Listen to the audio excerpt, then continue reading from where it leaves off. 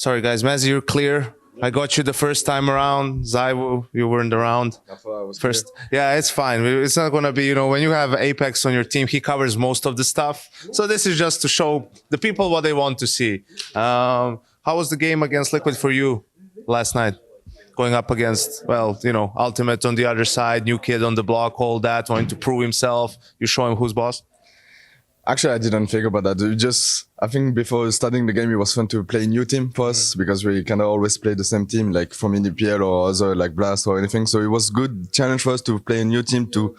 We didn't really know what they're gonna do, so it was new challenge for us, and it was really exciting to play against them. All right. Usually at EPL, you guys do pretty good. I mean, last season was great up until the last game, But do you feel like because of the Cologne win as well, you're a bit of a different team this time around? Could be. I don't feel any difference, to be honest. But obviously, when maybe people faced us and we are like the remaining champion of Cologne, maybe they want to beat us more. So we need to be even more on the table to be better. So obviously, we need to be focused even more, and we need to be even more like every day. All right, you have a couple of games before you have to play, a couple of days before you have to play your first game. So are we going to see any more squash matchups against Pinks? Yeah, I think so, but I will beat this small ass every day, so it's fine. It's fine, all good, all good. Is it more intense in the squash matchups or the ping pong matchups? I think we're more trying in the squash game because look at his face. He's like this all the game against me. He's so focused. So obviously we need to be 100% in the squash game. Yeah. All right. Do you fear that all the rivalry in the squash game might have negative influence on the team, on the server? No, because like Dan said, he's the midget, so he will not do anything. All right. Thank you so much, man. Good luck. That was Vitality in the lobby. We'll go to our next team. Stay tuned. We've got Spirit taking on Vitality on Cash, I believe. I don't know if we can get up here and take a look. Maybe we can. Maybe we can sneak in behind. I don't want to disturb anybody right now. You taking the coaching role today, man? Yeah, exactly. I'm the coach up, guys. So I wanted to know how we do that. I don't fucking know. I don't fucking know this map. I just know the LDAC smoke. That's it. Yeah, okay. A bit of French history. Now, the importance of this game today against Spirit on Cash, it's a huge match. I know you guys have been practicing for this for weeks on end. How are the boys feeling this morning? Yeah, feeling good. Like you saw them on the media day. They was fully dressed for that. And actually, yeah, it's a quite a good tactic. We practiced Cash for a few months already because we're already preparing the after China. Excited to see it come back into the map pool. I wish you guys some luck, and I'll take a look at what's going on here. Yeah, see you guys. Thank you. All right, well, T-side for Vitality. We can do some live one-sided commentary here. They're out middle. I wonder if they know the crisscross smoke still. Dan definitely knows what's going on. I'll wait till someone dies, and I'll see if we can... They're actually full fragging right now. This is nice to see. This is the old version of Cash. This isn't the new version by any means. Zaiwu just got a knife kill.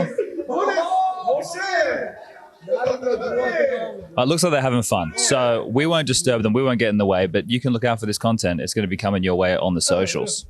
All right, we're going to insert ourselves in the middle of two Titans. We'll see who we can find to talk to. We'll just hover around. We'll just walk around nice and quietly. We're going to come all the way back here and talk to Roland from Poland. Roland, which part of Poland are you from? Like close to Germany border in Poznań. It's a big city. Isn't that where Neo's from? Yeah, this. Damn, I have a good memory somehow. How are you enjoying your time with all these native English speakers, mate? It's nice, very nice as well, like as a people. And I think I'm learning English pretty quickly with them, so it's good. Now, look, you're pretty flary on the AWP. You like to get aggressive. You're doing all these fun moves. You get the best role in the team. So things are going pretty well. Do you have any complaints? Do you have anything that we need to say to the boys? They need to flash for you more, drop more AWPs? Yeah, Justin stealing my ecos a bit. That's the problem, you know? Well, look, everybody needs ecos, right? You don't want to share? You don't have like a quota this game, someone else gets them, or you want them all? I don't like it, you know? Fair enough. I understand it. Everybody likes the easy kills. And who's your favorite teammate? They're not listening right now. No, everyone is. I know it's a polite answer, but everyone is great. And you guys have a pretty tough bracket coming up ahead. I think there's phase, complexity. I think you're obviously going into G2 potentially. What do you think of your bracket? Pretty easy. Not a challenge, you know. Okay. Just playing. All right, I'll let you go with your team. You got to do some photos and stuff, mate. Have a good day. It's all fun and games on media day before the playoffs. Mr. Yakinda, can I borrow you? I know you're deep in conversation about strats with your team, but we have more important stuff to talk about right now, mate. Now, you're obviously a massive Daisy player, one of the biggest Daisy influencers going around. Why do you like the Running Man Z? I think it's just interesting, you know, like you compare CS to DayZ, and DayZ just feels a lot more realistic and a lot more hardcore in a way. And I think Running Man Z, he kind of makes this hardcoreness. He kind of mixes it up with his calm voice and calm commentating. That it just makes it's just a pleasure to watch, you know. Now, Rush, he puts a lot of slander out there towards Running Man Z. He calls him the walking Man Z, thinks he's a bit boring. Do you have anything to say to Rush about that? Well, how he said to me on, not to me on broadcast, but he said, "Eyes versa mote," and he's going to understand that. Okay, well, then we'll get some translations going for that one right there. Now, look, what's your favorite DayZ map? I only played one, Charon Ruse. Oh, you just played China? Yeah, but I have like 20 hours. I don't have many. I'm not a professional. I just for fun play with my girlfriend sometimes, and we play like for 2 days. We're like in the middle of the map, and then we suddenly get just sniped without the chance. Then we're just mad, and we don't play for a week or two. Fair enough. We're gonna get you onto some Namalsk. You know, I will try getting Justin in there for a while. Daisy's not really his game. I think it's a bit slow for him. But if we get you on some Namalsk, we get you in with the boy. Slow for Justin. Yeah. Okay. He's surprised that Daisy's too slow for you. You can't reload. It's like when you're reloading, your gun gets jammed. Sometimes. Can't be. But you need to clean it up, you know.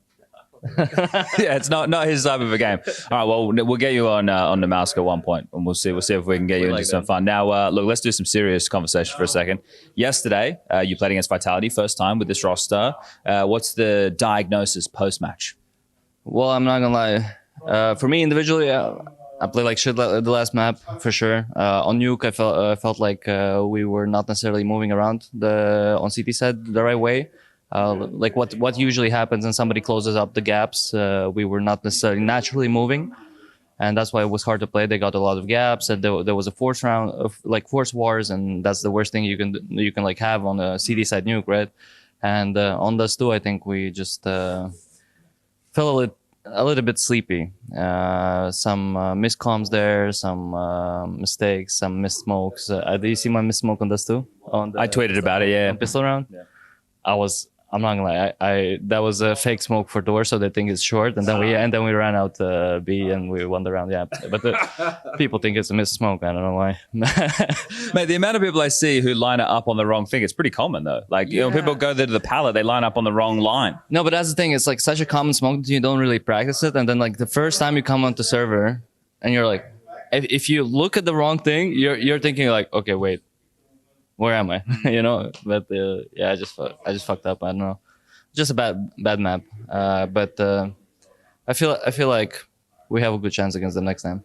Well, that's the thing. To play against them next time, you have a pretty crazy bracket potentially, right? There's phase versus complexity. Winner of that plays into you. Winner of that game plays into G2, and then winner of that plays into either like a Na'Vi or a Spirit, most likely. And that's before you even get to the grand final, where Vitality will probably be. That sounds pretty fucking crazy.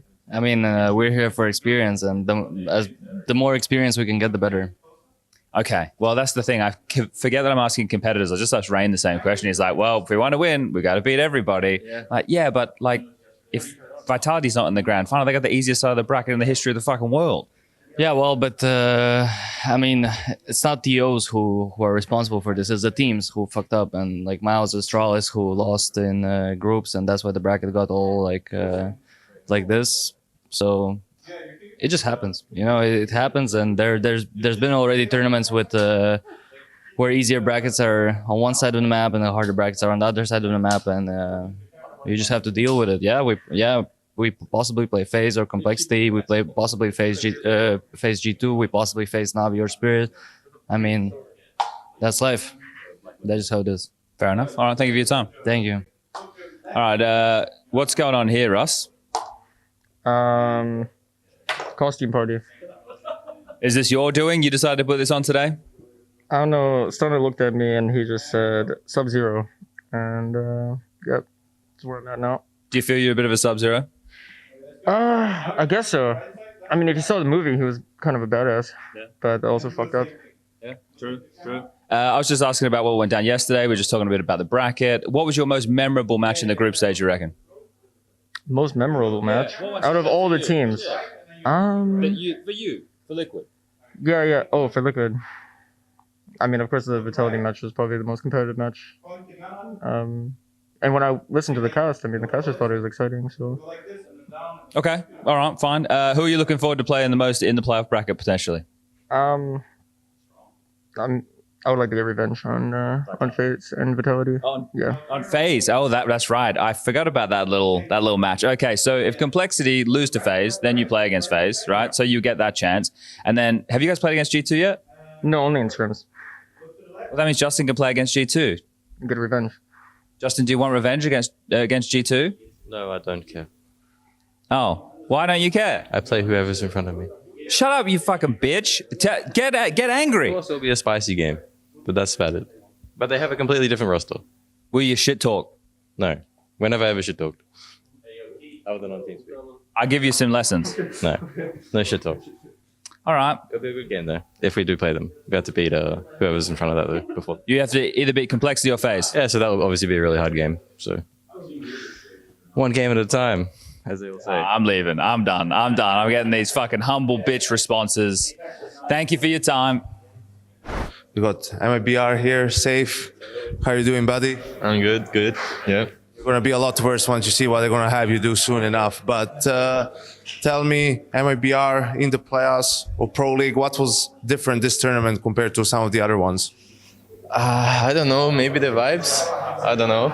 I think we like Malta. So, yeah, I mean, it was good. It's good to be in the playoffs of such a big tournament. What do you like about Malta? The weather, I mean, everything, I guess. So it's more like Brazil for us. So, yeah, it's nice to be here. You guys changed in-game leaders a little while back. What would you say is the biggest difference between Exit and Drop? It's hard to say because I think the structure is almost the same. But I think Exit is more comfortable on lurker roles, and Drops is really active, and having him, giving him the responsibility of always having to give some call and things like this is important for us. So yeah, I think that's the biggest difference. 3 Brazilian teams in the playoffs. Are you a little bit surprised by that? Not really. I think CS2 it's with the MR12 and things like this are giving those kind of results, like the underdogs beating the top tier teams. So I'm not surprised by this, and it's really good for our region to have these teams in the playoffs. You guys have a day or two off before you have to play your games. You're also beating first 2 groups. So what have you been up to in between, your games and playoffs now? We've been practicing a lot. Yesterday we had a day off, just to chill and try to have the energy back. And today we're gonna practice, and tomorrow too. So to be ready for the next match. Yeah, going up against the winner of Virtus Pro and Heroic. Any thoughts on that particular matchup? Have you played those teams a lot recently? I don't think we play VP, but we play Heroic in Cologne. I think both teams are like having some ups and downs, but both of them are really good teams. VP is a really good team as well. They have really good individuals, and it's gonna be a cool match to watch. All right, thank you so much, man. We'll grab someone else from your team. Everyone is so excited from here.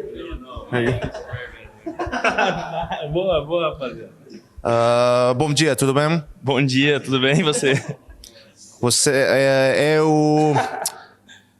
shit, how do you say tired? Cansado. Un poco cansado. Never mind. Are you excited about Media Day? Yeah, for sure. I think that we like 1 hour of media day, so it's not too. It's pretty light today, yeah. But you'll see once Nana has you, you know, you're gonna get even more excited. But appreciate, man, for talking to me at least a little bit. I'll make it easy on you. I'll talk to Drop a little bit. Yeah, how are you loving the in-game leader life? Yeah, it's easy. I just read the paper and call the strats. That's all. Yeah, you seem like you're enjoying it a lot. You don't seem tired at all, or like you have to think about a million things.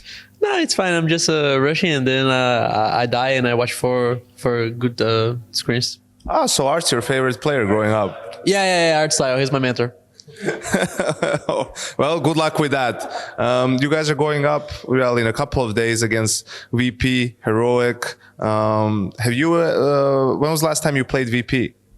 I think it was last year on Jönköping. It was a best of one. No, Maybe Bad Boom? we played them. Yeah, we didn't play them on best one. It was on Jönköping. It was a best of one, and we won it. Because it's a unique team, right? Like a lot of teams hate playing them. Where do you stand on all that?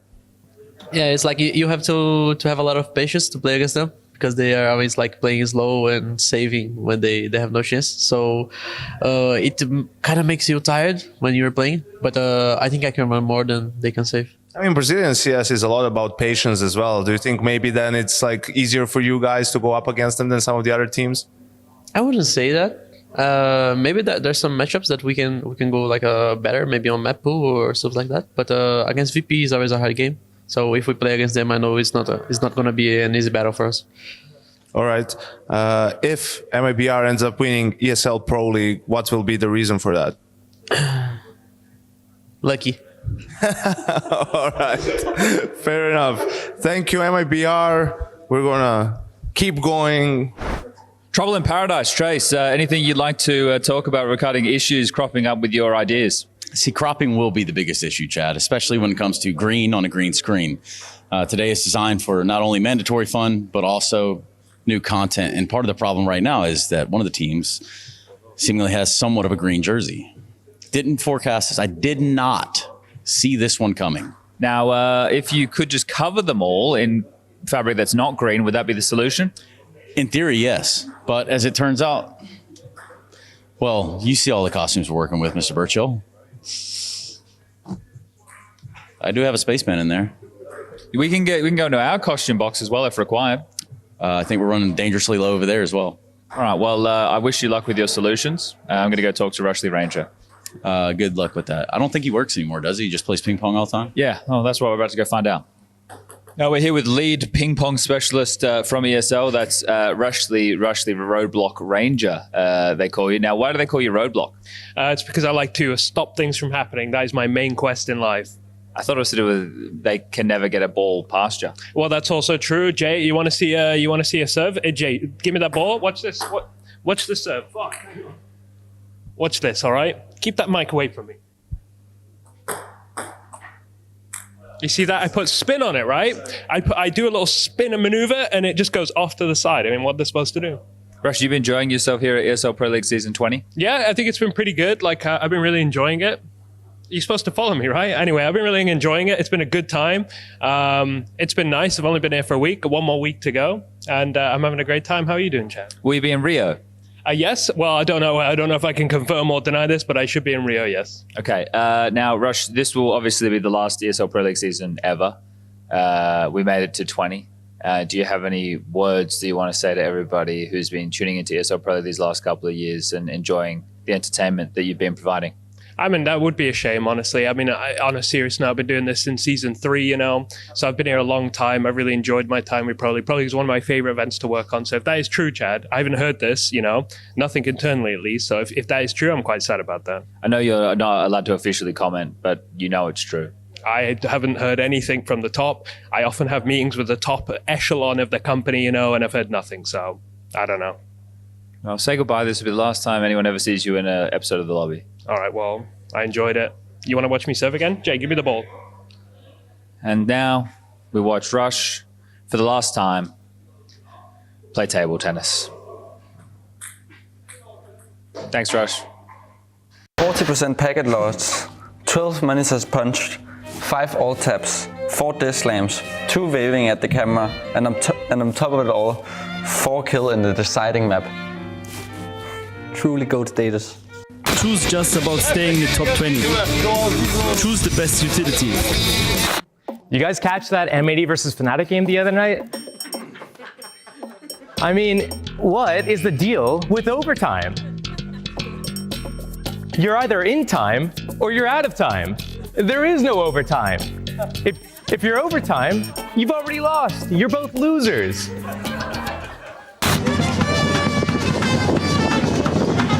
I was really trying to get that message through that you're at the bottom of the barrel when you get the short end of the dick. He consumed these cunts with mollies from spawn and spray downs from his ass.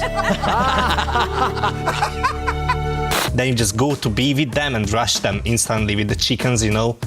It's like 9 guys are rushing B. It's a good tip, good tip. ESL Pro League Season 20 is brought to you in part by Intel, Acer Predator, DHL, Kadia, Monster Energy, U.S. Air Force, 1xBet, White Market, Gaming Malta, and Logitech G.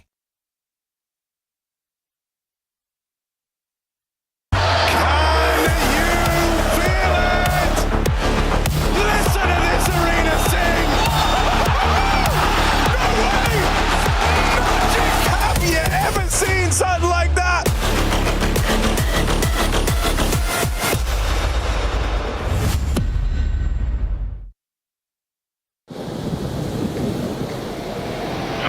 Hey, Chad.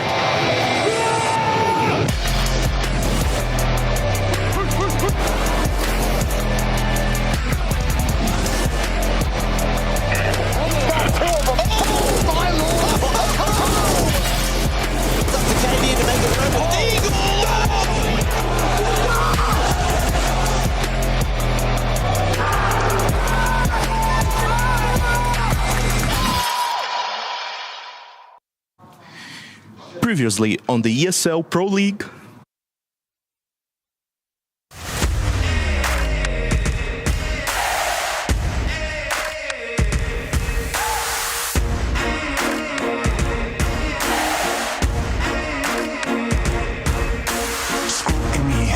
People twisting up the truth, this ain't new to me.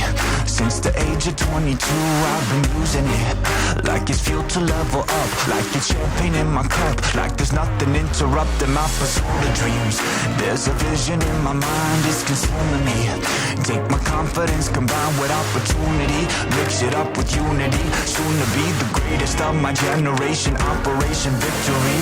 Fight or fly, we will stay through the perils we dare not to stray. Spark the match, light the flame. Out of luck, out of sight, dangerous, dynamite. Dynamite! Setting fire to the clouds at the speed of light. Going up, not coming down, screaming. Superman's kryptonite. Blowing up, dynamite. Dynamite! Setting fire to the clouds at the speed of light.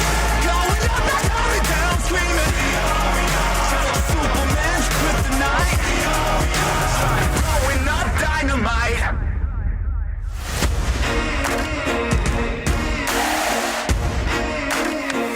Check it.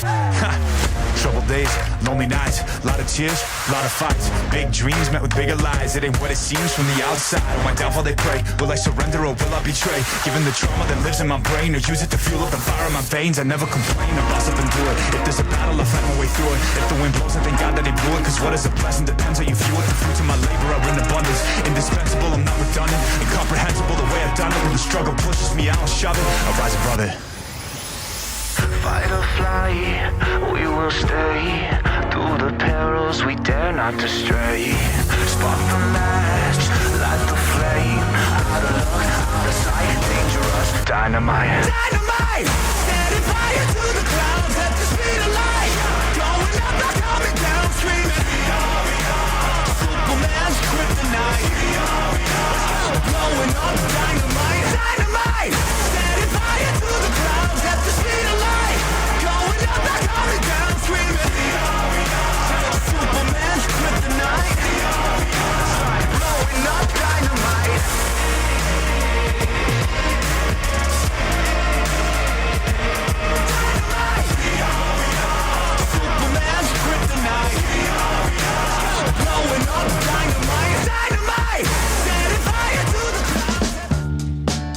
look at all those happy faces. Welcome back to ESL Pro League Season 20, second day of the playoffs. We got another big night of Counter-Strike for all of y'all back at home.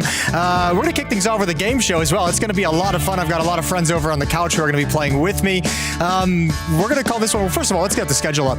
This is going to be the schedule for the day. The teams that are playing, we've got a mainstream as well. Eternal Fire, Mongols, Imperial Spirit, Liquid Complexity, a little banger at the end of the day. What's up, Yanko? You got something you want to say? Yo, what up, Spirit? Going to Fogo de Chao 2 days in a row, man. Mix up your diet.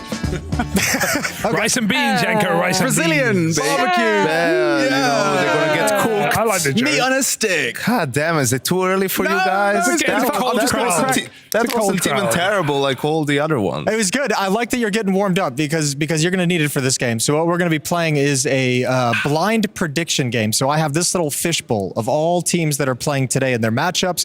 I'm going to pick them out at random, and one of the members of Talent is going to have to randomly tell me why exactly that team won. Who's first? I don't know. Who wants to be first? Hugo was telling me he really wants to go first. He's really Actually, exactly he could non-stop talk about I'll do it. No, let's give it to Hugo. He's a morning person. He was up early. Unlike He went for a run. Yeah, he went for a run. He's dipped in the water. How many kilometers today? Yeah. 6.66 was what my straw. Oh, that's did definitely. Did it 30 Did you minutes? plan that? Oh, it's the same as last time. Okay, nice. Every day. When you boys start waffling and getting to a point where I think you're kind of running out of steam, I'm going to hit this buzzer, which is going to send you off, and we'll get the next contestant started. All right, Hugo, you ready? So I'm just selling you the team. Selling me the team that I pull out of the hat. Why they're going to win. Yeah, I'll give you their opponent as well, just so you have a refresher, just in case. Jason, you acting like I don't know every game in the playoff. Don't worry. I don't have it on the screen in front of me. No. Okay, well, here you go. Go ahead. Your team, Hugo. MIBR. They're taking on Heroic. Fucking hell. You got Exit, Safe, and Sani Drop, and Breno. Enizan. You couldn't have picked a better one, Jason, because that's such an easy sell. I think MIBR, they're definitely one of the hot prospects, right? This is a team that got seeded to the round 2 of the playoffs and have to face the winner of that VP Heroic game. Don't look at me. I'm not looking at the HLTV profile. No, this is a team, Jason, that played incredibly well in the group stage. You're done. They took down Spirit 2-1. Am I done? Yeah, I think when the camera cuts back to you looking at the HLTV page, I think that's a technical foul. It's I didn't know Send it back to the bracket. I didn't know it was out of the rules, Jason. It's okay. Yeah, we didn't explain that. That's Don't my worry, bad. Josh. I'll give you the page you need. There you go. The next round for you, Hugo, is going to be great. Well, Josh, can't you're get up next. worse. You ready? Yeah, sure. Send it. All right, here we go. What's the worst that could happen? He's going to get Navi. I feel sorry for the fish that lived in that bowl. It just barely fits Jason's hand.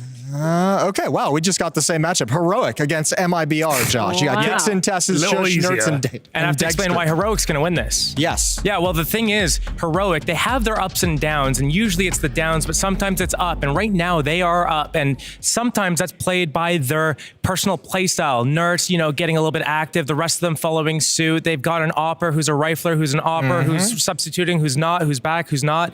And I think that is the real magic but behind Heroic, is that you never really know what you're going to expect from them. And that's why they've subverted expectations. You would come here thinking maybe they're not going to do so well. And then now they're going through, they took one of the higher seeds. They're going through MIBR. They're the next one to take down. Then it's M80, NA Who, right? So Heroic, they're actually going to make a really nice run all the way through here. Nobody to stop them in their path. Well, it's going to be easy. I really appreciate it. Josh took this a step further and told me why they're going to run through the whole bracket, not just win the match. You didn't buzz him out yet, so why did he stop? I wanted to compliment him really quick. I was going to see how long he could keep going. Yeah, that's well done, Josh. That is a good angle. Yeah. I like the angle that Congratulations. they were on the easy side of the bracket. I should have gone with that one. All right, Yanko, you ready? Yes, sir. All right. Which one do we want to give Yanko? A random one, like everyone else. Yeah, kind of Imperial, maybe? Spirit. Oh. They're taking on the Imperial.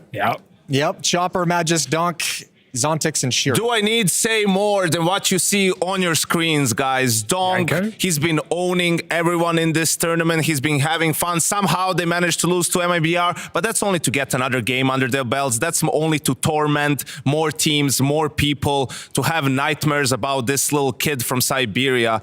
If anything, it's not Cologne, as Magix told me repeatedly over and over during the lobby. That's why Spirit is going to win this tournament. That was just a one-off. That was their nightmare. I mean, Shiro, we don't even talk about him. He was like the most touted addition. He's playing second fiddle to this little kid, right? Magix, for all his disabilities as an interviewer. As a player on the server, he's absolutely incredible. Zontix has been stepping up. Chopper is doing the WUSA with their sports psychologist, right? He knows how to motivate them now. Good. Spirit is going to stroll right through their game against Imperial.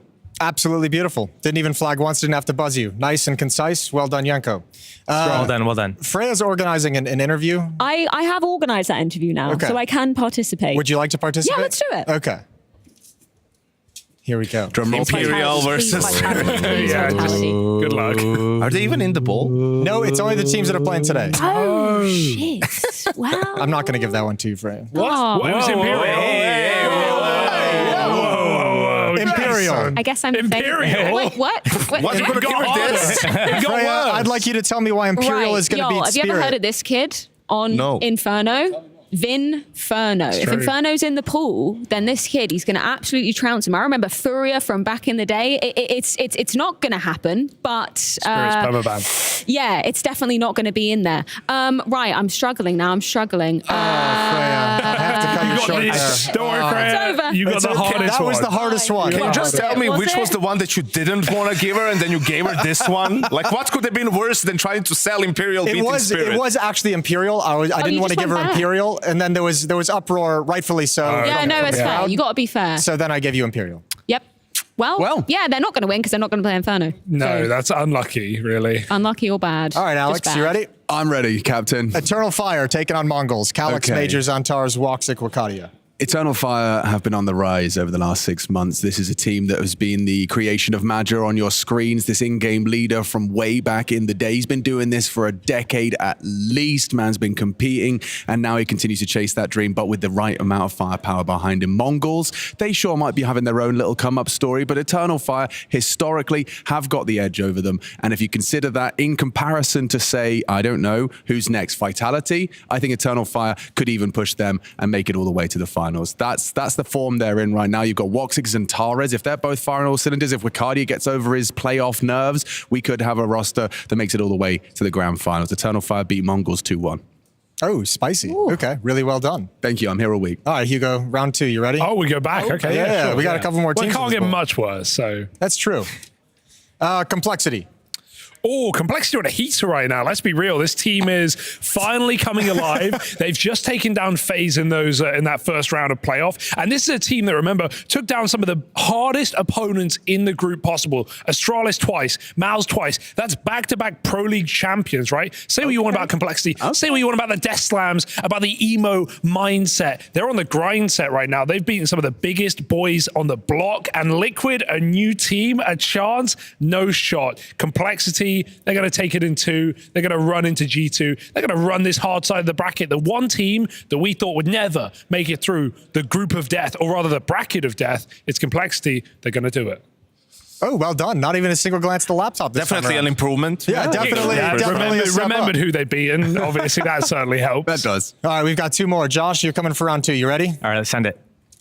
You got the Mongols up against Eternal Fire. The Mongols. See, what they have is actually a hidden tactic, and they bring this out when they absolutely need it the most in a big stage setting like this one here at ESL Pro League. What they're going to do is they're going to start the throat singing when they need it the most, and they're going to hit that brown note, and they're going to actually make Eternal Fire shit their pants, literally, metaphorically, everything on the server, and that's how they're actually going to win. So not only are they going to be able to get one of their better map picks, they're also going to make Eternal Fire literally shit the bed in their own map pick. Okay, I really appreciate the meme angle, and it worked really well, and I'm with you. I just, after 2 shits, I had to stop it.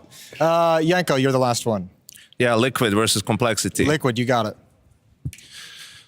Team Liquid is the best team in the world. We just don't know it yet, Jason. They have revolutionized Tier 1 Counter-Strike with Twist as the IGL. They have a fragging IGL. Look at these fools on other teams. Kerrigan, Apex, Chopper. Like, they can't hold a candle to Twist. Ultimate might just be the best opera in the world behind Monesi and Zaiwu. You have JKS, the veteran, without whom you can't win Cologne or Katowice, obviously, right? You have Yakindar, who after a little bit of a rough period is finding his form back again. How can you go up against a guy who wanted to be a porn star when he was a kid? And last, but definitely not least, is Naf, the quiet, silent killer. He's just there doing his own thing. Any Nafers in the chat? Yes. Oh, there's tons I'm of nappers. sold. They're spamming. I'm seeing it. That was the. How'd you guys think? Ultimate? Not bad. I know Russian, a little bit of French, and I'm well versed in multiple British dialects. Have you changed your sheets? We've got a quick Kadir B stream check-in because we do have MIBR taking on Heroic. First of all, for you guys, obviously you played a couple weeks ago. What have you been up to since Group B kind of wrapped for you guys? We were just practicing. We had a 2 days break just to enjoy Malta and enjoy ourselves company. And yeah, after that we just practice. We practice against Heroic, and I think it will be a fun game. Yeah? Good game for you guys? Did the practice go well? Yeah. I hope the game will be just like the practice was. Just going back to the group stage quickly, obviously, I think the highlight for you guys was undoubtedly taking down Spirit, right? That was an incredible game. What was your biggest takeaway coming out of that group stage? That we can do it. It's like we not only Spirit, but we also beat 9Z, a team that we were not used to beat. We are used to lose to them in Brazil a lot. So we just beat 2 of the teams that we had never win, to say by that. But after that, we were just confident, and it was like, okay, guys, we made the playoffs. Now we just go game by game, and we just take Heroic down one time. We can do it again. Of course, the last time you faced Heroic, they didn't have Dexter on the lineup. It was back in Cologne where they had that whole, visa situation going on. Now you've practiced against them. Do you feel like they're at all different with their, permanent AWPer actually coming in? Yes, of course. I mean, they have a better team play, and I also think Dexter is better individually than Water was. So I think he improved a lot on their team. But yeah, we can beat them.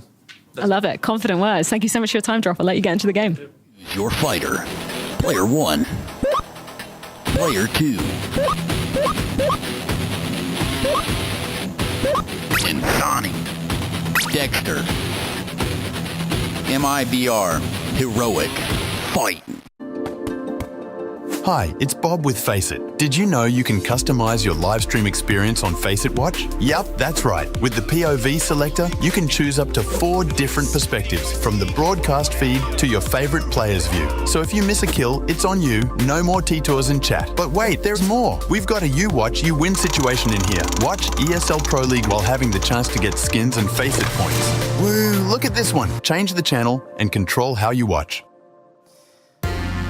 Welcome back to the final day of the ESL Pro League, a B stream for Season 20. We've got MIPR, we've got Heroic as our final game, and we've decided to come to today, the final day, cosplaying our favorite flavor of Monster. Yeah, absolutely. I've selected the White Ultra, and you can kind of see the vibe I've got going on here, colors matching, and you, Black, you really love this black one. Right? I love Black Monster. Ultra black, yeah. And you've come dressed as Black Monster, yeah, absolutely. I mean, we saw some of the players doing a Mortal Kombat cosplay as well, and we thought we'll join in on the fun. But ladies and gentlemen, this is going to be it, the final day here, and we have a hell of a matchup. We got Heroic, we got MIBR. Yes, we do. There's got to be a banger. We do indeed have that match play. Yes. And I think both teams have been steadily improving. I think MIBR came into the event with crazy results. Beating Spirit is huge. We heard Drop actually say in the interview that they've beaten 9Z, a team that they're not used to beating. Never beaten in a while, yeah. And that's impressive. That's great to see. Yes. But for Heroic, they started the whole tournament with the whole snap tap incident. But they went on and they made it to the playoffs, and they're getting better and better. And we're finally starting to see Dexter show up. And what a storyline we had yesterday. Yeah, I mean, we literally have right now 40% of the all current Astralis lineup, right? Of course, our fresh news right there for everyone. We had some pretty shocking news. Cadian joining in for Astralis, kicking out Bro. He's going to be the IGL, the rifling IGL, teaming up with the Stabby duo. Who would have thunk? I really did not expect that one to happen ever. So that's cool to see. Funny tweet from Heroic as usual. They can't be serious, man.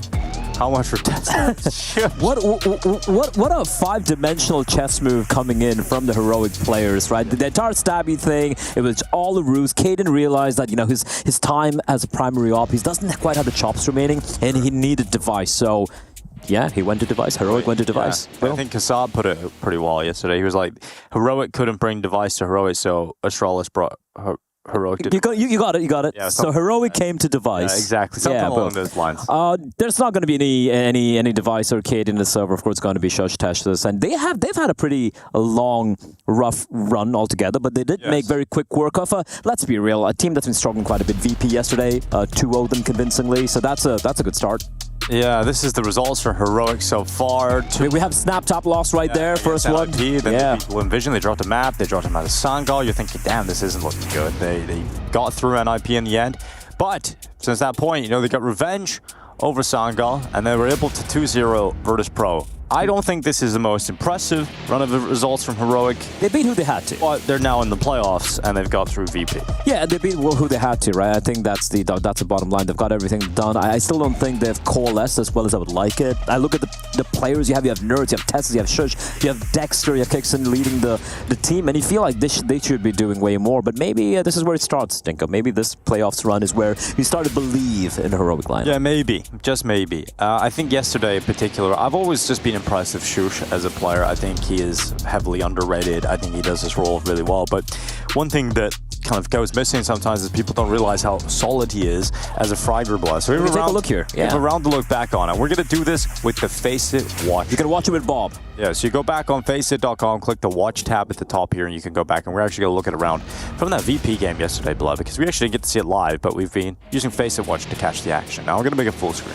Yeah, and this is basically, it's a 12-8 Heroic. They're on map. They're going to be on map and match point over here. And VP actually getting off to a good start there. Nerds getting caught out by just two players swinging at him. They're trying to get the first kill. They push in deep here. And you can see Heroic kind of got out of position, right? They think it's going to be a mid play coming in, but then they realize, no, this might be a fast B, a play from VP. The contact comes in, a missed shot from Dexter. Tessa's fault. A 4v5, but quickly coming down to a 3v2. Dexter does a very good job here to find a kill on the look. That is electronic.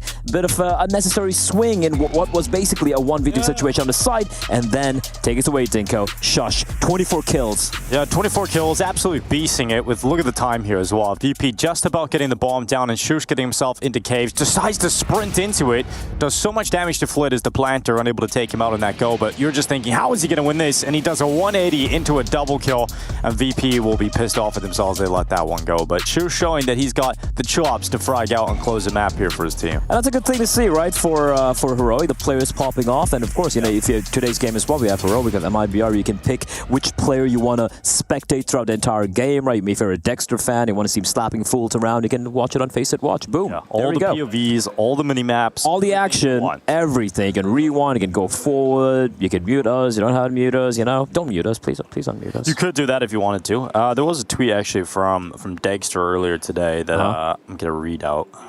Because it was relatively impressive from Dexter. I think he was saying something along being the best. So won our first game in the playoffs, GG to Virtus Pro, thanks to the support guys. Okay, that was pretty boring, but I think there was some conversation he had about wanting to make his team the best, but I think it's gone. I haven't seen it, blah. It's disappeared. So what the...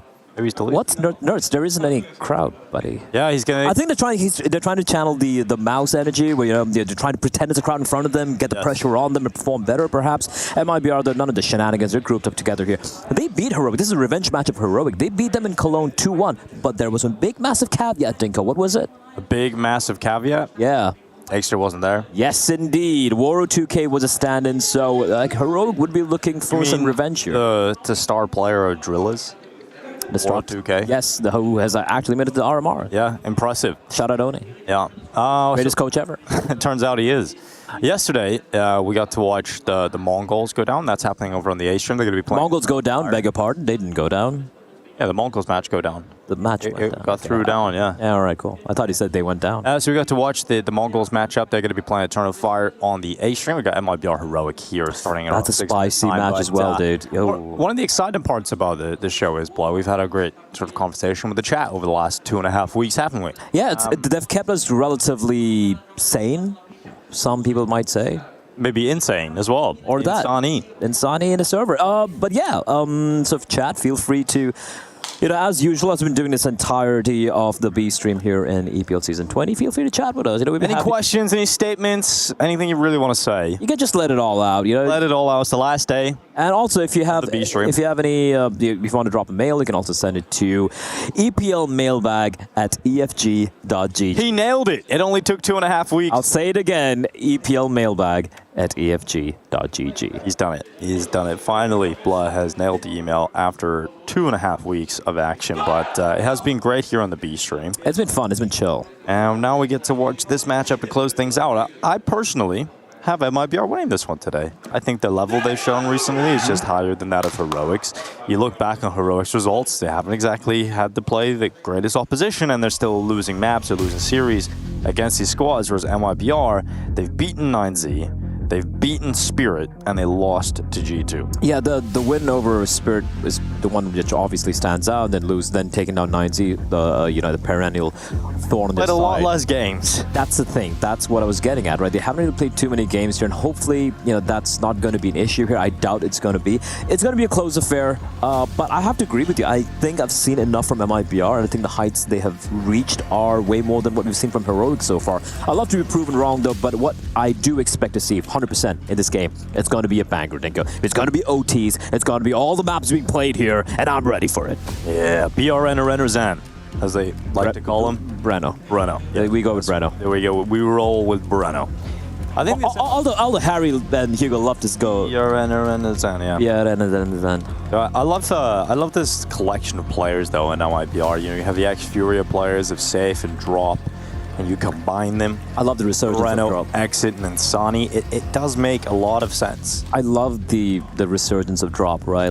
Once he left the team, we were kind of thinking it's, that's probably the end of his career in Tier 1, but he's managed to make it happen with this motley crew of South Americans. A question from X-Ninja Tag coming in here. Bloodcasters, what's your favorite CS2 Pro match yet? CS2 Pro match yet? Ooh, CS2. I think the Cologne final was the map was good. Yeah, Mirage. Mirage was phenomenal. I think the overtime game that definitely is up there. The M80 Fnatic. It was pretty insane. The sort of rounds that was being played out. Yeah, but I have a little bit of bias because I was working on the game. But yeah, I think the Dallas game with G2 winning, with Stewie 2K against Vitality in the grand final had to be one of the. I have to go with that as well. I think that was such a miracle run. So yeah, the G2 win in Dallas has to be my favorite game. Yeah, I would agree with that.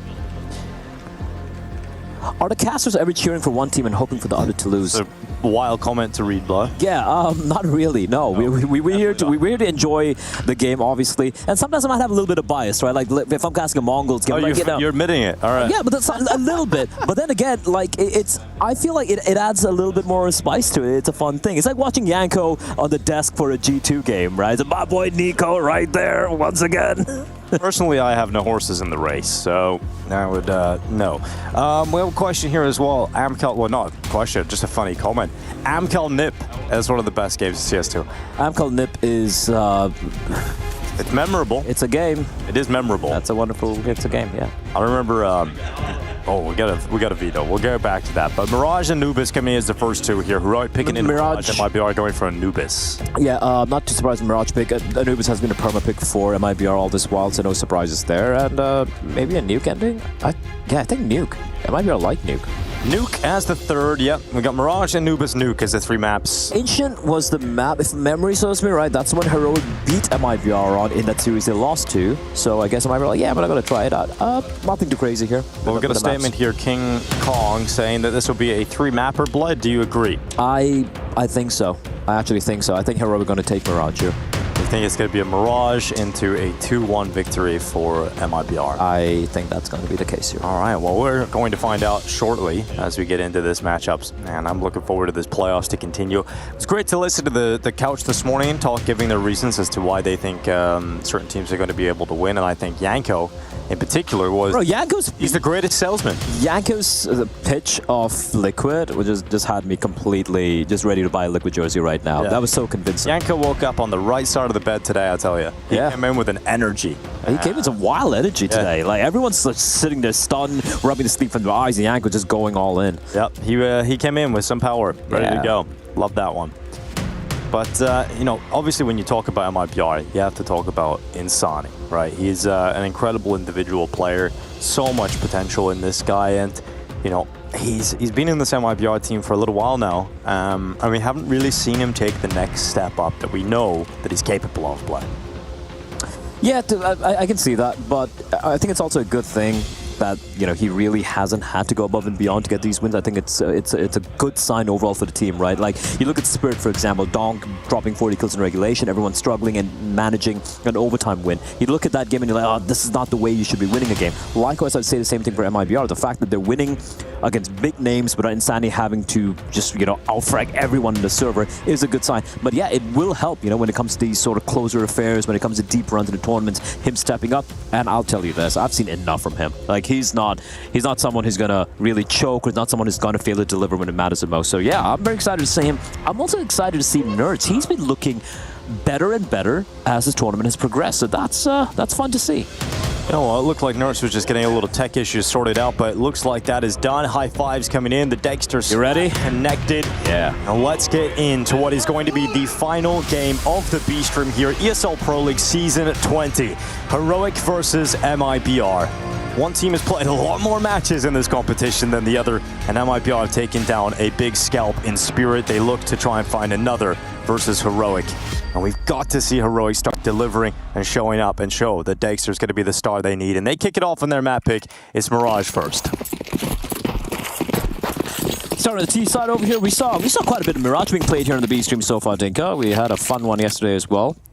The one in Mongols, a lot of clutches coming into play. So that is true. That was the third and final map of that series, and Mongol has definitely showed up. But Heroic looking for a similar performance themselves. They're going to be charging down middle with one player at ramp, 4 through mid, 2 up connector, 2 up short, and drop it in an individual fight.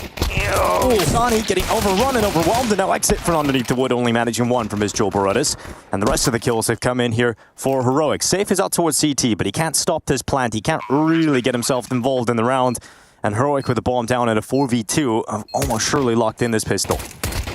Well, that's one found from Safe. They have the second one, it's back on. If he gets this, oh, labored. Not able to pick it up, and it ends up being Dexter to sink 2. So a 3-kill round for Dexter. Heroic find the pistol. No slaps. Well, not yet. You know, it's only the first round. Gotta save it up. He just got a 3K. Yeah, he did. He's not gonna slap himself, is he? That'd be pretty baller, you know. Anytime he does something good, that would be pretty baller. I won't lie. I really like this pistol from Heroic. Right, we saw this the smoke, not necessarily the top con smoke, you know, preventing any vision to come in from the players playing on the side, and the way they were pushing, using the smoke and the stairs, coming in from 2 directions, and then of course the ramp push as well. Lovely stuff. Nice pistol round. Seen that a couple of times in the past, but nice variation there. And Dexter's going to open it up with the 4th kill for himself in just 2 rounds. 4 spy for MIBR. MP. And it hasn't gone so well so far. They've lost the opening fight. MP7 for Nerds. I mean, he really is the only player in the top level that uses this, it feels like. And look. Probably for a good reason. It does have the armor pen and everything, but it's more expensive, and it doesn't have the same rate of fire. It's not good. It's not a good gun. Yeah, but Nerds makes it look good, so I can get behind it. I'd rather stick with the Mac-10. Exit saw him. I think he saw him? Exit's just gonna wait. Okay, can't really deal with the power of Shush as he swings out of Palace to the instant headshot. Safe call. And it has to be a safe call. You've invested so much into this. If you lose everything here, it's unlikely you even get close to winning the round, and you would definitely have nothing left if you lose everything here. So it ends up being a 2-0 start for Heroic. What do you think about the result we had yesterday, the big one? That's Complexity taking down FaZe 2-0. I think that is... It's kind of crazy, isn't it? It's FaZe obviously haven't been playing to the level we know FaZe can be over the last few months now, right? It's not a surprise to see them have a negative result, but it is great to see the side of Complexity stepping up without it just being on the Lee show, right? And having, we've asked for so long, we've asked for the likes of Grim and Floppy to step up in the squad, Halzerk to become more consistent. And so far, I think in this event, Complexity have certainly been that. They've been seeing a rise and increase in performance, and I think that's great to see, especially for North American Counter-Strike. because now we've got M80 deep in the tournament, and we've got Complexity now stepping up, and they've got one of the hardest brackets. Well, they've got the hardest bracket here at Pro League, so I think it's really impressive to see what Complexity are able to do, and obviously disappointing to see the level that FaZe have fallen to at the moment. Yeah, I think Counter-Strike overall is just better for, with FaZe playing better, right? And it is kind of disappointing, but hopefully things will change around. Ooh, safe. Brazen, second attempt on the peak, and just gets tagged down to 4 HP, lucky to stay alive. Now, remember that there's still danger very present here for Heroic. The pistol, the MP7 saved as well from the previous round, and safe with the scout. So they have to approach this like a full-fledged anti-eco. It's not just USPs they have to contend with. Got a statement here. What the casters don't understand is Nerds uses the MP7 instead of the Galil Mac 10. Would you say that you don't understand that, Blah? No, that's fucking stupid. Buy the Galil then.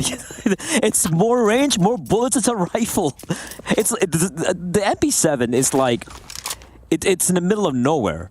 Just buy the Mac 10, it's cheaper. It's faster movement speed and everything. Or you buy the Galil where you can deal more damage because it's a bloody rifle, which can duke it out against even M4. So, what whoever the guy wrote doesn't understand is that you don't know shit.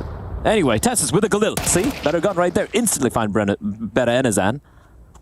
Hate to fire you up, Blah, but sorry about that, man. What? I'm not fired up. Chill. Fire going underneath the wood here at Palace.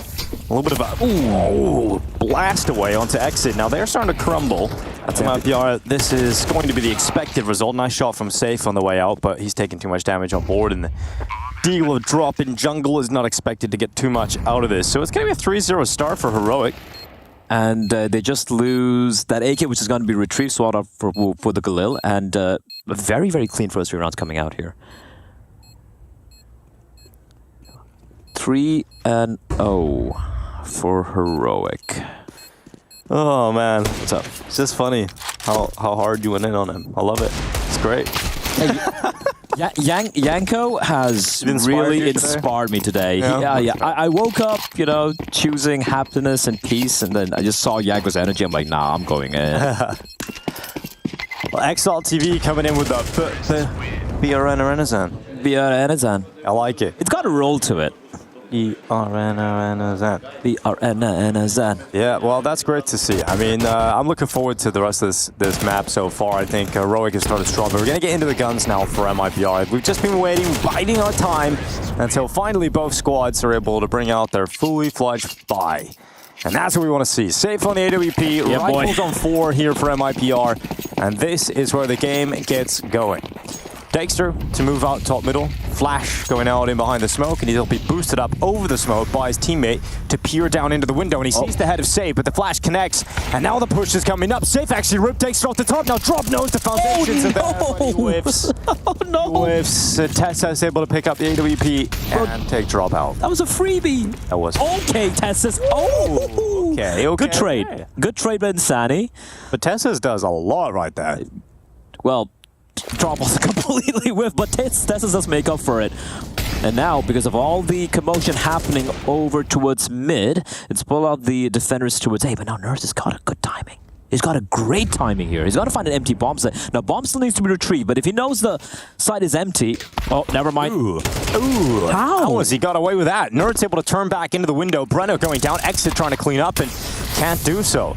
So he's forced back to safety, and Sani's going to cut off the bomb. Oh, no. So this is huge. Kicksan's going to walk into him, and Insani's put MIP on a really good spot now with that bomb going down. It's a disaster here for Heroic. Both remaining players are so separated, one of them deep into the site, that's Nerds on B, and all the way over on the A side of the map is Shush, and they both have to somehow get the bomb back within 30 seconds. You gotta start running, buddy. Not only that, but they have to get it to a site, so there's such limited time. You have to sprint immediately and either win by elimination or somehow get the bomb to the bomb site with such limited time. And Shush sees the chance here for elimination, and Sani still checking out towards top middle. 20 seconds. 17 seconds left in this round, and then Sani just needs to stay alive. There's the kill on Shush. Now he should drop back and push it in towards him. Nerds, and he knows exactly where he is, and Nerds has just killed himself! What has happened there, man? What is this round? Oh, that was one of the weirdest rounds in Counter-Strike. Why is the bomb going alone? Counter-Strike, blood. What the bomb? Why is the bomb going alone? When you know he lost sight of what's happening. I think I saw everything in that round. Jesus. Bro, how does Nerds kill himself? I need to see that. Oh, what a comedy of errors, Dinko. No. I wanted to see Nerds kill himself. No. That's pretty funny. His face, he's just like, oh, that happened. That's one of the most bonkers rounds I've seen. Also, why is he so late coming at apps? I don't know. Shush is running underpass and he's still walking apps. Oh my god. Well, that's a good start of the day, isn't it? What am I watching? Yeah, MIBR worked hard for that round, I tell you. What am I watching? Oh, God. That'll be one I want to go back on and face it watch just to see what... Yeah, you can see Nerds' POV. You can actually see Nerds' POV if you go to face it watch and watch it with Bob. No, make sure Bob isn't lonely, isn't that right? Yeah. Heroic, of course, because of the amount of money they were able to accrue in the first 3 rounds, will have a very comfortable buy coming in here. Not so great for the CTs, though, and somehow Bretto, the drive-by, the run-by, finds Kickson. Spots the second player dropping down as well, but now he's alone on the side. Backup has arrived in the form of Safe, however, and has tried to bide him time. Nerds pushes in, finds Safe. He still knows one player is alive. Shush will take care of him, and that's going to be a fast, easy hit towards the B-bomb side. And round number 4 for Heroic. Well, at least they were able to bounce back immediately, Blah. That did wipe the taste off my mouth. I wonder if we can go back on Face It Watch, and I wonder if the production could put us put it on stream, because that would be great. I'm going to see if I can get it. All right. Is it? You got to go to the live games. Yeah. All right. Also, in the meantime, guys, while we figure out if you can find this clip, mute. I want to hear you again. That's sure. Hell no. No, but it's only showing this. We got to show the POV, though. I'm going to find his POV. God damn it. Keep talking about the game, man. All right, so MIBR saving. Oh, there we go. Great work, Blood. Terrorists win. All right. We're just trying to find out. All right, here it is. I have it. So if we could maybe... Can production switch to Face It Live for a second? Is that a possibility? If it's possible, that would be amazing. After the replay, of course. Oh no, okay, so we can't do it. We can do a little bit later. But you guys can check it out. It's going to be fun. We'll watch it later on today. But we've got MIBR with an 8K here on Insani, MP9 for Exit, and we have got ourselves Heroic with everything they possibly need, including the AWP here for Dexter. Drops even purchase a little bit of Kevlar just in case, you know, the AK or the MP9's drop so he can retrieve it. And Heroic go for the back-to-back B plays here. Let's see if it works out here for Kicksan. Diving down with the MAC-10. There's a player up on the ninja boxes. And Kicksan is completely blinded. Uh-oh. And it ends up being 2 lovely openers here for MIBR. Tessa's the only player fighting back. And he's coming up through short. He looks to be a real threat to the MIBR players. And it's going to end up being a great headshot. Tessa's to bring down Bruno. Exit pinned up on top of the ninja box. And it's a 2v3 as Heroic move their way into the site. Exit's just going to play still on the ninja's box. Still hasn't dropped off. Tessus has to clear it and will do so effectively. Now, MAC-10 has been picked up for Safe. He's also gone down. Insani. Without just being Insani. Now, we talk about how good he is. What a way to show it would be if he's able to win this 1v2 and he sees the second player and Sonny takes damage on board, but it's against Tesses, who has saved this round time and time again for Heroic. And a 4K as he makes his way up short and closes in the 1v1. That was almost a disaster for Heroic, walking to the stack, and I think it does a fantastic job. Boosted up on the site. The MP9 making it sing. But Tess is the hero. And this is something I've always wanted to see from this team, right? You're looking at players like Tessus, you're looking at Nerds, you're looking at Shush, you're looking at Dexter, and it should be so much of individual skill on this team to extricate them from these rough situations. And we started to see this. We started to see them kind of ramp up individually, look a little bit more flowy. They're a little bit more confident how they're approaching rounds. So if that's going to be the Heroic we're going to see here, Dinko, might have an interesting game in our hands here. Dexter taking a couple of shots. Lucky not to be found out after the flashbang, wall bang, tag Safe, but not too much of damage. Safe in the meantime will decapitate Kickson. Early kills going the way of Heroic, but it is going to be an A lean, an A finish. Oh, Nerds not clean in the connector fight against Insani. A 2-man opener here for MIBR. Shush doing what he can to pull it back, and out of Palace he will extend into Exit. Oh, goes down though. Insani off the top of the stairs is very effective, and now Tessus once again looking to be the player that pulled the round back here for Heroic. Look how much space he's got out towards triple. Now he is being watched. There's a gap at CT being held here from Safe. Oh, he failed the jump. Yeah. Now that's getting alert Safe to his position. Ollie. Doesn't look like Tessus is going to get away with this one alive. The smoke is faded in connector. He needs to nail this shot. And he ends up going down to Insani, leaving Dexter in an impossible situation. So he's going to drop back into the ramp. It is going to be a second round here for MIPR. Insani stepping up with a 4K this time. Yeah, huge hole coming in from Insani. The mid-fight getting absolutely slaughtered by MIPR. They realize, yeah, you know, you just can't play passive here. You can't have a passive CD side. You can't just be turtled up on the bomb sites and give so much space so freely to Heroic. So, good work from Insani. But overall, good work from MIBR, keeping 4 alive as well. What do you made of the game so far? I love the Counter-Strike we're seeing at the minute. Feels a little shaky, I would say, from both squads to kick things off. Very sloppy. Yeah. No, not little. That round's still in my head right now. I can't forget it. And also, even just the contact coming out towards B, coming down to the 1v2 for Insani as well. These are closed rounds. A lot of individual plays being made. Dessa's peak at mid comes to mind with the AWP. Unnecessary fights being forced by Heroic, I feel, sometimes. Yeah. But they are getting away with it, so I can totally see that. But yeah, it has been a bit of a brawl so far. But I'm sure things will change as the game continues. 5-2 still though for Heroic here in the map pick, and money's finally starting to be broken for Heroic, which MIPI, they can see this as their opportunity to actually build something in this first half. They break the money for Heroic now, gives them a platform to build off. Kickson's going to be just solo low towards Palace, but a heavy lean towards B, and why not? You have 2 Mac 10s. What do you think about that skin on that Mac 10, Dinko? Very kawaii, blood. Is that how I say it? Is that accurate? I don't know, man. I don't even know what kawaii is, but hey, you're kawaii. Yeah. It's dead inside anime ever. Whoa! Oh. Look out for Shush. He goes straight through that smoke. 2 HP. Okay. Insani not happy about his gymnastics as he flies to death. And now Shush getting caught in middle. Talk about scrappy. We got a scrap right now, and it's drop left in a 1v3. MIB are so confused as to what the play is, because they lose a player in apartments, and Sandy gets caught by 2 players on the pass. Like, wait, are they going to go back A? What's happening? Bomb will take a much safer route this time through Palace. It is a 1v3. Shush is very low, though, but drop, for him to pull this one off, it's going to require a nice miracle. He does have a full belt utility, however. I can't believe Shush wins that fight, dude. Just insane. I can believe he won it. I believe in Shush, you see. Look what you've done with the chat, Dinko.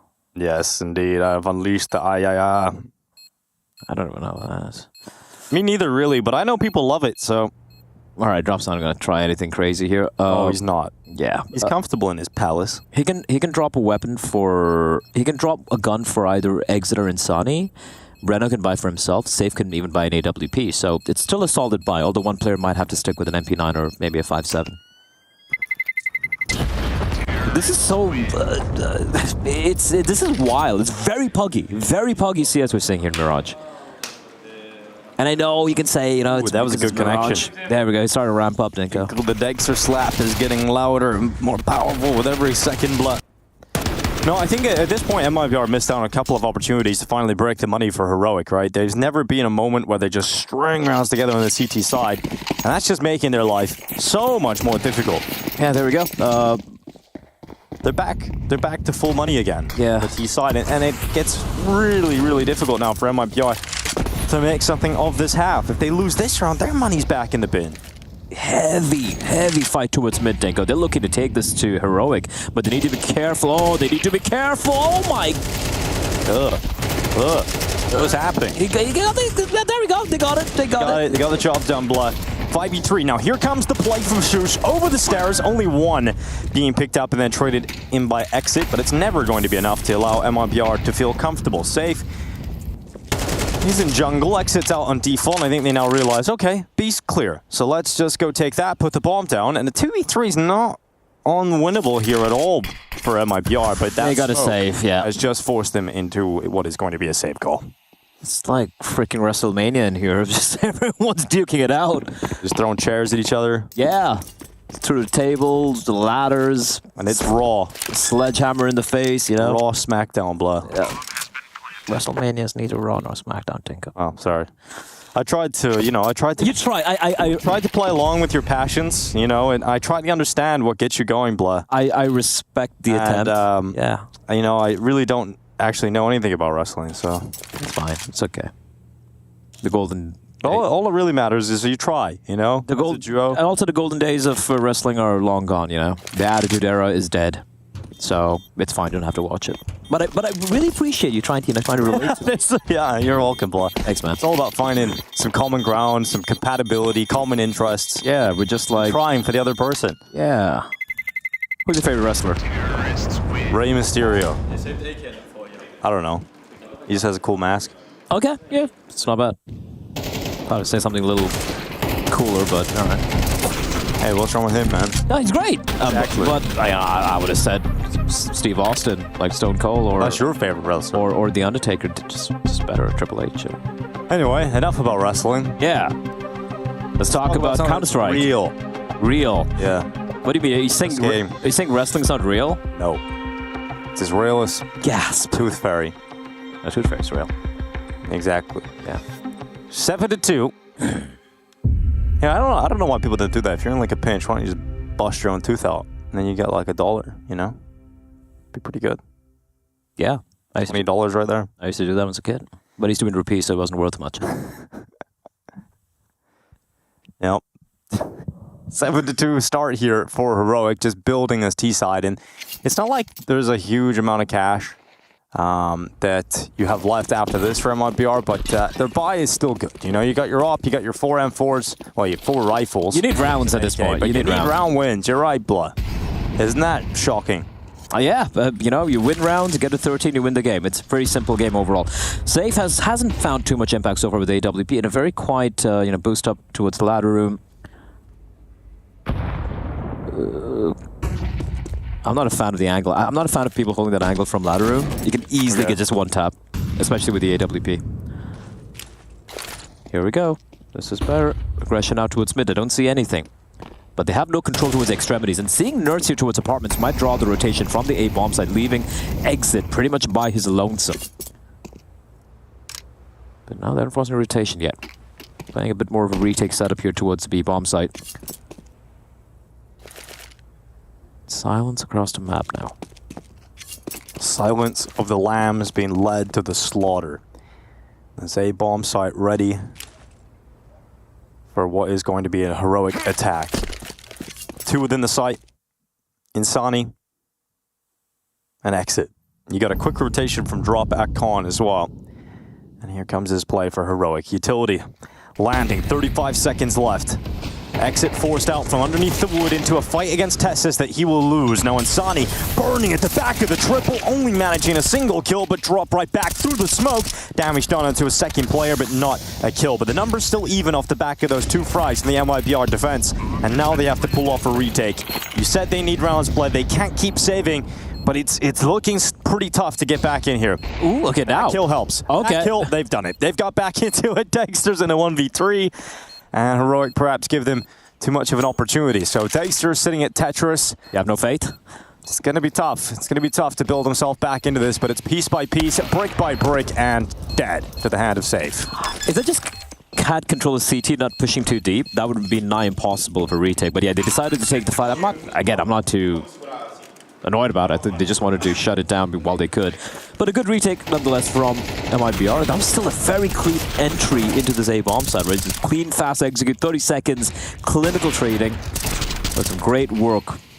They were expecting the CDs to perhaps be a little bit close by, so the flash didn't really blind Safe whatsoever. Third round on board. Not bad. They really needed that one. And Heroic perhaps offered them up a lot of opportunities to get back into the retake, but MIBR take it. And now they've got to get 5. That's the best case scenario left in the half here for MIBR. And if they win this round, it's very likely they get 5 because Heroic's money is at breaking point again. There's been many an opportunity in this half to finally shatter the money of Heroic's T side, but they haven't been able to take any of those chances. It'd be great to do it now. Safe does not spot Tessus creeping in below him. Insani waits in connector. Tessus and Kicksan relatively close by. How does Nurse not get that kill? Free smoke to the window.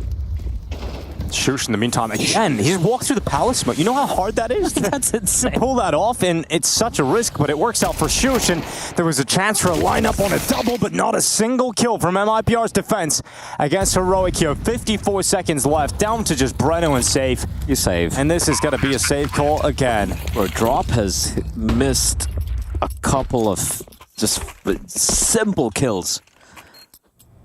Hasn't really woken up so far here. Oh, Safe. They know where the op is. Oh, he's trapped. One flashbang. Tessa just running in as well. Nice shot there with the boost up and taken out. Op won't be retrieved, will not be saved. Despite MIBR having a bit of a bye come the final round of this first half, Dinko. It's been Heroic all the way. They're looking clean. Also, what a play from Shush. Just using the... I love how he just walks out of palace. It's so crazy. No, using a distraction of all the mid-commotion to just catch perfect timing. Beautiful stuff. Okay, right before the smoke loop. But he's still just a pre-fire though. Makes more sense. Yeah. But dude, the drop shit, man. He didn't even hit a bullet. That shot from Safe. So sad. Oh my. Our last round of this half, Heroic looking for a 9-3 scoreline. I was expecting a much better showing from MIBR here, to be honest. Nerd still gonna fight in middle. Oh, Flash is good here, and Drop able to come away with the opening. Nurse is blinded, just staring into the wall with his hand in front of his face. An important fight to win if you're Kixan, and that puts Heroic back to a 4v4. Flash not really blinding him. Safe still sticking around. You can see for Heroic, they're wondering what to do here. All 4 players towards mid. Boost has come in. They've done this many a time, so Safe has to be aware of the possibility. They're gonna blow up the smoke? Okay, never mind. Oh, Kixan. Patient. Here he is with the MP9. Good kill. Shush getting knocked down on his ass. That's a bomb. And he wants a little bit more action here with this MP9. Tesses retreating back down into the underpass. Look at where Safe is. Sorry, look at where Dexter is. How does this happen? How does he manage that? He's just going to be in the B site. He can start to sandwich in on Breno. Utility being tossed in towards him from both sides. And now he realizes, oh, I'm screwed. Oh, the kitchen's on fire. He's burned the food. And now he's going to be barbecued. 25 seconds. Grenade. Okay, how much utility have they got? And he eventually is blasted out of there. He tries to buy as much time, but look at this AWP waiting for the peak of Safe. And now it's just exit left in a 1v3. He'll rotate back in for through CT spawn back to the B bomb site, but Dexter's just holding for that peak. At least he was. Now he comes back to it. And exit. Now he's going to give it his best go. And it's not going to work out for him. A 9-3 half for Heroic. They are dominating Made in Brazil.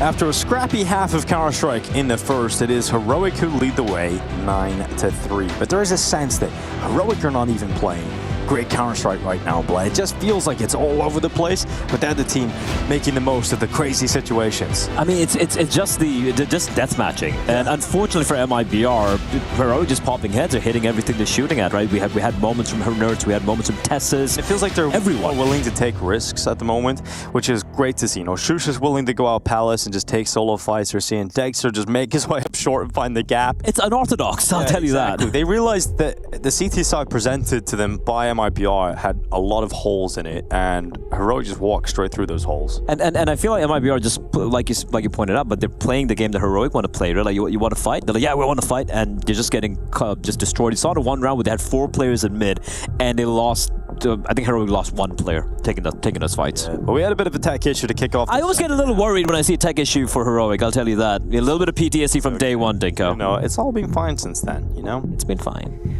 So we got a tech issue. It should be fixed very quickly. Hi-Fi is coming in. Second half about to get underway. And it was just a video game crash, Blood. Video game crashes, they do happen. They do happen. This specific video game is Counter-Strike 2. Counter-Strike 2. I nearly said Global Offensive. It lives on in our hearts, Dinko. It does live on in our heart. The whole time through CSGO, I felt like we were the young generation that looked back on you boomers who talked about the good old days of 1.6, and now we've moved on to. How does that feel? And we now look back into the past of CSGO, and we're now those people in a weird way. Yeah. How does it feel to grow old, Dinko? No, it's not bad. It's not the worst.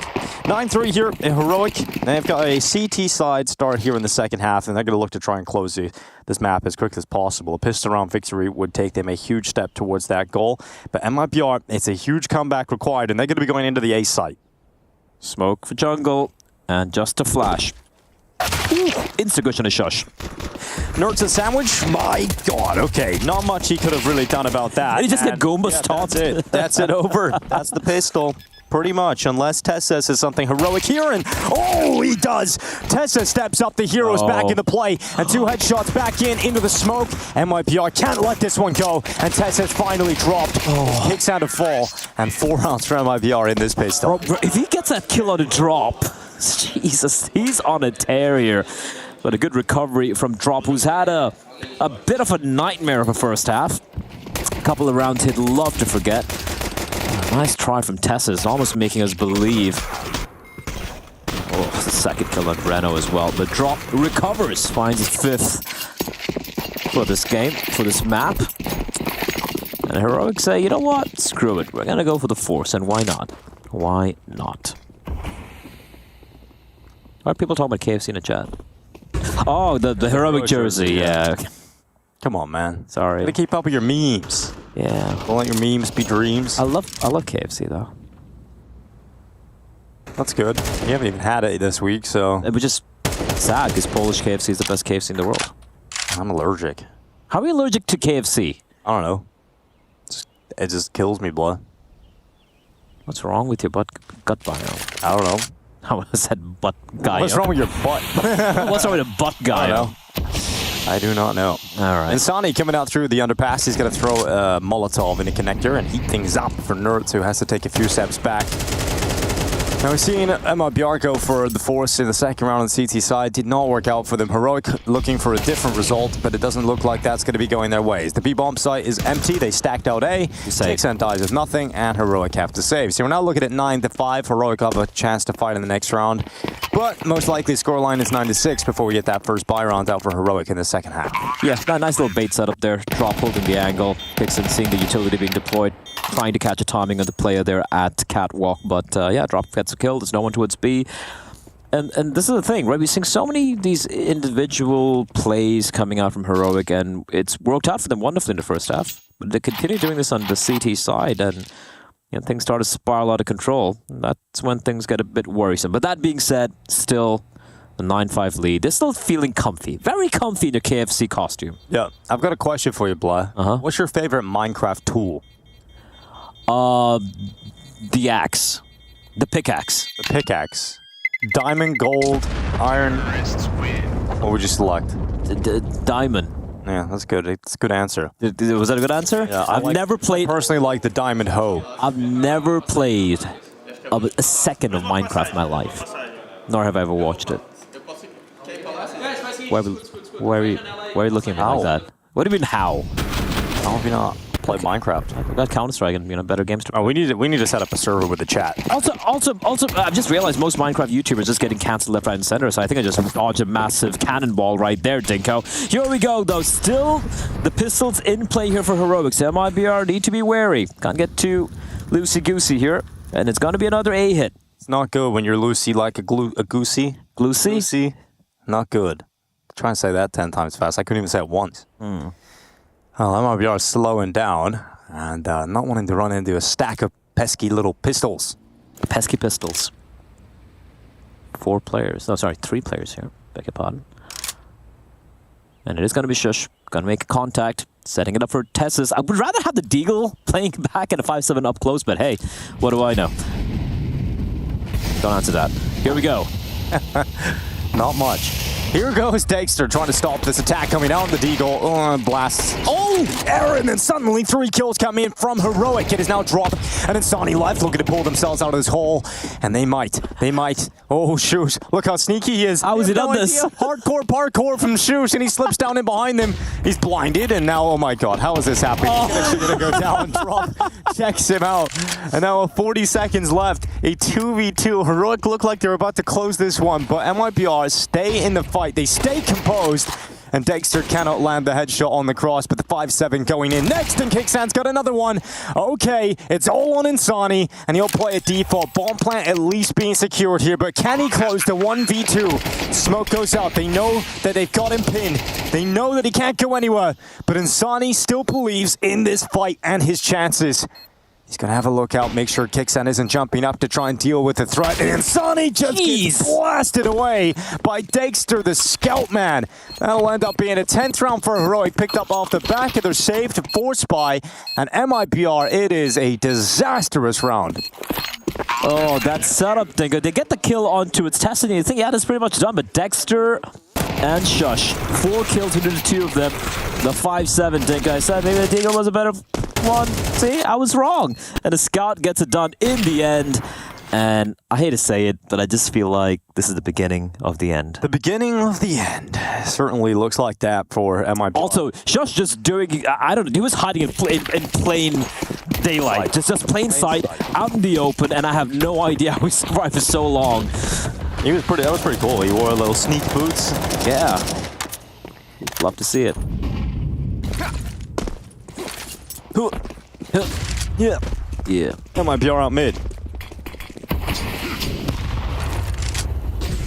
Did he used to make Minecraft videos? Me? Yeah. On YouTube? Yeah. All right. Who didn't when they were a kid? Oh. Tessa has got a couple of kills being locked in. It's going to be Heroic searching for 11 rounds on the board. How is he allowed to escape? I don't know. 2 clean entries, blah. I mean, it feels real good here for Heroic. 2 clean openers, should I say. And now a chance for Nerds to get a follow-up kill here for Heroic. He's also got Shush up top of Ticket. Oh. And Nerds, no way. Finally, he goes down. It would have been a little ridiculous. Look at how low Breno and Safe are. Yeah, Grenade's going to go into Connector. Ooh. No one there to receive the brunt of the damage.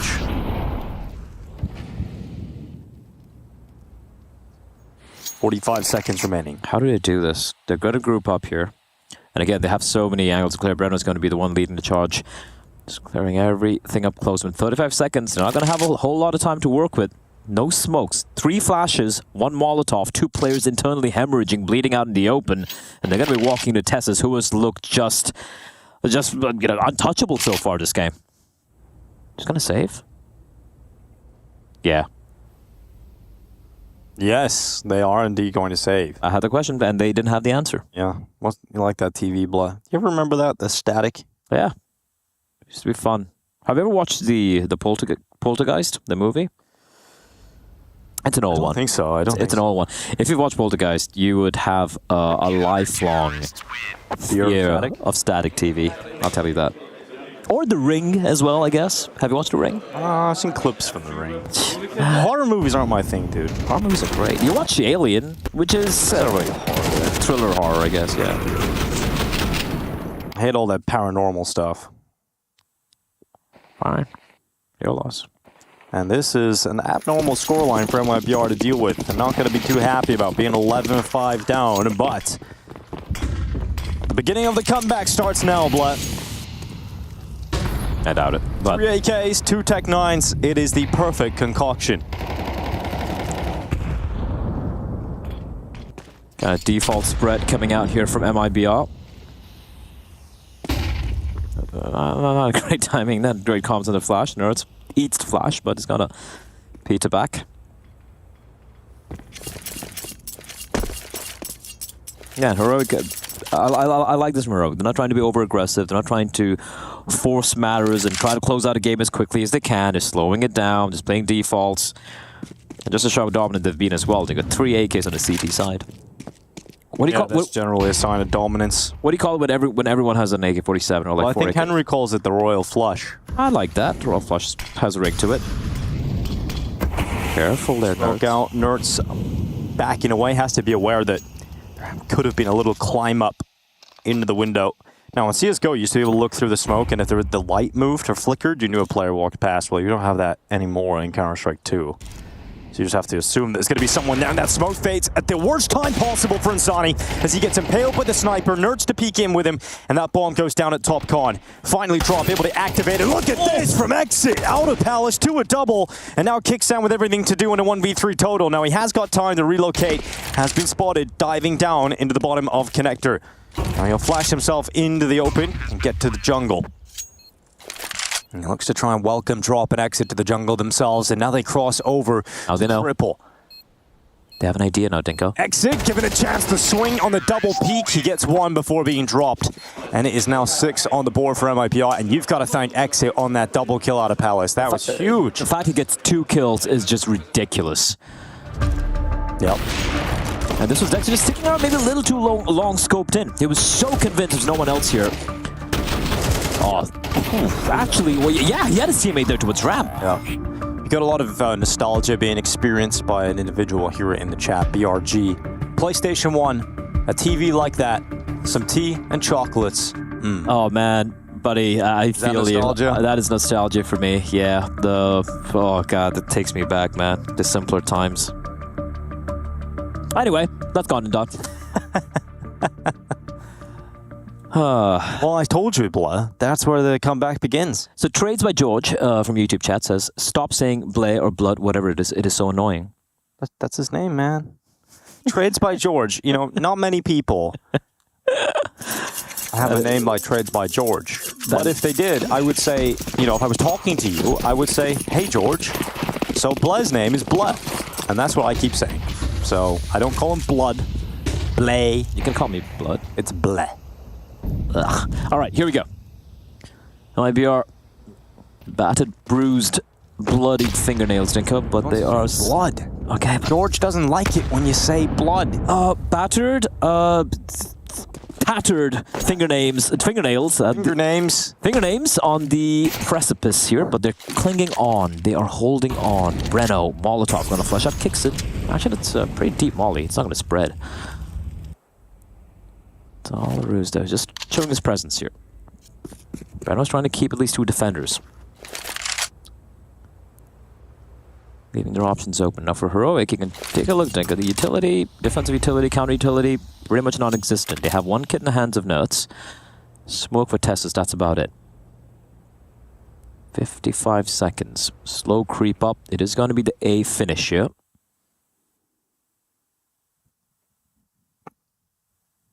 Scope. Heard. Flash from Dexter. The peek comes in. Almost finds a second kill. And nearly gets a double out of that 1 spray down. Dexter really wanted to fight this, but he needs to be careful because they are now pushing out a ramp as well. Patience nearly pays off. Now Dexter under a lot of pressure. Re-peeks into the open. Uncomfortable in that fight. Insani will punish him with AWP off the top of the stairs. And the bomb plant is secured for MIPR. 3 players up, and this flank is everything. Big Sam wins the first. He needs to get a second. The reload's happening. Exit close around that corner. If Kicksan gets him, they're right back into this fight. But Kicksan, oh my god, how has he pulled this off? Nearly another from Kicksan. And Nerds just spams down through the ticket. It's suddenly a 1v1 up against Exit, who's currently at ramp. Nerds is looking for him, but Exit shouldn't peek. There's no smoke here for Nerds, no utility, but he's got one flash. He's got to tap it. And he's got it, but he's really running out of time now. So Nerds goes to it, taps it, tries to pull Exit into the open, but the time is the limiting factor for Nerds. And Exit has played it to perfection. Nerds gets the kill, but has he got the time? Has he got the time? It is so close, but no, a tick away. Nerds would have been the hero in that round, but couldn't quite do it with the limited time left. I can't believe it came down to that. The flashbang, blinded, gets the kill, and runs out of time at the very last second. And that looked disastrous from IBR. They heard the scope in connector, calls it flash, Shush almost gets 2 kills. Back and forth fair, but Exit does so well to delay it for as long as he did. Nice try from Nerthster on the flank. MP9 getting 2 kills as well, making it almost doable. But MIBR, slowly but surely, they are shortening the gap here. Nerth's gone for the full hero M4. And he is, unfortunately, all the way towards mid. Fast break coming in. Oh no, oh no, oh no. That's ugly. Clean round. Nerd's able to find just the 1 kill and should be trying to hold on to his M4 here. Shio's just running up to retrieve. Saves weapon. But that might be hard. They get to 8. They're not done. Told you, Blood. Last round. It was the beginning of the comeback. 3 AKs, 2 Tech 9s. The perfect concoction for a comeback. Yeah, absolutely. You were right. 11 rounds to 8. We're really getting there now, Blood. Ooh. Deleted. Good shot from Insani. 8 rounds for MIBR.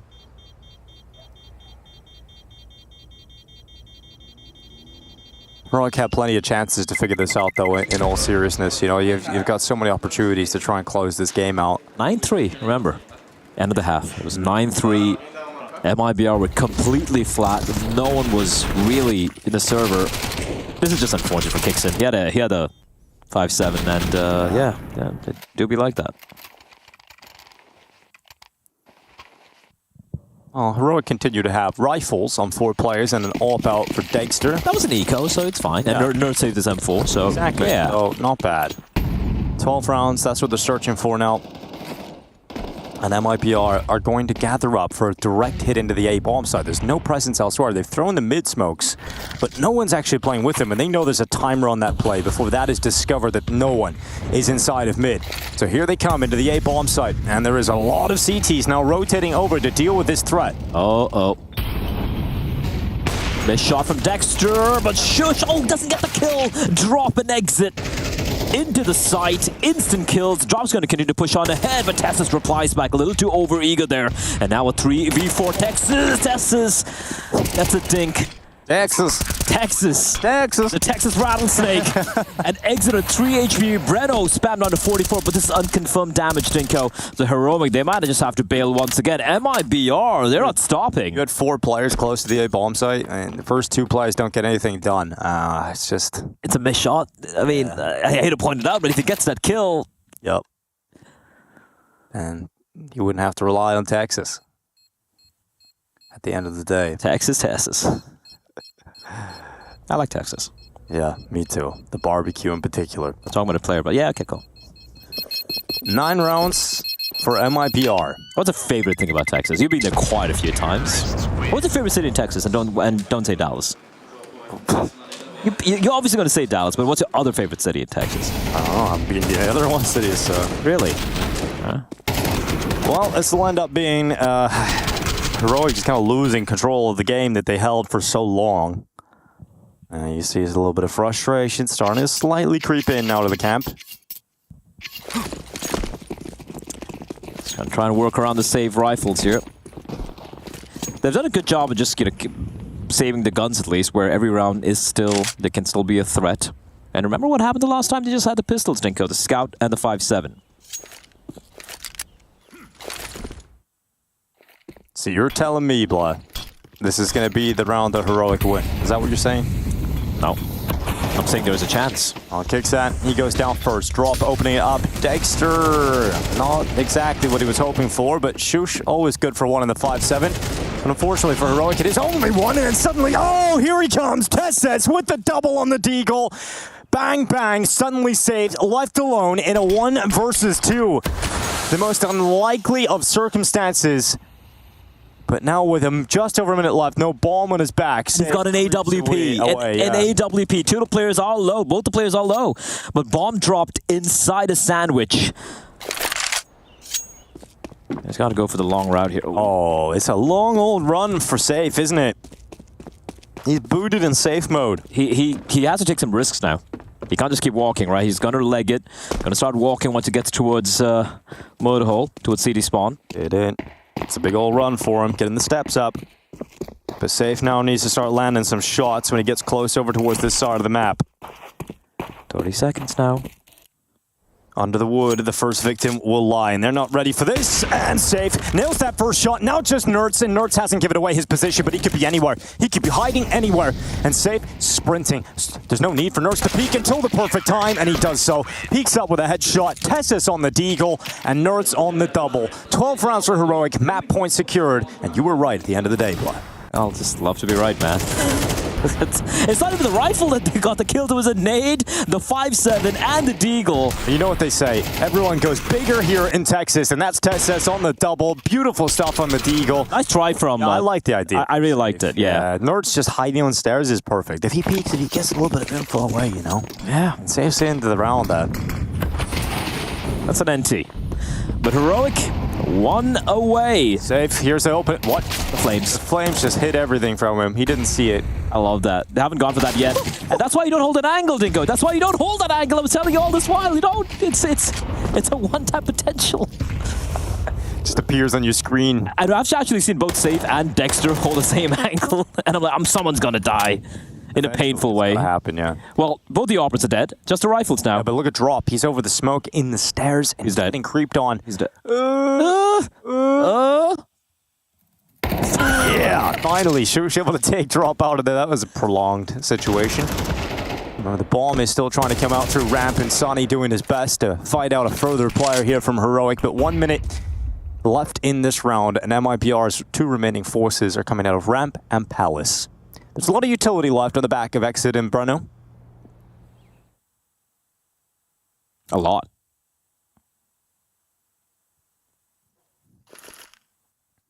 Smokes. Gotta be used now. Flash for info. Shush's position known.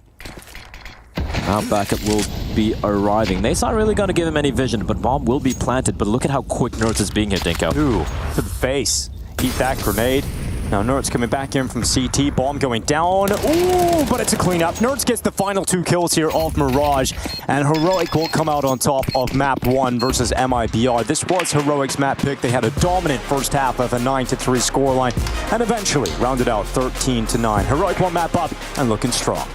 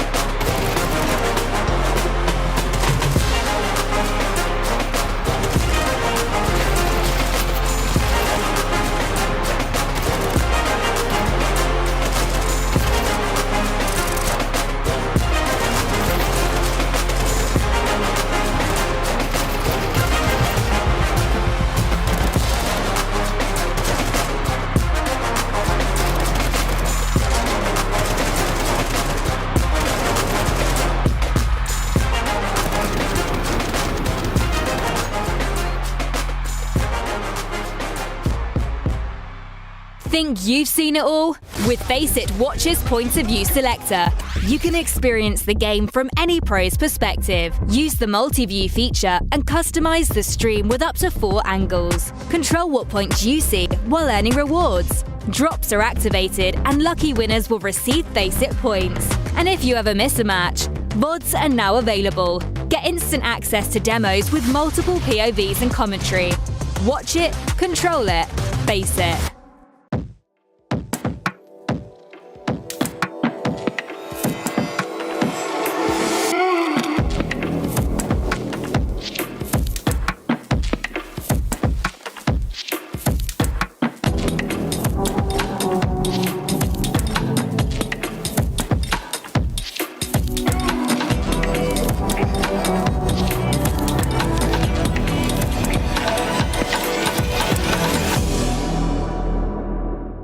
How does it feel to win the breakup? To win the breakup? Yeah, you know, the Ants, and then you see the Falcons, you know, you're doing better than they are. I mean, I'm there, my friends, everyone. Of course, like, you have, like, probably on everyone, like, you have, like, it's not a good feeling, but you're happy that you are making progress than the other. But for me, we are always texting to each other after rough games, and even if we win, like, good job and this kind of stuff, we are still talking, and I'm not happy that they lost, but I'm happy that I'm here at least. We saw some good stuff from you guys, not just at this tournament, but some of the previous ones, but it's been a little bit up and down, you know? So what was the focus on to try to get some of that consistency that everyone's looking for?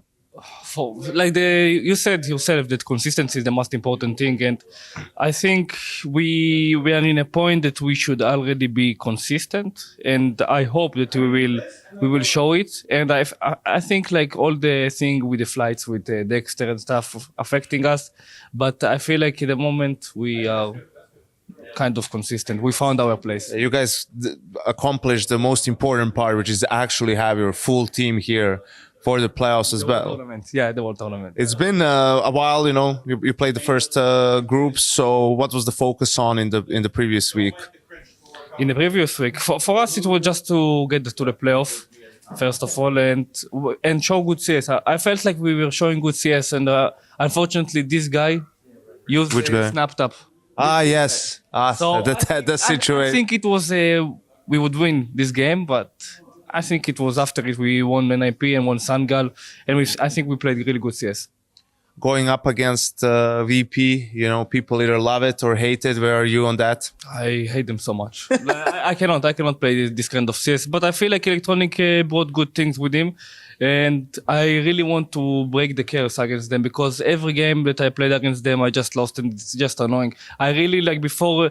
I waited for Vitality and Liquid to finish the game just to see, and I really wanted to play against VP, and I got it. And we have, I think, our bracket is kind of, let's say it's just easier to get to the semis. And I really hope that if we will get this win against VP, it will, against MIBR is also, it's not an easy game, but, you know, decent after it M80. So I feel like it's a good way to go to the semis. So everyone on Face It Watch should keep an eye out for nerds in that game against VP. You're motivated. I'm motivated as yes.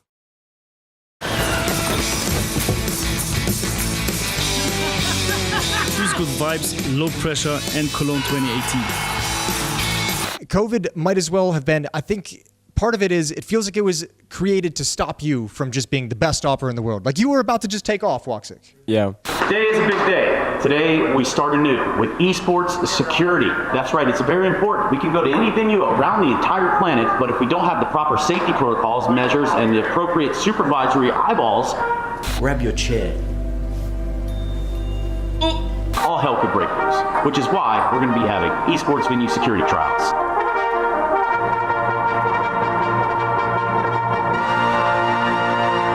Let's meet our contestant, V. Scott.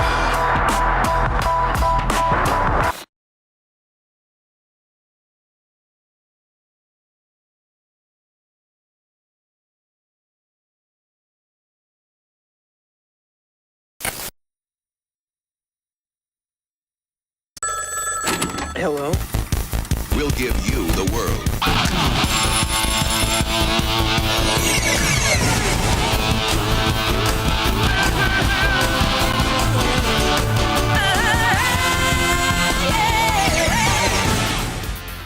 Next, we're going to learn how to flip.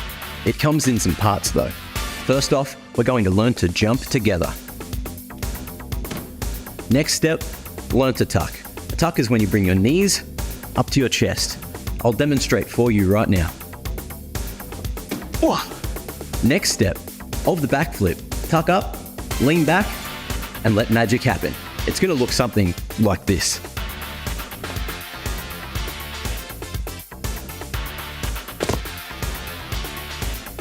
And that's how you flip with Mac.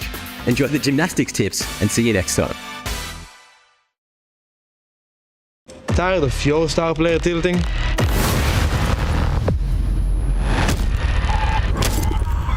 Here at ESL, we've been studying Rage for generations.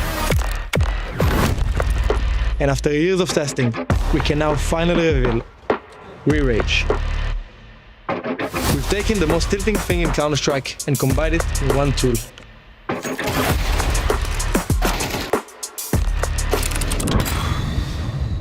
With repeat exposure to these drills, we've observed drastic rage reduction. Cool, no problem.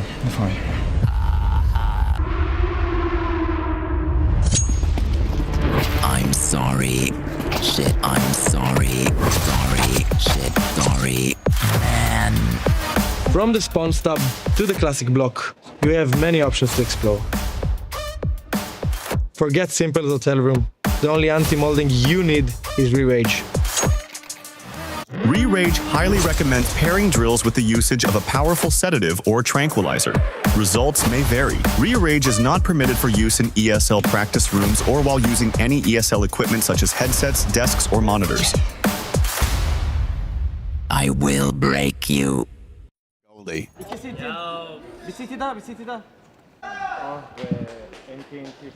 NTNT, indeed. It's not. The game is not done. The round is not over. Fresh one started. We swap sides. Eternal Fire now on the defense.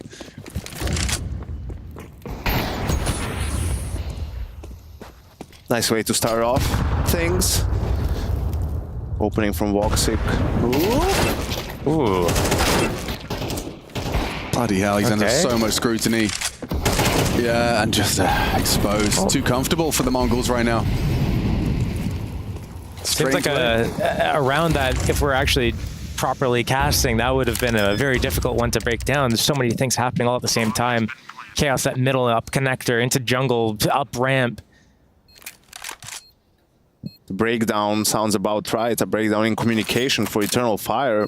Just getting caught by the timings from the Mongols players. There's a good flash for the sandwich position now, unfortunately for them. It's not looking good time-wise. Yeah, caught out with his dual Berettas. It's a 15th now for Mongols. 2 opportunities to take their map pick. Doing it in overtime this time, after, as I discussed, I think it was 13-6 last time, and only time they've played on Mirage. 13-8, excuse me. But still a comfortable regulation conversion. Mongols winning that series. That was at the Cologne play-in. Eternal Fire here for revenge and for a quarterfinal spot. Anubis is up next, though. That is a map that they have had no trouble versus the Mongols on. They beat them 13-4 last time they played on that map in that same series. So we can expect potential for the Inferno third. I know you said, both of you told me, Inferno, people that hate Inferno are noobs. I tried it again the other night. Just.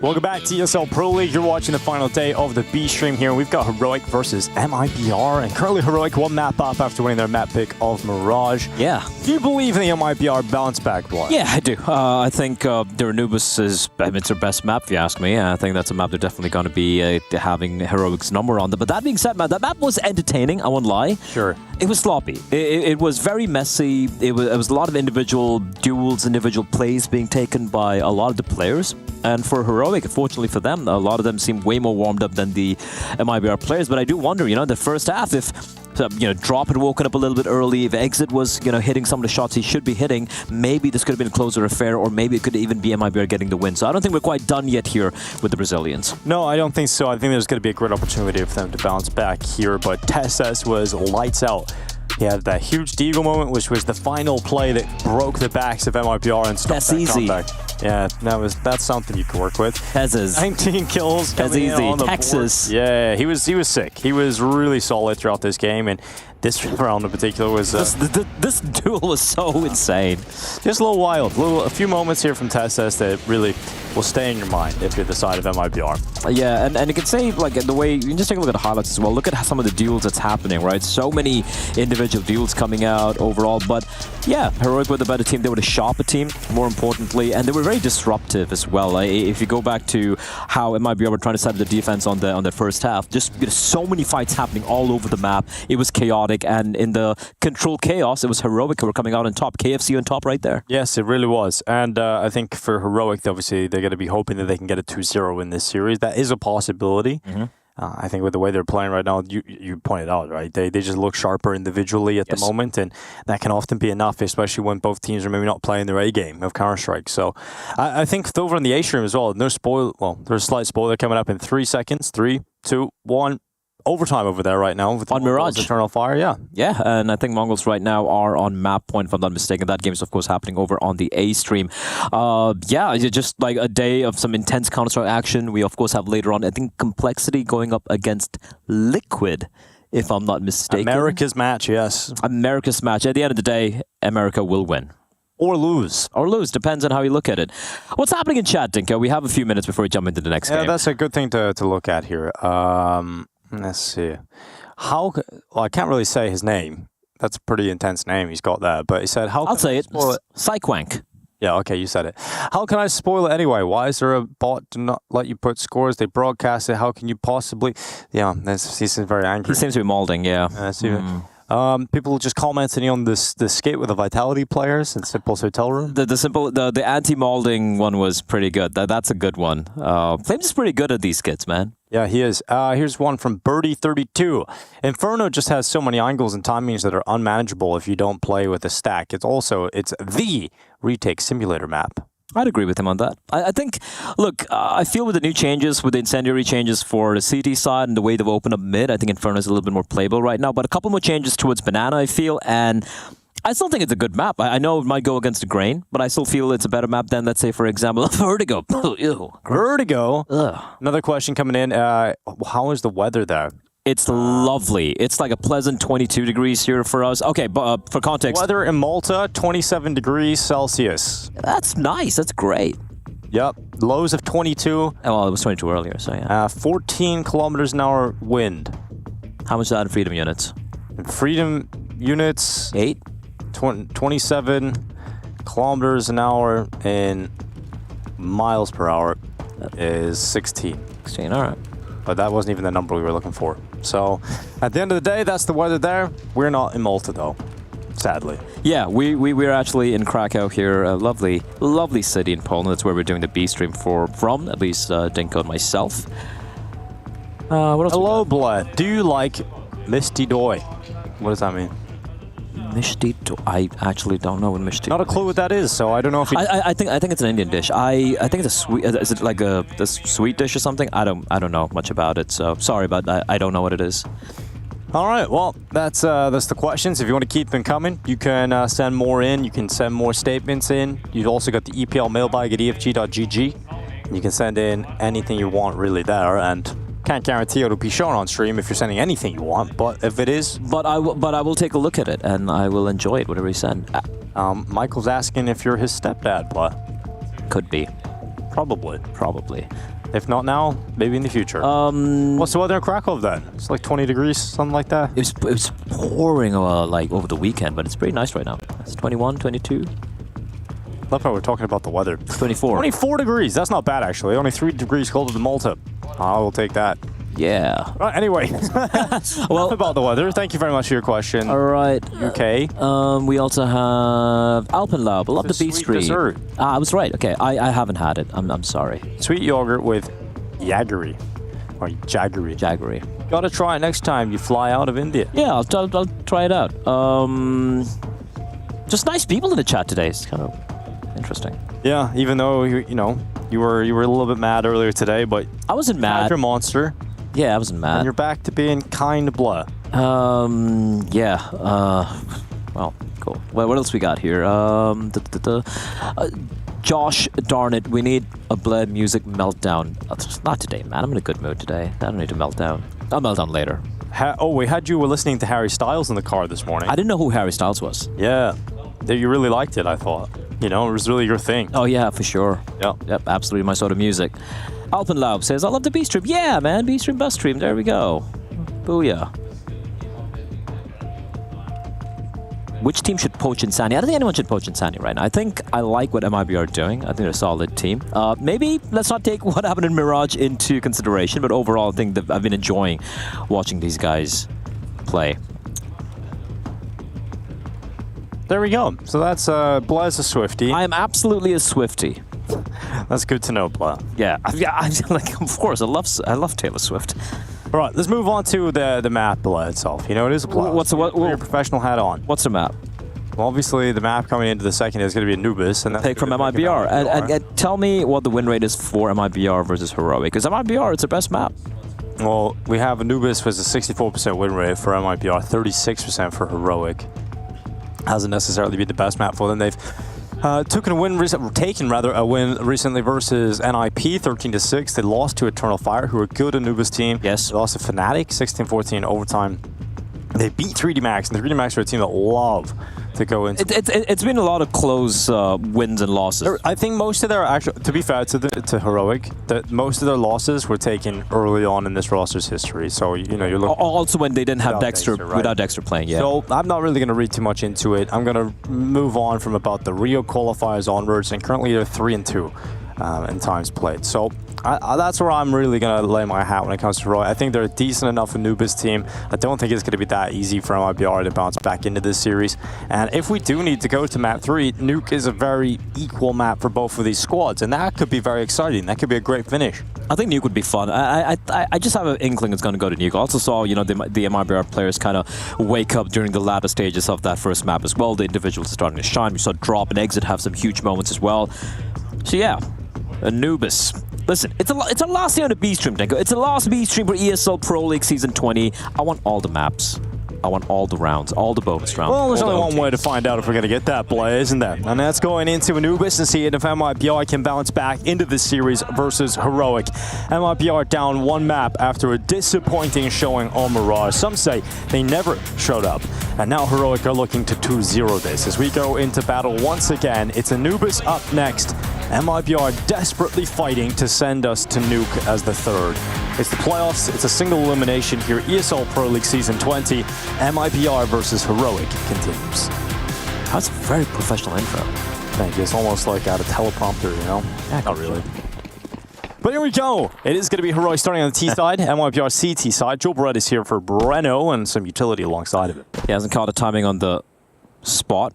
It is going to be a bit of a contact play coming out towards speed. I haven't really seen anyone here. Bit of a jiggle, Insani. Ooh! He still gets a kill. I thought it'd be caught with his pads down, but Shush. Perfect timing on the flank. Catches Insani. Pushing in through the smoke, and Shush has basically wrested the B bomb site from the hands of MIBR. And 4v3 bomb down. Looking unlikely here for MIBR. Yeah, Tess is winning in dark with Dexter. It's a wombo combo that could break apart this brutal retake attempt from MIBR, but Exit just swings in, takes that first headshot, and forces Heroic further back into the post-plant setup. Now Drop needs another one. There's too many targets. And finally, he's getting his chances, but he's not able to take any of those kills as Tesses and Shush combine again. The legacy Heroic players stepping up in the pistol round, leaving Exit alone. Time, the problem. And he won't have enough of it, nor will he get enough kills to even step close to that defuse attempt. It is Heroic with a pistol victory here on the T side. Yeah, not any exit kills either. But there's two. I mean, that was on the attempt. Yes, but 2 exit kills regardless because of who got them, Blood. I regret actually starting this time. Heroic off to a pretty good start. That was all Shush. Getting you know Kicksan's a great in-game leader because he wears glasses, right? It makes him smart. Apex wears one, Carrigan wears it, he wears it. So you're saying Chopper's a shit IGL? Well, he lost MIBR, so maybe the glasses would have allowed him to get that victory. You know, that's what I'm saying. Okay. You're saying Blitz is a bad IGL as well? He is not, no. Okay. But he's not as good as the ones that wear glasses. Fair. I think that's a fair point. The best ones do wear glasses. Here's the MP7. Oh, God. Did you know that he buys this instead of a Galil? Or Mac 10. I just find it. Who used to use the MP7? Chris J back in the day. Oh. A dark stack. I don't see this that often.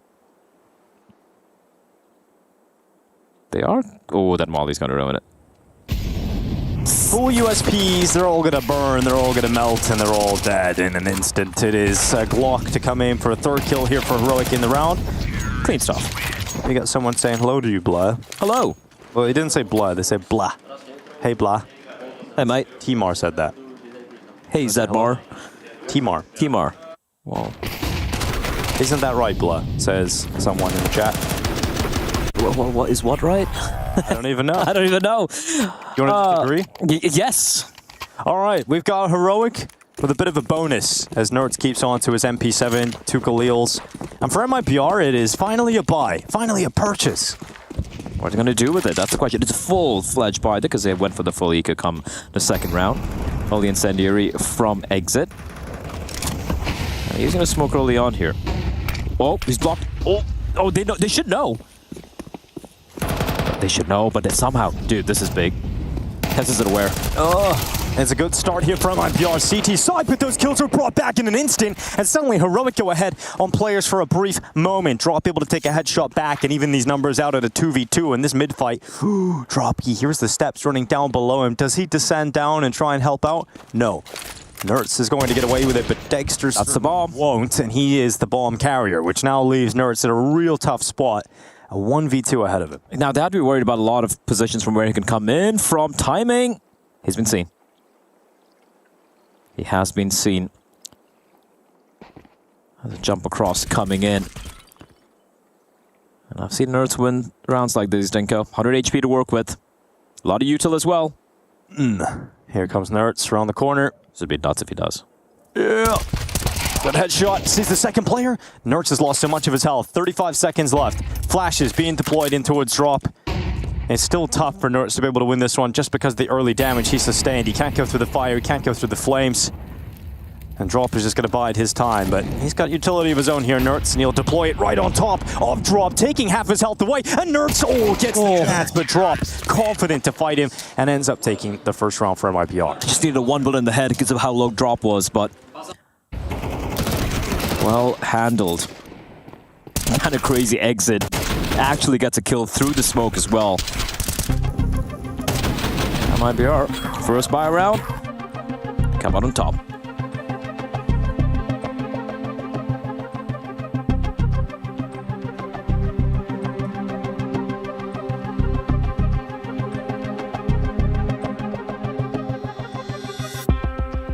Just going through the motions. Early timeout here for her MIPR. They don't want to find themselves in a hole early on here.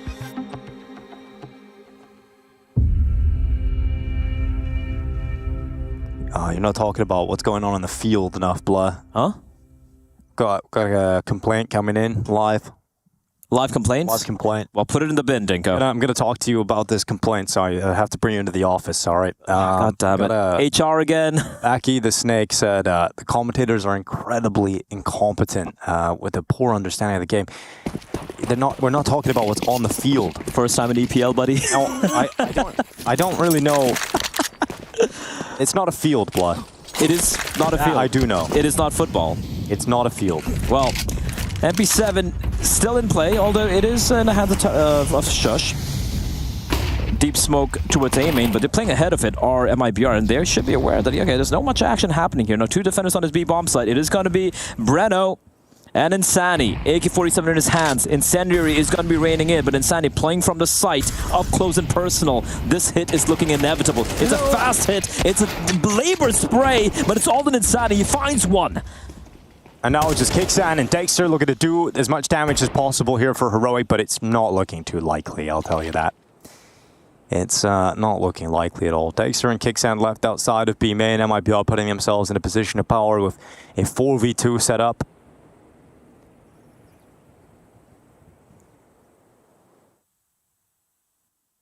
Consider how low drop is and how far the rotation is from the other two CT players. If they're able to somehow find Insani. Shadow spotted. Now it gets scary, Dinko. Oh, but Drop, he's still here at the obelisk. They know where he is. Safe has got the cross on over. 30 seconds. Dexter still patient, wants to separate these fights, and that is one hell of a shot. And now Drop is under a lot of scrutiny, being low on HP, not confident to swing, and now he's bided his time until the perfect moment, denies the bomb plant. Drop with patience paying off, and kicks out with a 1v2. He's got to deal with a Temple player. 15 seconds. And the backside of Drop, who plays his life to perfection. They assume Drop would head back all the way inside of Temple, Dinko, because he did get a kill early on. Not fully clearing the side, but of course in a situation like that, you just want to just go for the bomb plant as well. After getting 2 kills, nice attempt there in the end. 2v4 coming down to the 2v2, but well handled by Drop. Heads up play. And MIBR, they tie things up. And the forced buy from Heroic. They want to just really break the money of MIBR here.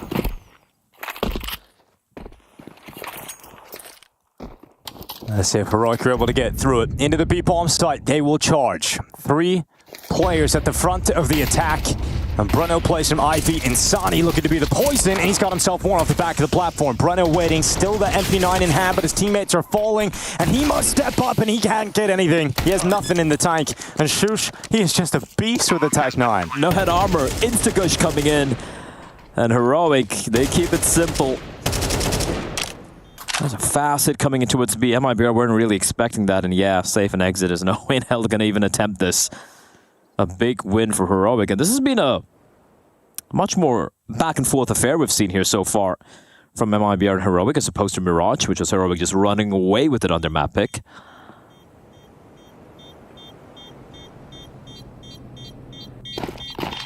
And they retreat. They fall away, back to safety.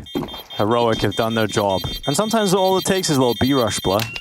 You know, you just rush into that B-bomb site, you come out with the wares. And you go into the lead. The B-bomb site does have the wares, Dinko. It does. Did you see a photo of Apex? Was it Apex with the Pharaoh's headgear on Twitter? Yeah, I did see that. What did you think of it, Blood? And then Major replied to it saying, well, I'm not going to pick Ancient against you. Ancient? Exactly. That's fair enough. I mean, there are pyramids of some sort, I suppose, on... Yeah, the pyramids everywhere, Dinko. Just not exactly... Mayan, Egyptian, Indonesian, Chinese. Egyptian kind. Ooh. Toblerones could be considered some sort of pyramid of chocolate at some times. There they are. Are the pyramids of Giza? They look like it. Yes. Have you ever been? Oh. Would you like to go? Yes. Well, we finished today, Blah, so let's check flights. Screw it. Let's go to the head pyramid there right now. Yeah, as soon as we're done with the game.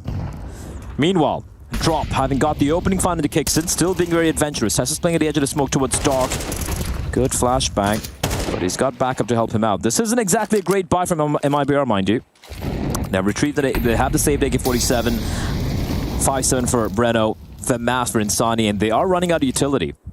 And still a minute on the clock for Heroic to recompose themselves and head towards this A bomb site, which is looking very, very likely. MIBR opting to go for a bit more of a heavier stack towards B, leaving it all on exit. A nade, a kit, and an AK-47. An exit.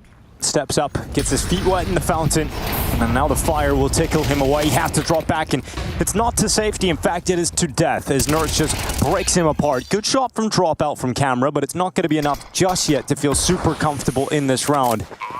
Heroic have the bomb planted. They now have a player deficit to deal with in the post plant, but they've got the superior weapons, and there's not a lot of utility to pull this retake off for MIBR. It's got to be a mixture of mistakes from Heroic and absolute incredible shots from MIBR. As long as Dexter just stays alive, he is the guarantee. Out comes the flash. Tesses waits in the water on the fountain, and Sani clearing close. Shush goes down, and Tesses waiting. Oh, they line up. A double for Tesses. He's now alone, and he nearly gets all 4, but it's all about the time. And Drop gets to the defuse. He's got the kid on his back, and Tesses nearly from nothing, but unfortunately for Tesses, it is not enough. MIBR pull off the retake, blood. Bro, like Dexter needed to at least get 1 kill there, and he was baiting for his teammate, but too much of a commitment on the bait. And Tesses, a 1v4 that would have been. Nice. A 1v4 in 2 seconds, and so unlucky not to get the final bullet he needed to get the clutch there. NT. You're right, it's one bullet. It's a bullet, the difference, man. If he gets that one extra shot off, he wins an unbelievable round for Heroic at the end there, but it's not to be. Dexter pulls out the AWP, AK again for Tessus and Shush, and an MP7 for Nerds alongside the Deagle for Kixan. All right, a little bit better now from MIPR. Staying in the fight early on in these rounds. I don't think we've seen a single round where both the two teams have a full buy. No, it's been scrappy. Again and again and again. Breno waits at jail. That's a giveaway. Smoke is going to give away his position. Molotov's going to force him away. Very lucky to actually barely take any... Oh, never mind. Kixan tapping away with the Deagle. Deals a lot of damage, but doesn't quite net the kill. Here comes the double push down into the darkness. Tessus will rip Safe's life away. Minute 7 seconds. And now Nerds makes his play towards a main. Flash comes into the perfect time. Nerds doesn't get spotted though. Didn't hear the footsteps either. This is so close. Oh, here he comes. MP7, close quarters, and Exit has utility in his hand, and he turns the wrong time. Nerds able to come through, sees that second player, and is now causing absolute problems here for MIPR. Nerds, another one. That's why he buys the MP7 play. Dexter's cut off middle, and Breno's so far away. It is Heroic to head into the lead. Well, if an MP9 would have got that kill, he didn't have No. If he didn't have an MP7, doesn't get that round block. Oh, shut up. But that was all on Nerds. The little trusty MP7 of his, single-handedly perfect timing on the contact, catches the first player off guard. And the second one, was it drop on the bomb site? Drop, uses the nade, tries to nuke the nade and get the kill, but instead it works against him. Huge round from Nerds there. And do the Force by Wars continue? Perhaps they do. Perhaps they do. We're going to find out. It's been a bit of a rough start in the firepower department for MIPR, and we actually talked about that coming out of the first map, right? It just felt like Heroic.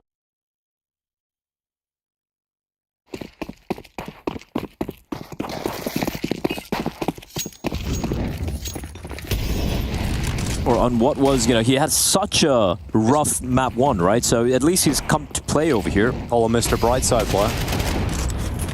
Okay. You like that? Yeah. You like that song? It's all right. Isn't it like the UK national anthem or something? I don't think so. No? Could be. I think that's Wonderwall. Hey, they're back though. They are back. Right now it could be an oasis for MIPR if they're able to pull something off here with the Deagles. It's Shush fighting straight through that smoke. Safe, and Kixan though just ripping their souls from their mortal bodies. And it's Exit with a 1 versus 5. They know exactly where he is. He's trying to try and at least break apart that clean sheet of players. But 5 rounds for Heroic on the T side. They're starting to build something beautiful here. I don't think MIPR necessarily got to be too saddened with how it's played out so far, right? Man. 3 rounds in It looks 8 like rounds. we've been muted. They got rid of us finally. Wait, we got muted? The chat are either trolling us or it actually happened. Finally, someone said enough. Well, I don't even know if they're hearing us right now. Or maybe trolling us, maybe. Or maybe they're just trolling us. Yeah, it could be there. That'd be pretty funny. That'd be hilarious. It worked, guys. They actually fell for it. I like the little Oasis, little wordplay. I think it's like you sometimes get paid for this job. Yeah, well, maybe no one heard it at the end of the day. 5-3 though, and it does feel like we're seeing Heroic grab control of the game now. Yes, they've broken the money for MIPR. Yeah, the Force by Wars have finally been won by Heroic. But here's the thing: if MIPR are able to get 4, which is very much possible, I think they'll still be relatively happy. Although considering they got these 3 rounds early in the half, they'd be aiming for maybe 5. In which case, yeah, MIPR would be really, really comfy with that. But this round, it's about just taking care of business here for Heroic. It should be 6 on the board. What's happening? Just keep trying to troll us, Bly. You're trying to troll us? All right. What would you do if you called someone a troll and you met them in an alleyway, Bly, and they really were a troll? Would you bore them to death until they turned to stone? Yeah, the trolls do turn to stone in sunlight. That's why they never get out of their basements. Yeah, that's true. Yeah. What would, if you had to be a mythical creature, which one would you be? A mythical creature? Yeah. Is it something based on human or just any mythical creature? Just like any mythical creature. I think dragon would be cool, man. Yeah, that'd be pretty cool. But what kind of dragon would you be, Bly? I'd be like a proper dragon, four legs. and a wings, not a wyvern. Yeah. I think I already. Well, I said my favorite mythical creature was a centaur, and I think I would. Yeah, remember you telling me that. Half human, half hung like a horse, right? Yep. Nerdson kicks that, cleaning up, and it's going to end up being 6-3. Which is more hung, a horse or a dragon? Depends on the size of the dragon, I suppose. That is correct. Yeah. Komodo dragon, probably a horse. Gonna say that. Komodo dragons are absolutely terrifying. Yeah, they are. Yeah. Well handled by Heroic. They literally have lethal bad breath. Actually. Also 3 though. They also eat their babies. Reno 1-9. Rough start. Safe yet to get off the mark. Yeah, would be a good time. It is their map pick. 6-3, still not quite doom and gloom yet for MIBR. You know, CD side Anubis, 3 rounds still pretty solid over here. But eventually, they would want to at least get 4 or 5. Make life a little bit easier, because they are treating with a map. That is much better. Great flash on draw, but Exit gets blinded and just his head edging through the smoke. And that's a reply back from Heroic. Safe is alone. He's yet to frag. Ooh, Tesses brought down to 15 HP. That AWP just chiming in, bringing him down, and Drop connects another one. Finally, Shush making his way through middle, Drop to fall at camera, and Dexter about to apply pressure through dark, and he's just seen his first victim, but a second's about to arrive on the cross on over. Dexter! Oh, it's rough. Shush able to quickly reply, and information was picked up because Dexter knew another player had gone out towards B main, so Shush knows about him. It's the next player he's not aware of, and that's Safe coming back in through CT. Now, both of these players combined have 2 kills, and that's what Shush needs to get to win this clutch. Safe now moving in, searching for his first kill, and he's got it in the 1v1. USP to the dome, and Heroic will not see 7 just yet. It is a 4th round for MIBR's CT side. 3 kills for Shush, and I thought he'd done enough, Dinko. At that range with the AK-47, despite being low, but information conveyed. Some stern words being said in the chat for MIBR. Drop's not happy. Coming down to the wire there. But Safe has gotten off the mark with a 1v1 clutch, an important one. Impact kills, blah. Impact. Nothing but impact. Your favorite. 6-4. 2 rounds left of this half. And if MIBR are able to get a 6-6 half out of the CT side of Anubis, they're going to be very happy. And they're going to be loving life. If they win this, money... Okay, money's actually very, very good for Heroic, never mind. They have a bye.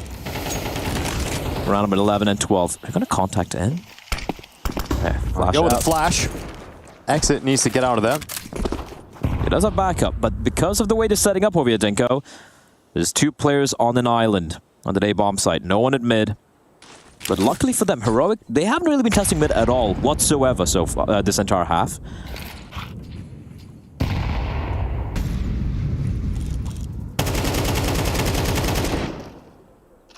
And at some point, they might want to start going for an info play. I think that is going to happen right now. You can see here, bit of a boost. We've seen it quite often nowadays. Won't see anyone outside of B. But a crossfire being set up here at the entrance of A. The entrance of A. Here we go. Nerds with the first, Tesses with his second, and the knockout blow has already been dished out. It is a 7th round for Heroic. And it's a save as well. Good peek from Safe, but yeah, not going for this. Yeah, not going to happen. We got Keshav coming in with a hi, Blah. Love from India, bro. Yeah, love to you as well, bro. Blah paid some bots to praise him. Yeah. Love you too, bro. That instantly got deleted off the face of the earth. Yeah, get it up. MPS, love from Brazil. Hell yeah, bro, Carayo. I miss Brazil. I'm glad Rio is happening again. Yes, indeed. That's happening soon. Brazil has the best beats. Beats? Beans. What are you talking about? Beans? Yeah, like chicken and... What words are you saying, Blah? Rice and beans. Yes, I understand now. Yeah, I said beans. Okay. There are years out. Beats, beans, and beats. They might have the best beats as well. I don't know. But Brazil has the best beats. The UK's beans just don't compare. Not even close. Mexican have pretty good beans. South America's that. North America, actually. Opportunity here for Heroic to grab an 8th round out of the T side. 2 MP9s. Drop an exit wielding nose. 5-7 for Breno. Fast A. Oh, it could be a direct hit into the A bomb site. Look who's waiting for them. It's just exit with an MP9 blast. I don't feel good about this. Oh, Mr. Stark. He's done well, though. He's done very well with the little gun, and his teammates should start to rotate in to help him. But then again, Safe is the first player to arrive, and he goes down instantly. Exit gets one more out of his MP9, but the rest of the squad is here and drops MP9, now getting a kill. 2v2 off the back of the chaos, and the bomb not planted yet for Heroic. The finishing moves of this first half are about to be brutal. Heroic fighting for an 8th round. MIBR desperately trying to get a 5th added to the tally for this defensive half. There's a spray from Nerds, not exactly clean, but effective in the end. And it leaves Breno, who has had a nightmare of a half, to try and close this with a 1v2 clutch. He's got the first on Dexter, and now just one left, and it's Nerds on low HP. Breno knows exactly where he was last spotted, but as time ticks on, Nerds can play the mind games. And there's a lot of time to play with for Nerds. I like the idea from Breno to just back into storage. He's got info, he knows now. There's no way Breno will be expecting him to have walked in to connector through Temple on towards B. Yeah, he's just going to walk all the way here. Is Nerds going to go B, or is he going to go onto the beach? He's got limited time. He has to make a decision now. If he comes back, he's going to find him backing up into Nerds as a head-on-head fight to close this half. And Nerds will nail the headshot. Heroic with an 8-4 scoreline. They are on the path to victory. They are searching for the 2-0.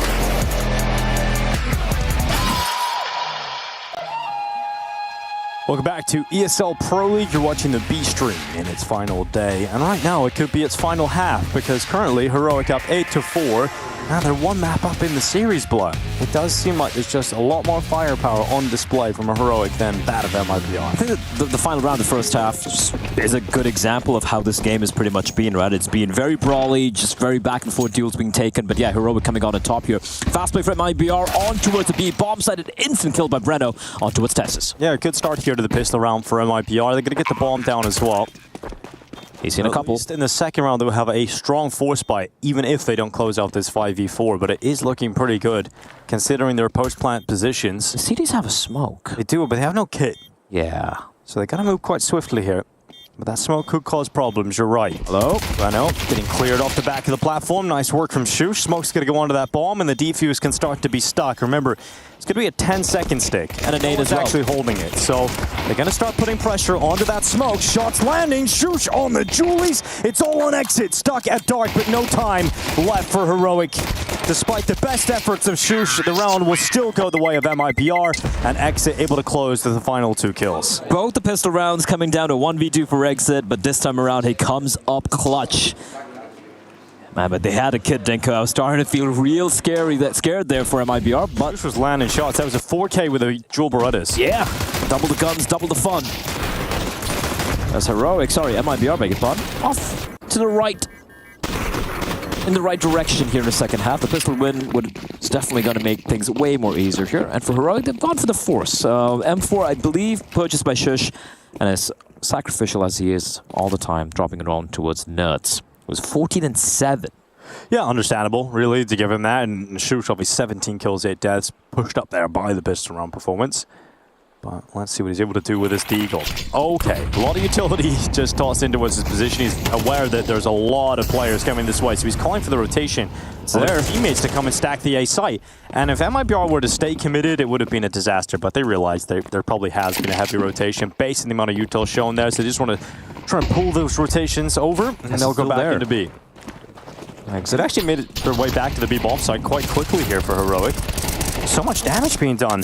And the rifle, it's over here on B. There's a real chance they can do something with this. Swing into drop has worked out after 1-for-1. Another chance here, though, for MIBR. It's thanks to Safe coming through that B main play, but 2v2 established. Dexter low on 3 HP. All not in their possession, and it doesn't really matter in the end. They get both many kills, but damn, that was close. Kingston gets a kill on a Safe. It's a 1v1, Denko. That would have been a horrible way to lose a round. Big play from Safe. It was very uncomfortable towards Dark. He pushes in through the smoke, catches a very good timing onto it, taking out Nerds, and also getting, I believe, the gush onto one of the players, which was Dexter. So they handled well. And Kingston says, Nerds, by Kevlar, here's an M4. He just gets an M4 every time. That's nice. That's a luxury, and doesn't actually do anything with it.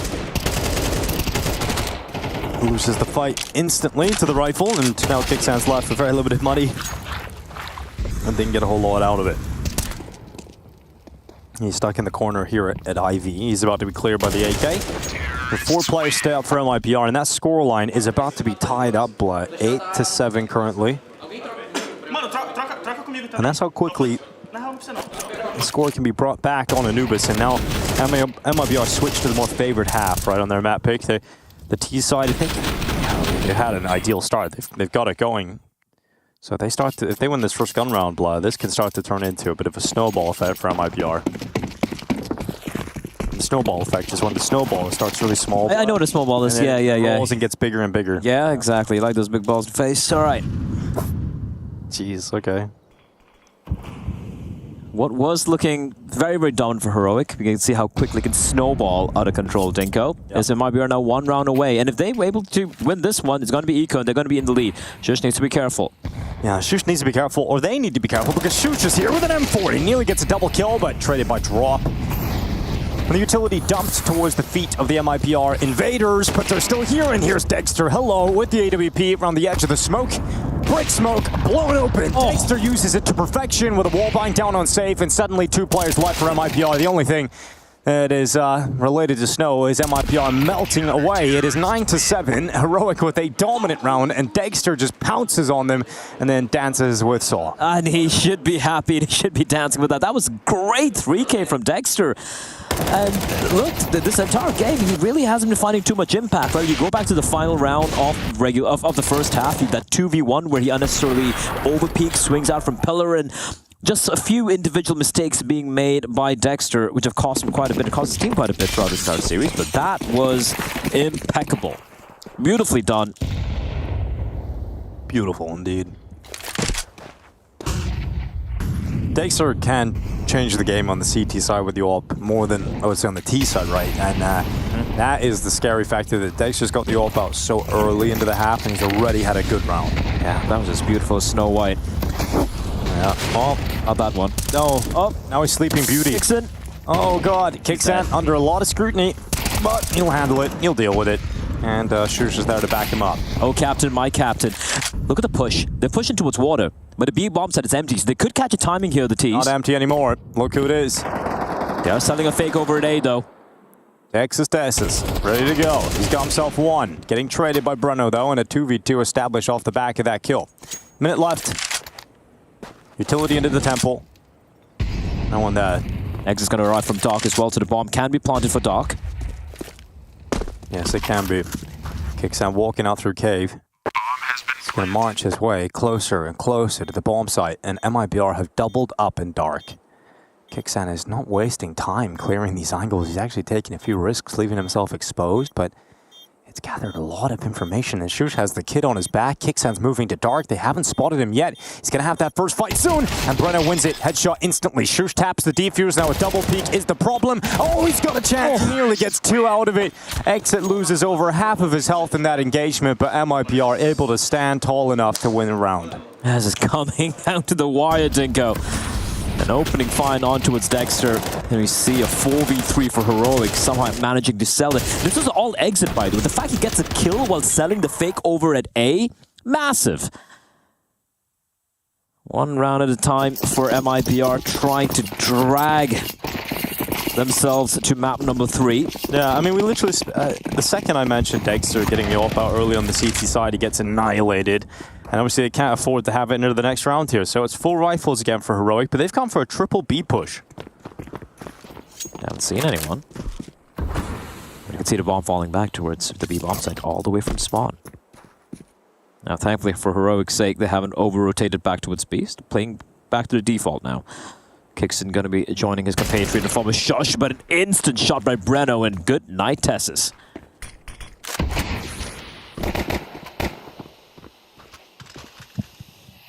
Ooh. Yeah, Nerd's like, ooh, I sense a gap. Nope. Back. On second thought, let me turn back. Heroic to play the remainder of the round with a deficit. That's been heard.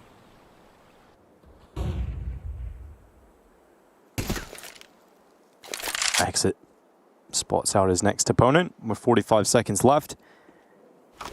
MIBR are going to gather outside of the A site. 2 players set up in the bomb site itself. Heroic probably won't be expecting this double pump, right? They saw the player outside. He didn't really take the duel, so they thought it's probably a fake. It fully rotated. Yeah, they think it's going to be B. It's going to be a safe call now. All tied up. Yep, 9-9. MIBR have tied this game up very quickly.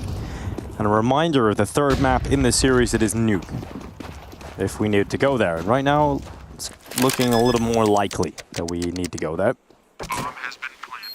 How's it going over on the A stream, Blow, without, you know, look at a little spoiler alert. I mean, the maps one's been done for a while, but Mongols did come out on top on map 1, which was their pick of Mirage, winning an OT 16-13, a very close affair, where it was Senzu dropping 29 kills, getting them the win, a 1.58 rating. And now map 2 is well underway, and it is on Anubis, Dinko. Anubis. The pick from Eternal Fire. Yeah, they do love that map. Yeah, but it's pretty close right now. No spoilers. You like being on the boat? Yeah, I like being on boats. Boats are great. I particularly like going canoeing. Canoeing, okay. Oh, maybe we could do that on our trip to Egypt at the end of the day. Yeah. Attack timeout getting called. As we do enter the final stretch here of map number 2. Heroic looking to make quick work of it. Close it out. Don't want to take it to nuke. But that might be they're the favorites. They're one of the picks for a lot of the teams here to a lot of the talent to make it through in this particular matchup to go up against when going up against Heroic, considering some of the names have taken down. Spirit comes to mind. But Heroic definitely starting to ramp up into this tournament. Finally starting to come together. Come together. Careful, Denko. Could get banned. Why? Because it's so accurate or what? Actually, no, you can't sing, so yeah, it's fine. It's fine. All right. Tied up 9-9. And I did see a comment talking about Dexter being the in-game leader. Just want to let you know that is not the case. He's talking about Dexter, who is the in-game leader of FlyQuest. That's a different player, guys. Yes. Different player. Entirely different name, actually, as well. Oh, Tessa's just got nuked. Ouch. Not happy about that one, is he? I love that. Great counter. Utility being deployed.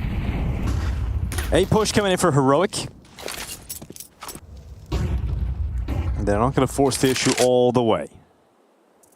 Going to hang around at the entrance of A main. That'll be Shusha's job.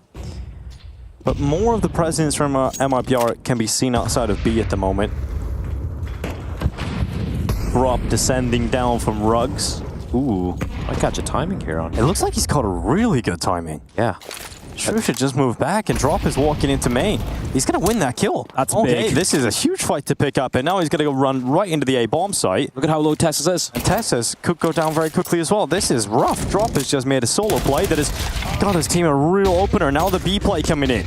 50 seconds remaining, and they're sending those players back over to try and deal with the B threat. Nerds does well enough to get another kill, but Breno blinded battles back, and a 3v3 established off of those fights, and MIBR with a bomb down. Look how low Tessus and Kixen are as well. This is such a rough retake to go for. They have a smoke in the hands of Tessus. They have a kid as well. Considering how low they are, they're really going to attempt this. They're close by, though. And they need to stop the bleeding. And this could be the round they go for it. Bomb planted for Dark as well. Exit and Breno wait. Smoke onto the defuse is going to cause a couple of problems here for MIBR. Could cause a little bit of panic. Defuse being stuck. Grenade goes in and Tess is blasted out of the way. Utility will save the day and MIBR head into the lead 10-9. Without that nade, I could see the defuse being stuck. They could have got that. It's going to happen. Oh, wee. Well handled by MIBR. 3v3. That kill was big. It was so big. The fact catches his timing and outduels Shush right there. Allows him into the bomb site. Even though Nerds did try his best, he gets to one kill, but the bomb site, the defense was just not there. Well played. Well played by Drop. Just the one kill he needed over towards A. And MIBR, they pounce. They strike. They're in the lead. For Heroic, at least they still have a bye. Yeah, they've only won one round in the second half so far, and it really was Dexter's AWP that picked it up. At least they have enough money now to get the AWP out again for Dexter. And this has to be the turning point again for Heroic. But the impact just being, as you pointed out, just the one round. You know, like that's the only one round where he really popped off, was able to completely lock it down by himself. But overall, his AWP hasn't been finding the impact you'd be looking for. It feels like it's been Shush all along. Dexter's up. Oh my, it's the same result, dude. He just gets annihilated, same position. Safe just blasts him away. Safe just has had Dexter's number. Every time I've seen a 1v1 deal with the AWP, it looks like Dexter's had always, Safe has always come out on top here, at least on Anubis. So, yeah. Mid control, definitely with MIBR very early in the round. The double push is going to be coming out with Breno. He's been lethal here from this position, and he has Safe as well to help him out. Full flick shot won't quite land. That's going to allow Nerds to escape. But still, player advantage maintained by MIBR, and they're not giving any easy duels. Push towards mid. Shush needs to go big, but that is so awkward. Safe is finding impact in the second half. And as his AWP is dragging MIBR closer and closer to a third map. 11-9 scoreline. Heroic didn't even have a fight in this round. This is mission try to hold on to your two guns, because they're coming for you.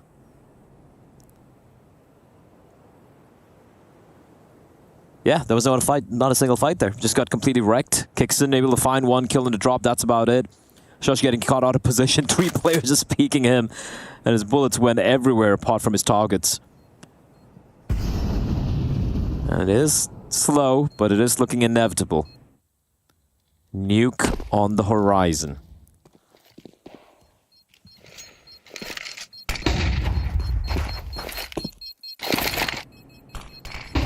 Even these weapons might not get saved into the next round. A lot of pressure being put on Tesses, and it's gone. The only player to keep their weapon into the next is Nertz, and he'll keep his M4A1S. But it is not enough. It is not enough to feel comfortable here for Heroic in any way, shape, or form. MIPR's map pick is looking to have paid off. And that's only with getting 4 rounds on the CT side. This T side has been stellar from them. A combination of Heroic looking weak and MIPR looking strong. I think Bruno's had a big turnaround in the second half as well. He had a really tough first half, but he's had a lot more impact, so you got to give him his flowers for the level that he's been able to increase and get to. And now with this one saved M4 and some pistols around it, Heroic are hoping that it can be enough to get a 10 round on the board. So it's not looking good though, Black, gotta tell you. They've shown good tenacity here. Tenacious D. R.I.P. No, they're not dead yet, but they're broken up. But the band's no longer. I know, I'm so sad. Tenacious gone. It's not the best work, but okay. Tenacious dead. Is that better? That's better. Yeah. Not good, but it's better. I'll take it. Nertz saved M4, and Tasha's going to be the bait with the Deagle. Heavy cluster towards mid as well, so if it is going to be B hit, which is looking very likely, drop's going to be dropped down upon. Not your best work either. I wasn't trying. Shush making his way through timing. middle. This 5-7 play. Oh, God. Ugh. Not liking that one. Nertz now under a little bit of pressure because he's getting pushed on 2 fronts, but that push on the second front hasn't come yet. Drop! Finally getting rid of him, but look at the play. In behind, it's exit this time to stop Dexter from getting impact, but remember, Shush, he pushed middle, and he's got one in the 5-7. There's now a 2v2. Drop at exit, looking to try and get 12 rounds for MIPR. And this is it for Heroic. If they win this, it gives them an opportunity, but if they don't, it is so unlikely they're able to win this map. A golden ticket perhaps lies in front of them. Shush, oh, jumping over the smoke, looking for Drop, and just couldn't quite get him. Now Drop's in a fight at range against Tesses, and both players now drop low on health. Shush charging in. He's the player that must step up here. He's lost his teammate. Drop is low. 5-7 kill for Shush, and a 1v1 against Exit. That's a kid. Yes, a kid indeed. It's on his back, and the time is ticking regardless, and X is just hiding in the corner. Shush on the defuse, sneaking it all the way. They can't find him. No way. He just holds it, blood. He sticks it all the way, and Shush, he gives him a little teabag as well. Eat that. Wow, that is a huge round from Shush, and Heroic back into it. How has that happened? That is so stupid. Bro, how does he win that? You're right. I can't find you, so I'm just going to stick the defuse. Dude, Jesus, take the wheel indeed. What the hell was that? Teabags him as well.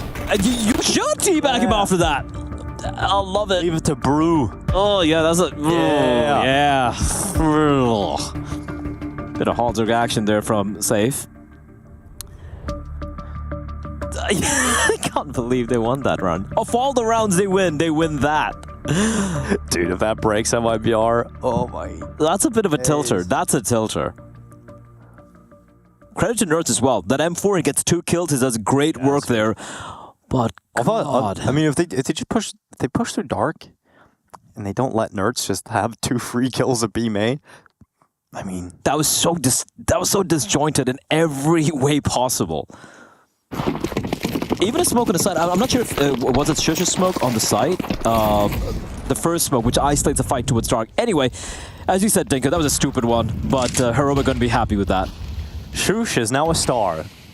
And just shushing star. That is good. That is something. 24 and 14 with a ridiculous clutch to boot. And Dexter says, all right, I got the op again, guys. I'm not taking a fight in mid.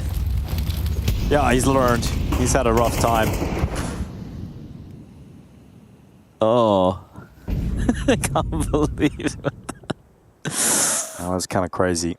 Man, I love Counter-Strike. Ooh, look at this little pixel gap. Oh, no. Hey, Drop, what are you doing, buddy? There's a Reddit thread coming up right now. What are you doing, man? I thought you were better than that. But I suppose, you know, I accept it after It's allowed. They crumbled in the last round. Got to do everything it takes to make sure that that doesn't break you. 55 seconds left in this round. Have you ever used a pixel gap while playing? Yes, I have. Oh, you're a rat. It's experimental, isn't it? I don't use it all the You're a rat. Yep. You are the Rat King, after all. Yep. Here we go. A little bit early skirmish. Safe, taking a bit of damage, that's about it. Insanity's trying to make a lot of noise by himself here towards mid, and he's being helped out by his teammates. But that's gonna drop the rotation. But it's all a ruse, Dinko. It's a push through Temple coming in. Oh, this is rough. A three-pronged assault. And Nerds and Tessus. Heroic look to defend. The final 15 seconds. It is Nerds off the back of the platform. Tessus in his stead. Is he able to get anything? No. Oh, it is a terrible hold from Heroic, and their chances to get 11 looks so good at the start of this round, but it is utter collapse, and MIBR bounced back immediately. They fell for that hook, line, and sinker. That was fishing done right on the banks of the Nile. Played that so well, great fake, and that's what happens when you play too turtled up, too reactionary, you leave too many avenues open for the teams to abuse, and MIBR played it perfectly. Well done, golf clap right there. But also Heroic, they just got absolutely outplayed. There was not much Tessus and Nerds could do, getting surrounded from every angle. Not a single weapon save as well, meaning 2 MP9s remaining in what could potentially be the final round here of map number 2 on Anubis. Good start to the round for Exit. Shush needed to win that fight if Heroic were to stand a chance. With him losing his life, Heroic's chances of overtime have shrunk. You have no faith? Not much, to be honest. I have faith in Nuke. Nuke delivers. Making its appearance. Alright. Again, mid-control just completely given up by Heroic. They can't afford to go for it. So just for a very default 2-2 setup here. It's going to require some heroic plays. No pun intended. Kixon and Dexter at MP9 and the AWP. All the way towards A main. And with the smoke towards camera, Nerds has peeled back away from the B bomb site. And this is, again, a perfect call from MIBR heading in towards B. The smoke's going to delay them for a few seconds, however. But they've shown they don't really show too many nerves, even when the timer runs low. Tessus, Molly, MP9, and a prayer on his lips. This has got to be one of the best holds that Tessus has been able to muster. And he's dead. Instantly dead at the hands of Breno. Nerds pushed on 2 fronts, bomb planted. MIBR done with the second map. It will be a third and final map needed in this series. Heroic collect Mirage, MIBR to pick up Anubis. And this series will finish on Nuke. Just a moment before we go there. Kixan to go through the formalities. 4 players stand within the bomb site, and Kixan will get close to B main, taken out by Safe, and MIBR able to bounce back from being down 8-4 in the first half to closing 13-10. This series requires a third map.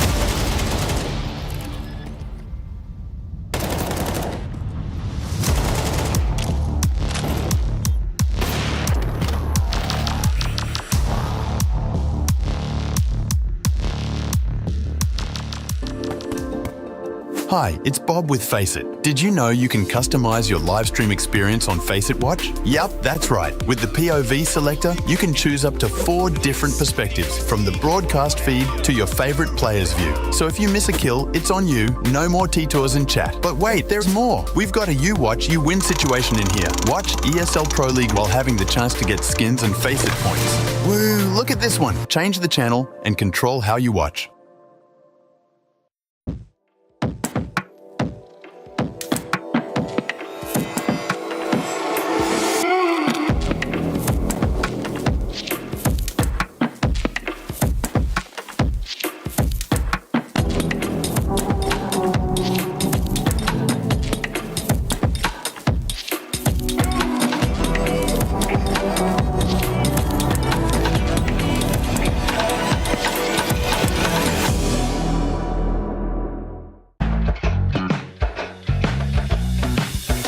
Hanging out with MIBR, and we're going to do some hard-hitting journalism.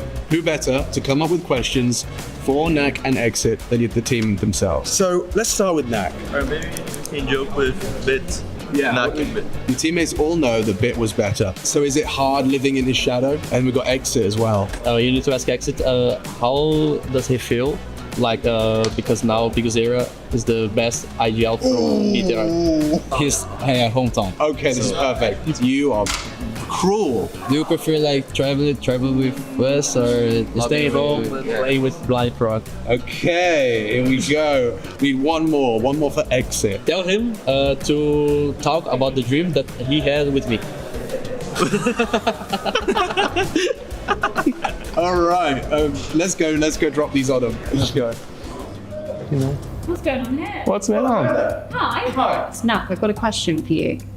Your teammates all know Bit was better. How hard is it living in his shadow?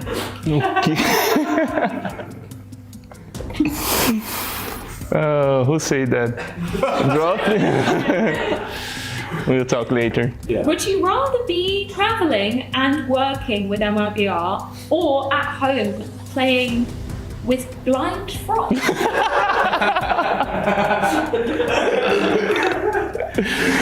Oh my god. I prefer to do answer. Who is Blind Frog? You know? No? Yeah, he's a friend of mine from Brazil. Answer the question. The question is, I prefer staying in Brazil playing with Blind Frog. He's better. He's the next superstar. You will see. How does it feel to always be the second best IGL from, I guess this is your hometown?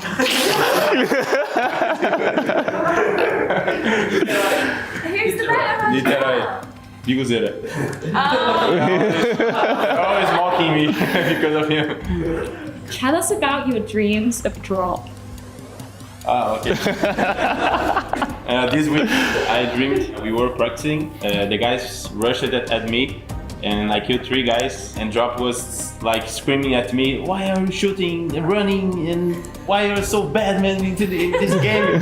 He was like so mad at me. I said to him, "Don't talk to me anymore. I'm just gonna play professional with you, and don't talk to me outside the game." It was like my dream, and I told him the next day. Did you hear that, Drop?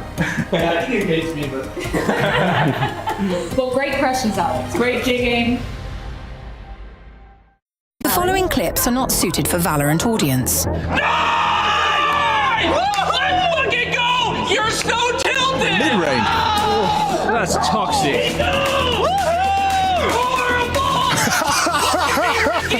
Look at me! Shut the fuck up. Forced in and a quick scope onto Stair. Hamza. He's gonna have to. You son of a bitch. Time left. Twist in with the backstab. Oh man! Wow. Oh. Kiss on the cheek to celebrate a big win. Go. Oh, seriously, look at the ace, and he's got it! No idea. Wait, let's go! No.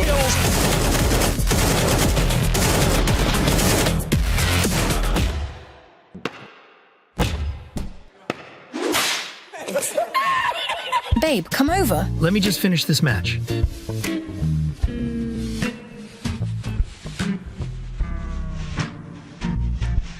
It's been 84 years. And capitalize. Lake gets one. The second. Lake holds the line. A little bit of shadow boxing here. Oh! And he's got it off as well. Talk about the impact without even getting the kill, but now he's got two. One at the very least. Slacks back into the angle. Slacks striking. AWP.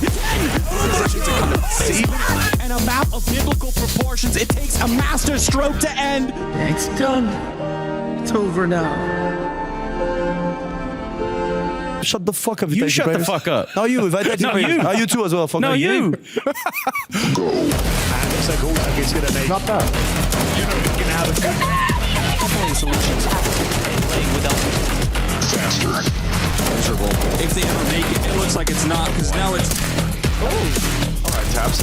All right, Taps. Taking that middle line, they have that off there. Rigon, there is a molly. Do you ever try impressions when either of you two were coaching? Yeah, I tried to pretend I was a good coach.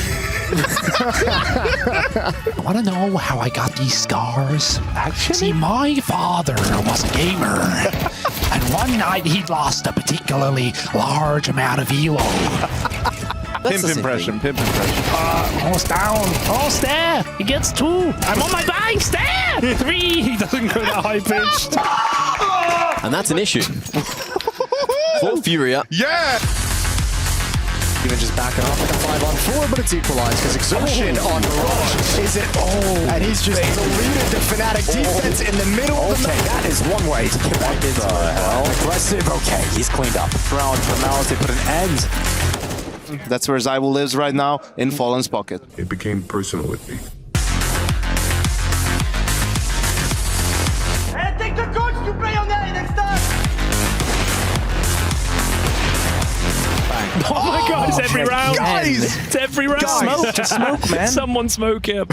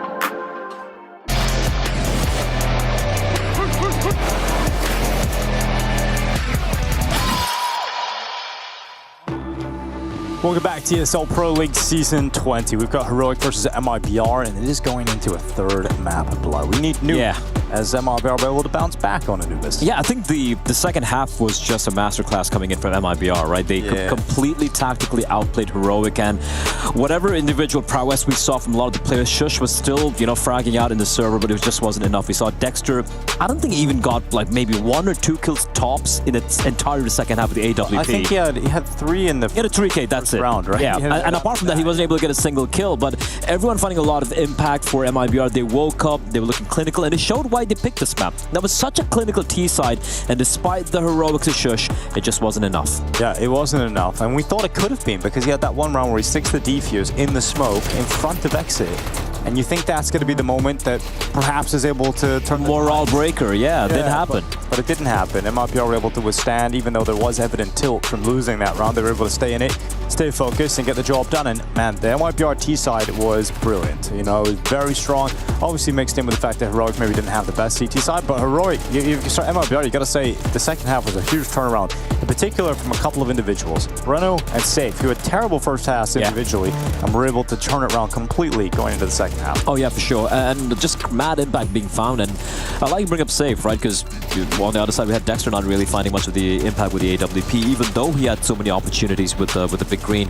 But Safe was finding crazy impact. Exit as well, drop 2. So overall, yeah, just a well-played game. And I gotta say, like, you know, coming into this matchup, we said MIBR were the slight favorites into this, and looking at the fashion in which they're able to close out Anubis, I have to kind of sway in that direction as well. I think Nuke is still going to be pretty explosive. It's going to be fun, but I feel like MIBR have woken up here as opposed to what we saw in Mirage. Yes, I think there's a statement here in the chat that's obviously absolutely true, and it's from Stroiken, who says, "Bro thinks the casters decide when the match starts." And it is true, isn't it? Yeah, I mean, yeah. You assigned 6 minutes until this game starts. Yes. And that's what we're going to have to wait now. We have to wait for 5 minutes and 40 seconds. So you hit this button right here under the desk. There is a button here, and then we start the game. How's it look? Describe the button to it. It's big, it's luscious, it's oozing, it's that's what, red. Yeah, that is exactly what's under the desk. Oh wait, that's the little pus thing I got on my leg. God, my that's bad. disgusting. I That's apologize. Anyway, moving swiftly on from that disgusting imagery, we have got another game going on over on the other stream as well.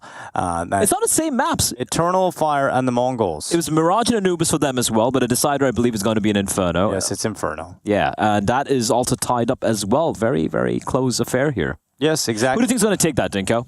Eternal Fire and Mongols. Mongols have always had Eternal Fire's number. Eternal Fire. You believe in Eternal Fire? They're playing really well.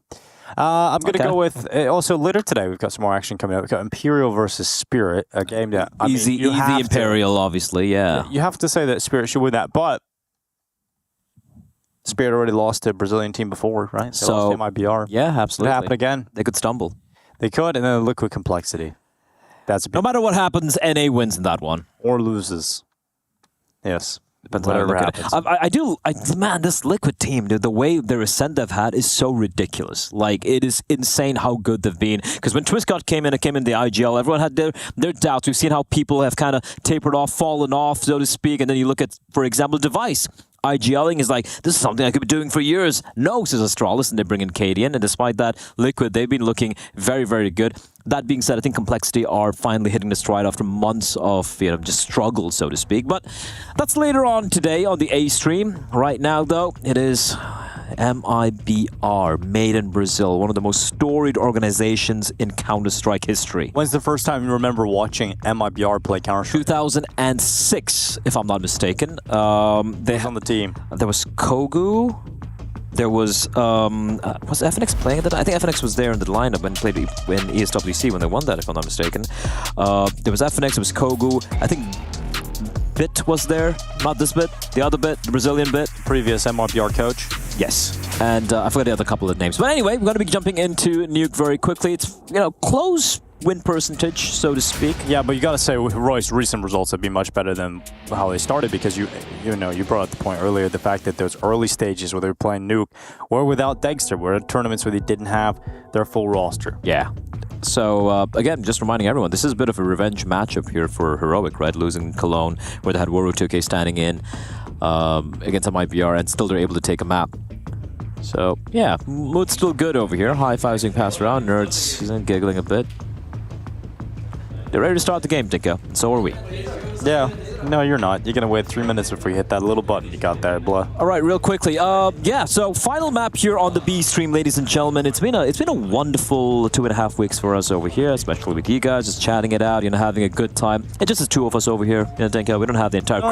It's not only two of us. You've got all these people, Blah. Yeah, you guys legends, right there. We have literally got 3 chats open right now. We've got YouTube chat, Twitch chat, and Face It Watch chat open.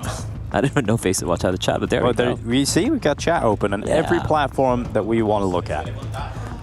So yeah, shout out to you guys for making things entertaining for us as well. You know, it's been great when you have a little bit of dead time, technical delays, chatting with you guys. It's been fun. So one final time, feel free to if you have any questions, any statements, feel free to drop in the chat. We'll be happy to take a look at it as long as it's reasonable. Or send it to the EPL mailbag at efg.gg. I will repeat that again. That's EPL mailbag at efg.gg. Yes, indeed. We have had some wonderful submissions. I did actually just see a DM from someone the other day on my Twitter that I only seen yesterday that it sent a week ago. That is from Jordan Mallard. He said, that was my RuneScape email. I appreciate the shout out. So yeah, he sent the email in about the RuneScape, which neither of us play. I also just have a bunch of messages from a lot of CEOs that have one follower on Twitter right now and asking if I had a chance to review their offer, blah. Have you reviewed the offer, Dinko? Do I need a new logo? I don't think you need a new logo. See another guy asking if I review his offer. But no, I have not. Well, we have got a chance to get excited about this. Has Breno been stabbed by his teammates in a knife round? Yeah. Sorry, bro. Sorry for the right click. In the knife round, Dinko. That's no. Probably not going to end up being around victory here for MIBR, but we'll wait and see. You don't know. Let's see what happens. They look scared, man. There's an angry face and some salt. This looks like the Anchorman fight. You know, when all the news channels come together to... Such a great movie. Yeah.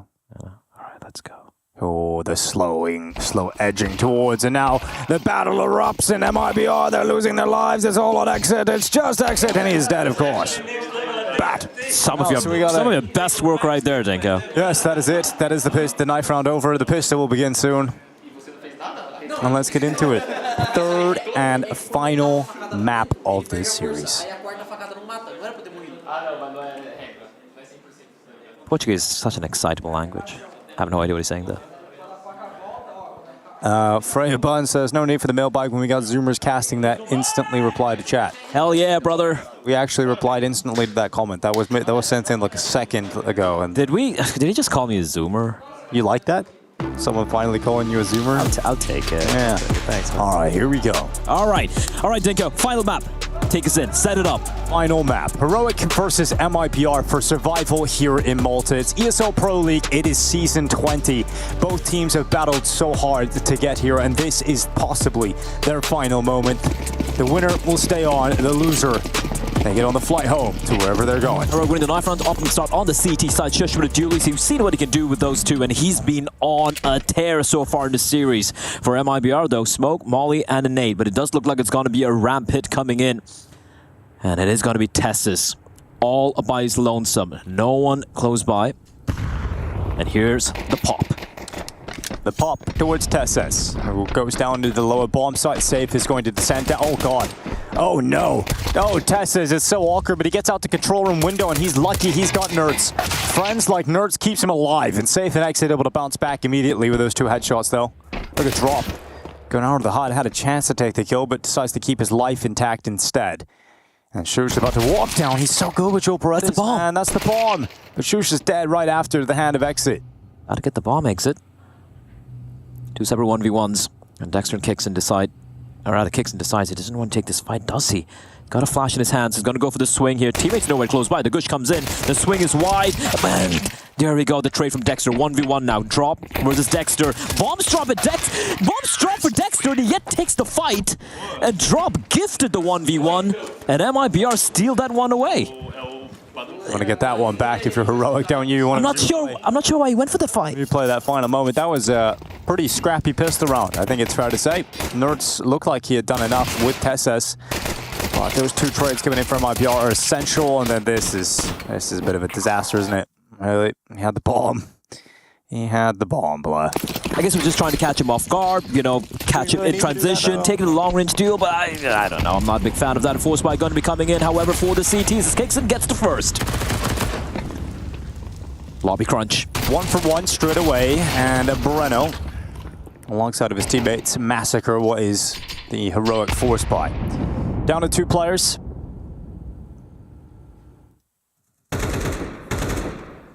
Scout hasn't seen any action yet. And 2 of the players are low, though. Breno, just a strong gust of wind away from falling over. But Safe is alive. So is Insani. Full HP. They can just group up. And it's up a bomb site. It's bereft of any CT presence.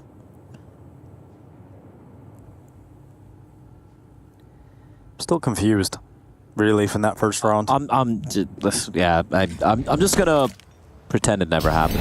Yeah, that's one way of dealing with trauma. Story of my life, man.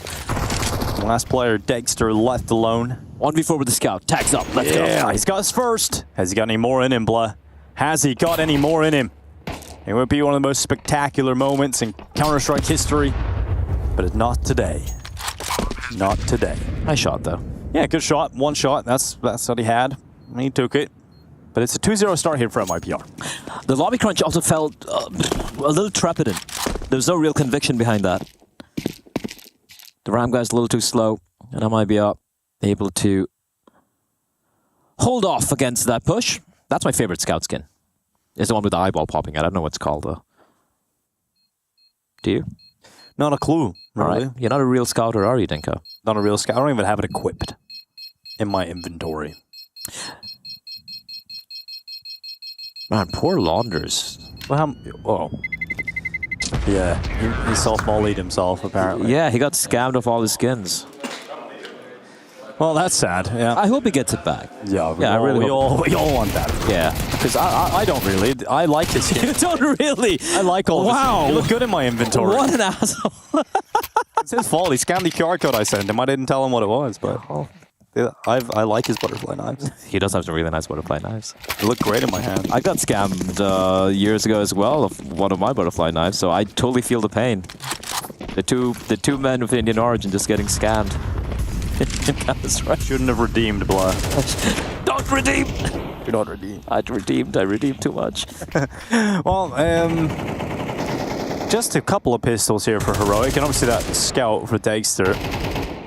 So you're hoping that maybe it can soften up a couple of opponents, put them within a couple of shots of death in the P250s, but realistically, we're looking at a 3-0 start here for MIPR. This should be it.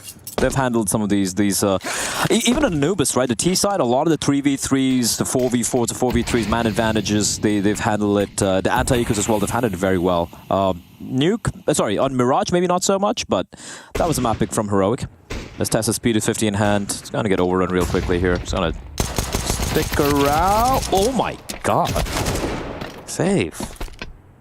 Got a question, a really persistent question, right, about what kind of a name is Blood? What was the motivation behind that? And I would just like to hazard a guess, Blood, and say there was perhaps a lack of motivation. There was no motivation whatsoever. Okay, just going to answer it one time here. We had a lot of names, a lot of gamer names, you remember, like, XXX420 Slayer and all that cool stuff. And I'm like, you know what, screw it. I'm just going to put the most minimal effort I can in a video game name. And all that blah. And unfortunately, Dinko, it's stuck with me. Just your professional... It's just not from a professional nick. But everyone has cool names like... Oh, wait, never mind. You have Dinko. Yeah, exactly. It's fine, yeah. Everyone has cool names. That's why we're the Blinko combo. God. Well, Kickstand and Nerds, they'll do what they can and get an extra couple of kills on the way out the door here, but it is going to be a comfortable 3-0 start for MIPR. Their T-sides are pretty good. Yeah. Really, really solid from Mubber. Merb. Is it? Does Pimp call it Mibber? Pimp calls a lot of things a lot of different ways. But my favorite is when he calls Scrawny, aka Corner Gervin, as Corner Gervin. Or Boobski, I like that one too. I think he had a live call-in this week. Yeah? Where he actually explained on the self, maybe it was week 1, where he explained why they call Bobski Boobski. Yeah, because it's something to do with Danish, right? Something to do with that, the damn Danish. The damn Danes. Here we go. First full buy round out. Dexter with the AWP. MP9 still for the IGL that is kicks in. That saved Galil from the previous round. First real test here for MIBR against the Rifles. Man, like the first Anubis was just 4 spies back and forth till round number 11, I guess it was. So this is much more solid of a start here. Exit tucked in. And unlucky, Shush completely blinded, but catches a good timing. Second kill as well here. And Shush is pretty much doing everything by himself. Dexter a missed shot. The second will connect. Yeah, finally landing one of those lethal blows, and it has put MIBR down to 2 players with limited health. So a save call, and the round's just begun, and it's over already. So tuck in, get a little blanket out, get cozy, have some snacks, because it's going to be a long one. No entry. Oh, that's a 1 minute save, Dinko. All right. No entry with your hands, that sign means. So you can actually just headbutt the door open, Blah, if you really wanted to. Yeah, you can try it. That's what that sign would mean. Do we still, I don't remember this, but like, I guess Chev's observing, I'm not sure. Chev, is it you? Shake the camera if it's you, yes? I think it's Zarks, right? Is it Zarks? No, is Zarks? Okay, it's probably Zarks. Zarks, can you show me if they still have the, there used to be like a body in a ticket booth in the T entrance in Old Nuke. I don't think it's here anymore, right? Yeah, that's kind of sad. They used to have like a ticket booth with a dead guy lying there. I think our wonderful team today is Zarks and J&Z. Who have been our wonderful Zarks and J&Z, yeah, shout out. Okay, is there a body there? No. No, there's no one there. I used to like the Counter-Strike lore. Look at this. Just an empty room. There's no one there. How boring is that? As boring as a save, Dinko, but as boring as the new boiler room. There's no boiler. On Inferno. What are you going to tell the kids? Why is it called boiler, Dad? Because we used to boil them up. Yeah. Not your finest work there. Really not. But yeah, first round aboard here for Heroic. They just sustained 1 casualty as well. And good work from Shush.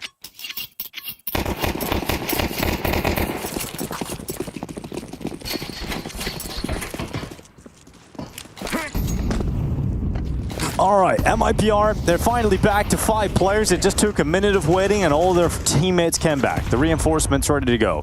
And they're looking to continue their wonderful scoreline of 3-1 and increase that to 4. But Tessus is looking to unravel their plans instantly with a push through the smoke in the ramp room. It's Exit that's gone down, and Heroic handed a player advantage. It's a pretty common play for a lot of ramp players to use, but I'm surprised he uses it this early as well. Catching him off guard, but Insanity snuck on in. That's just shaking out. Kixon has a lot of work to do. Sorry, Nerds has a lot of work to do. Kixon's nowhere nearby. So Tessus, he is inside a hut though. But his teammates are falling by the wayside. Left in a 2, make that a 1v4. They knew where he was. Position known, and MIBR, I don't know how they pounce back from that. Well, Tessus has to do it all himself, and he smoked out at Squeaky. He would have to just get a crazy little tap to go through that smoke, and he was pretty close to it, not gonna lie. Great work from Insanity, but Heroic caught napping. 4-1. Good reaction as well for MIBR. They're probably thinking it was going to be another aggro towards lobby, which wasn't the case. It was just Tessus, but they did find an empty bomb site there. The second kill on the Nurse was filthy as well. Huge round from MIBR, striking back, and the money. It's not the worst for Heroic. They won their first buy round pretty convincingly, so buy will still be on the cards. But Insanity coming alive here. We haven't really said his name so much so far in the series. You said it a few times now if you want. Insani. Insani. Insani. Insan. I. Okay, just saw a car parked. Do they have a blue badge or are they illegally parked in the disabled spot, Blah? That I didn't see a blue badge in that car. Investigate. That needs to be blown up, that car. That is the punishment for parking in the wrong spot. The C4's trapped on it. Well, probably fair enough on this map. You should make a map like that. Blow up the car, part of the handicap spot. Hey, what? Right. Anyway, 4-1, and it's yeah, like you said, there's still a lot of money left in the bank here for Heroic. So they'll be able to get the AWP out for Dexter, M4s, and Testus obviously save the AK-47. So his extra resources can be tossed around the team. Yeah, that'd be pretty solid buy here. No worries about that. But Dexter not having much util. Actually, no, he has picked up. Dropped by his teammates. But MIBR, that's what we're worrying for Heroic, right? Like, you win a convincing round and then instantly just your upper bomb set getting cracked open.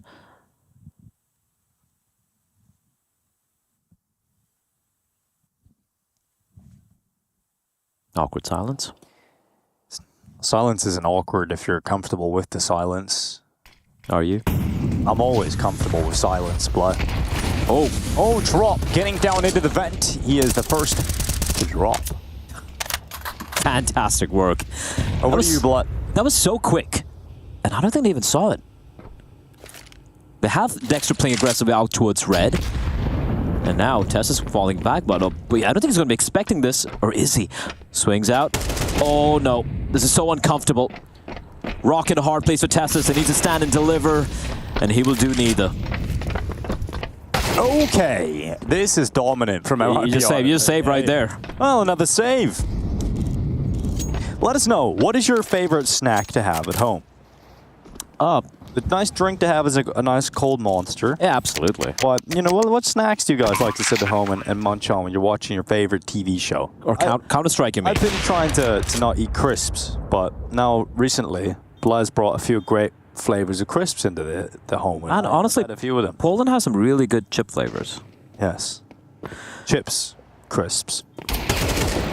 I mean, potato, tomato. Oh my god. And Insani. Bro, they're saving nothing. Yeah, nothing to save. Nothing to hold on. And Mr. Right. Yeah, that's not bad. That's some great work. Does he save though? Does Dexter hold on to his chips? The chips are in the middle. He's all in. Oh, and he's dead. It's not worked out for him whatsoever. It is disastrous. Bro, they're in cruise control right now. Like, Nuke's an operating table, and MIBR are the butcher. Just cleaving through the defense. And not even a single player save, dude. Hummus is coming in, or who? Hummus is S tier. Yeah. Okay, here we go. We got a chips here. We got blue chips. We got Soul Natural. That's natural salt, I assume. Blue chip. They sound like chocolate. They sound like very unhealthy. Sound like cheese. Blue chips. Right, half buy here for Heroic. And Nerds somehow managed to sneak his way up close. That's a tell. He doesn't play right there. Flash is good, but Insani, he spins around and delivers a goodnight kiss to Nerds. Might be out looking to navigate.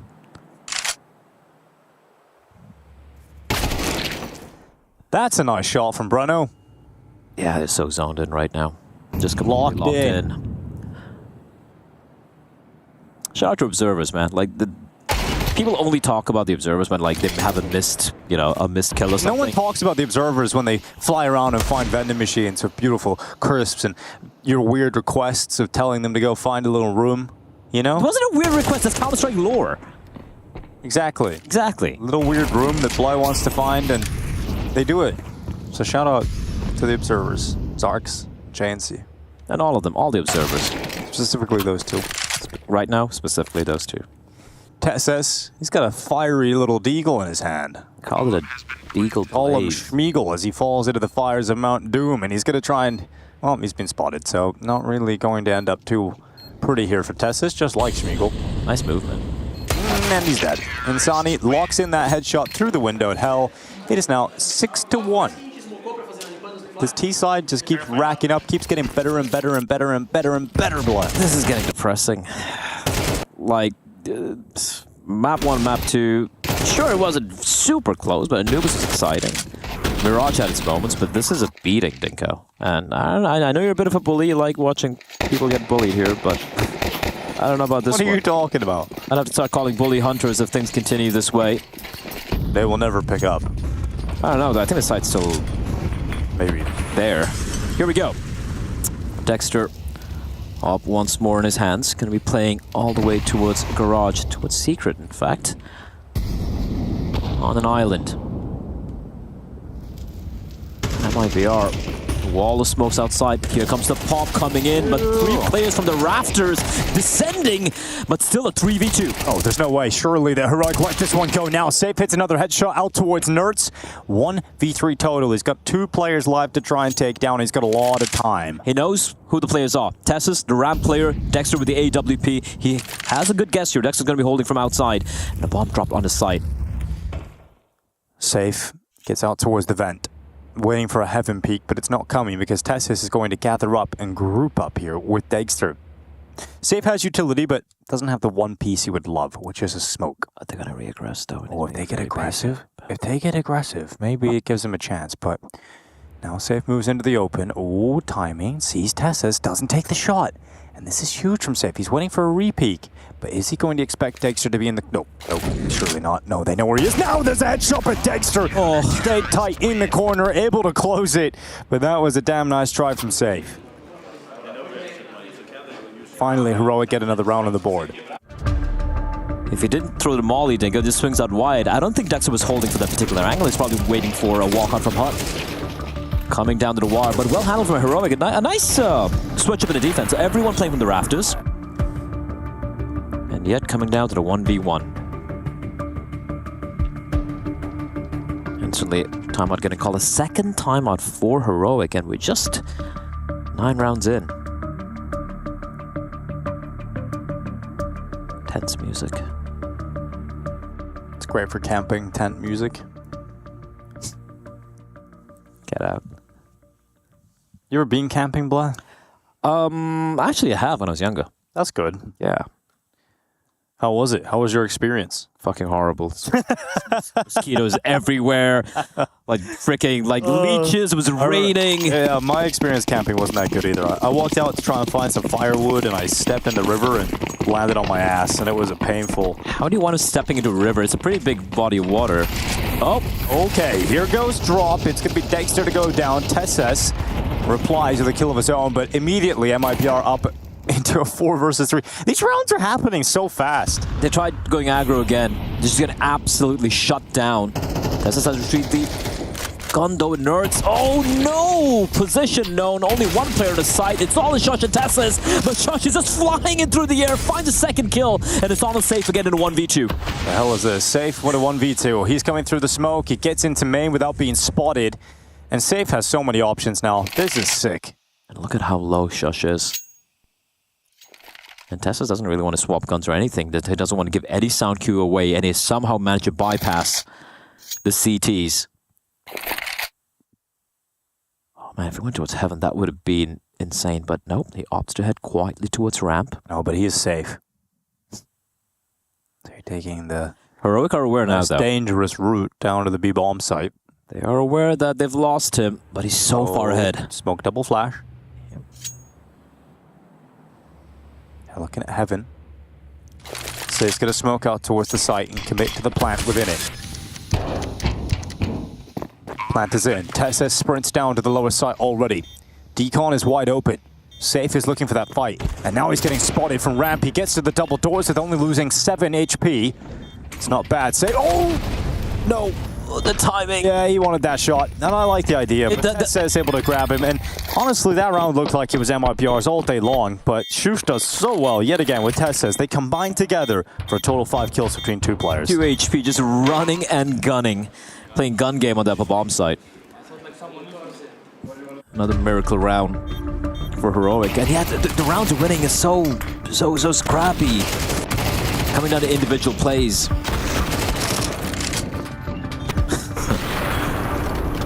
Nice shot at the end there from Tesses. Yeah, he's proven he can do it all with every weapon today.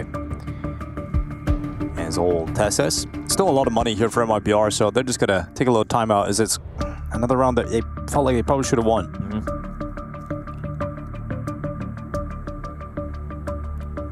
What's your favorite chocolate, Dinko? Milk. You like milk? All right, cool. I was asking for the brand, but you just gave me the genre of chocolate. Yeah, and that's my favorite genre. My favorite genre of chocolate. Milk. Milk. I've heard someone say, like, what it was, but like, milk chocolate isn't real chocolate. That box is made in Australia. All right. Heroic, some signs of life, 6-3. That's playing aggressively here. They've tried going for a lot of these aggressive posturing towards outside, but it's never really quite worked out. Insani didn't spot out Nerds. Now he will. Lucky to drop down, and Nerds will still find his head. Exit hears that. It is dropped down. He's somehow managed to bypass Kixon. This is big. They have no idea. Oh, Tesses. little bit of pressure being applied to his position, but he'll happily dive down lower exit, already coming through with a kill on Kicksan. So that means he can start to fight Tessa, who now has to fight on two fronts, and he feels so uncomfortable. He tries to make the most of it, and he does pretty well to take drop down to 1 HP, but MIBR just overwhelmed Heroic's defenses. Nerds is now left alone, so he's going to have a look at B. The bomb is being planted on this B site. That's why the Galil's better than the MP7 thing. Breno at range. That's fair enough. I'm not going to let it go. Full circle. It's got full circle. Never forget the streets, don't forget. Nerds now. He got the opening, but the rest of his teammates, everyone falls and is left alone in a pretty much impossible 1 versus 4. Insanity's 16-5, by the way. Jeez. We did say we hadn't said his name much in this entire game, and he's like, all right, cool. So he goes, he just goes Insanity mode. 16-5. It's been heard. Yeah, he has been. I think he's going to be able to hold on to it. He's running. He's still running. And here comes Exit. Dead. Bomb catches him, Nerd survives, and it is a 7th round for MIBR. This T-side is beautiful. It is beautiful. It's also very deflating. Ugly, some people might even say for Heroic. It's not much of a difference being put up here. People are worried about, your well-being, but if you weren't camping in India, they feel like you maybe could have been eaten by a tiger. Thankfully I wasn't in that tiger country or area. That's let them hear it, Insanity. Let them hear it, yeah. But there were snakes. Yeah. Yeah, I don't like snakes. Nope, you're Indiana Jones, basically. Yep. Adventuring, and you don't like I'll take it. Exit. Exit to good headshot on towards Kicksan. Not living up to his name, getting the opening kill. Beautiful stuff. Showing him the exit, though. All right. And the smokes are up. Constructing a beautiful, well, no, it's not exactly a beautiful wall of smokes, but a wall of smokes, Blood. There's a lot of smokes in the same position. Miss comms. Miss smokes. Ooh. And, certainly not miss shots, isn't it? Sonny! Oh my god, dude. What is that? Oh, get out. Get out of here. That is just filth. 8 rounds for MIBR. Does Tesla already have... Okay. He's got his gun up here. Look at that. Yep, I'm going to grab this little hot rod, take it out for a spin. Insani taken down and dropped to respond immediately. Bro, Insani's unplayable How right did you now. get that second one? That's so wild. Oh my god. I want to see it from his... It was actually even more impressive from his opponent's POV. Sorry, just running and gunning. And there's absolutely nothing Heroic can do. Final round of the first half, Dinko, and yeah. They don't need to land the wall of smokes. Yeah, obviously the Molotovs causing a couple problems outside, but then they threw more in the same spot. That was a pretty cool move, honestly. Dexter looked cool, but he still died. Yeah, it's painful. I think it might have been a CT incendiary as well, perhaps, which returned the smoke there, yeah. But MIBR searching for their 9th victory. That's the only big gun they had as well. Yep, and it's dead immediately. Now the push in towards height, stopped by Breno. Shush is not allowed to round that corner. And Heroic fall to 3 players remaining for the next minute 10 seconds. This is such a good T side. I know Insanity just popped off, but even aside from that, MIBR are handling things magnificently. The spacing is perfect. The grouping is great.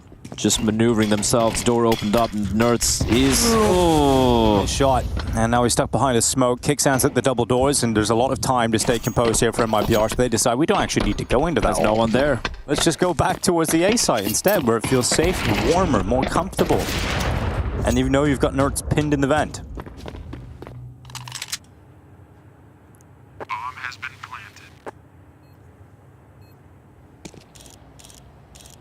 So there's a second away from closing out this half. A dominating 9-3 first half here from MIBR on Nuke as they look to close out this series, and they want to kick Heroic out of the competition here, ESL Pro League Season 20.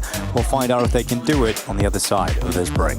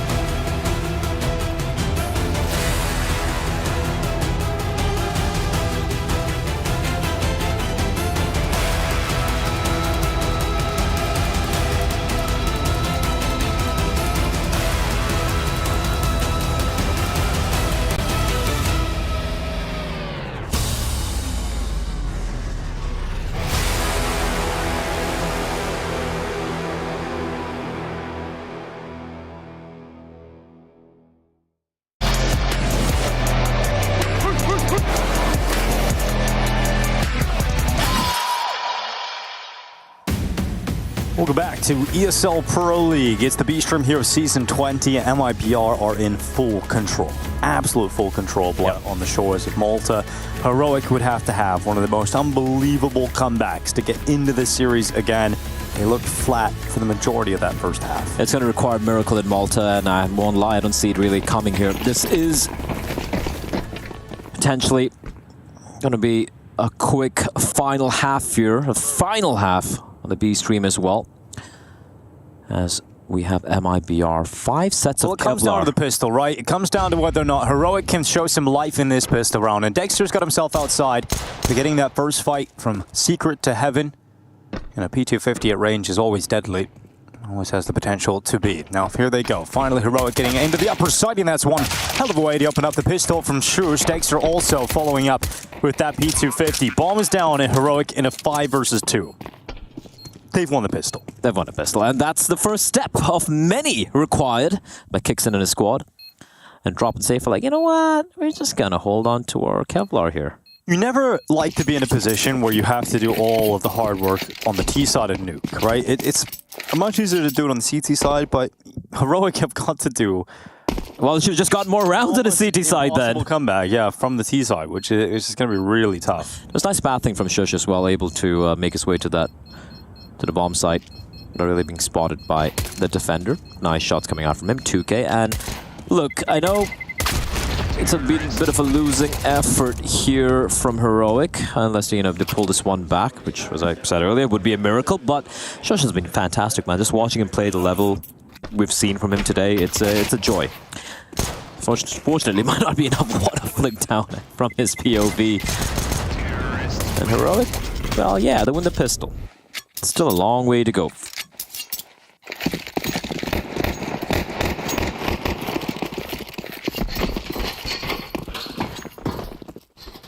Oof, that got experimental camera work. That got me a little dizzy, I won't lie. Don't throw up, blah. Alright.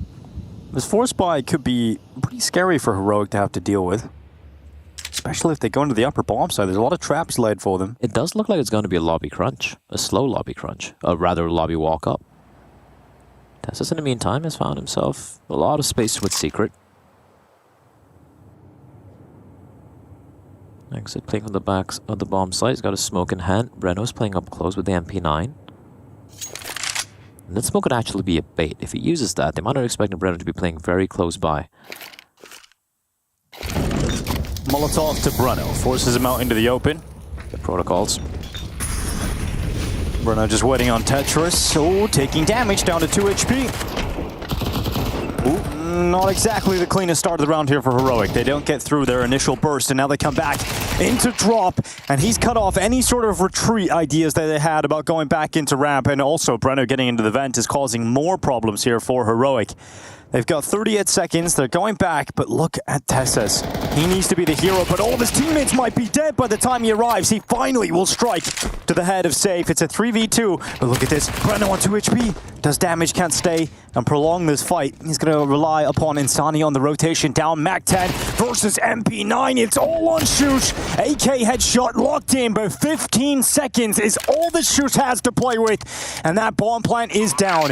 2 players up next. Shush holds down for 1 and sees his next victim and exit with a 5-7 at Decon. And Shush can't stop him. He can't stop the 5-7. MIBR bounce back with a force buy, and they're up to 10. That is it. That's the backbreaker. That's a tombstone pile driver for Heroic. What a round from Drop. In radio, gets the first. He gets 3 kills. Why did I even clearing for him? Did he think he fell back? What are the comms? What's happening with Heroic? Oh, what a disaster, Dingo. A clean pistol. Something the doctor ordered. And get absolutely smacked. Oh, that's gotta be just too tough to swallow. Oh man. They're gonna throw what they've got into the mix here, but right now for Heroic, it looks like it's starting to spell their end. You gotta duke it out. They have to fight. I'll just go for eco here. Yeah, of course. You can see already buying at the moment. Tessus on the AK, Dexter picking up a scout. The rest are going to be on Tech 9s and Deagle.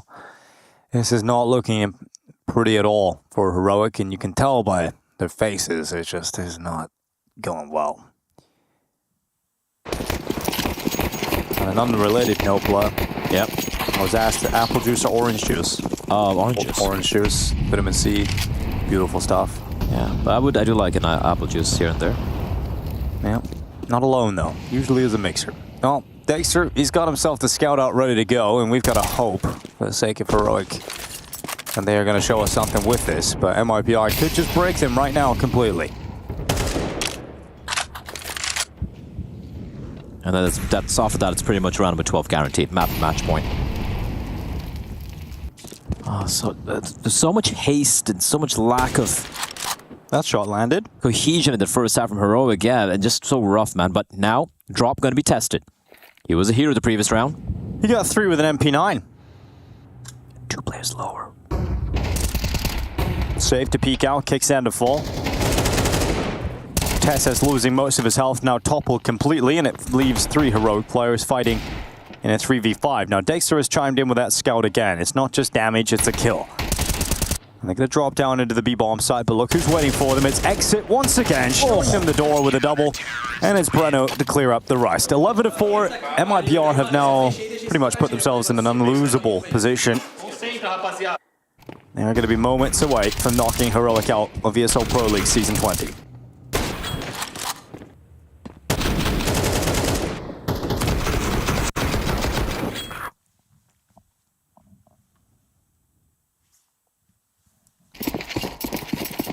High fives coming in.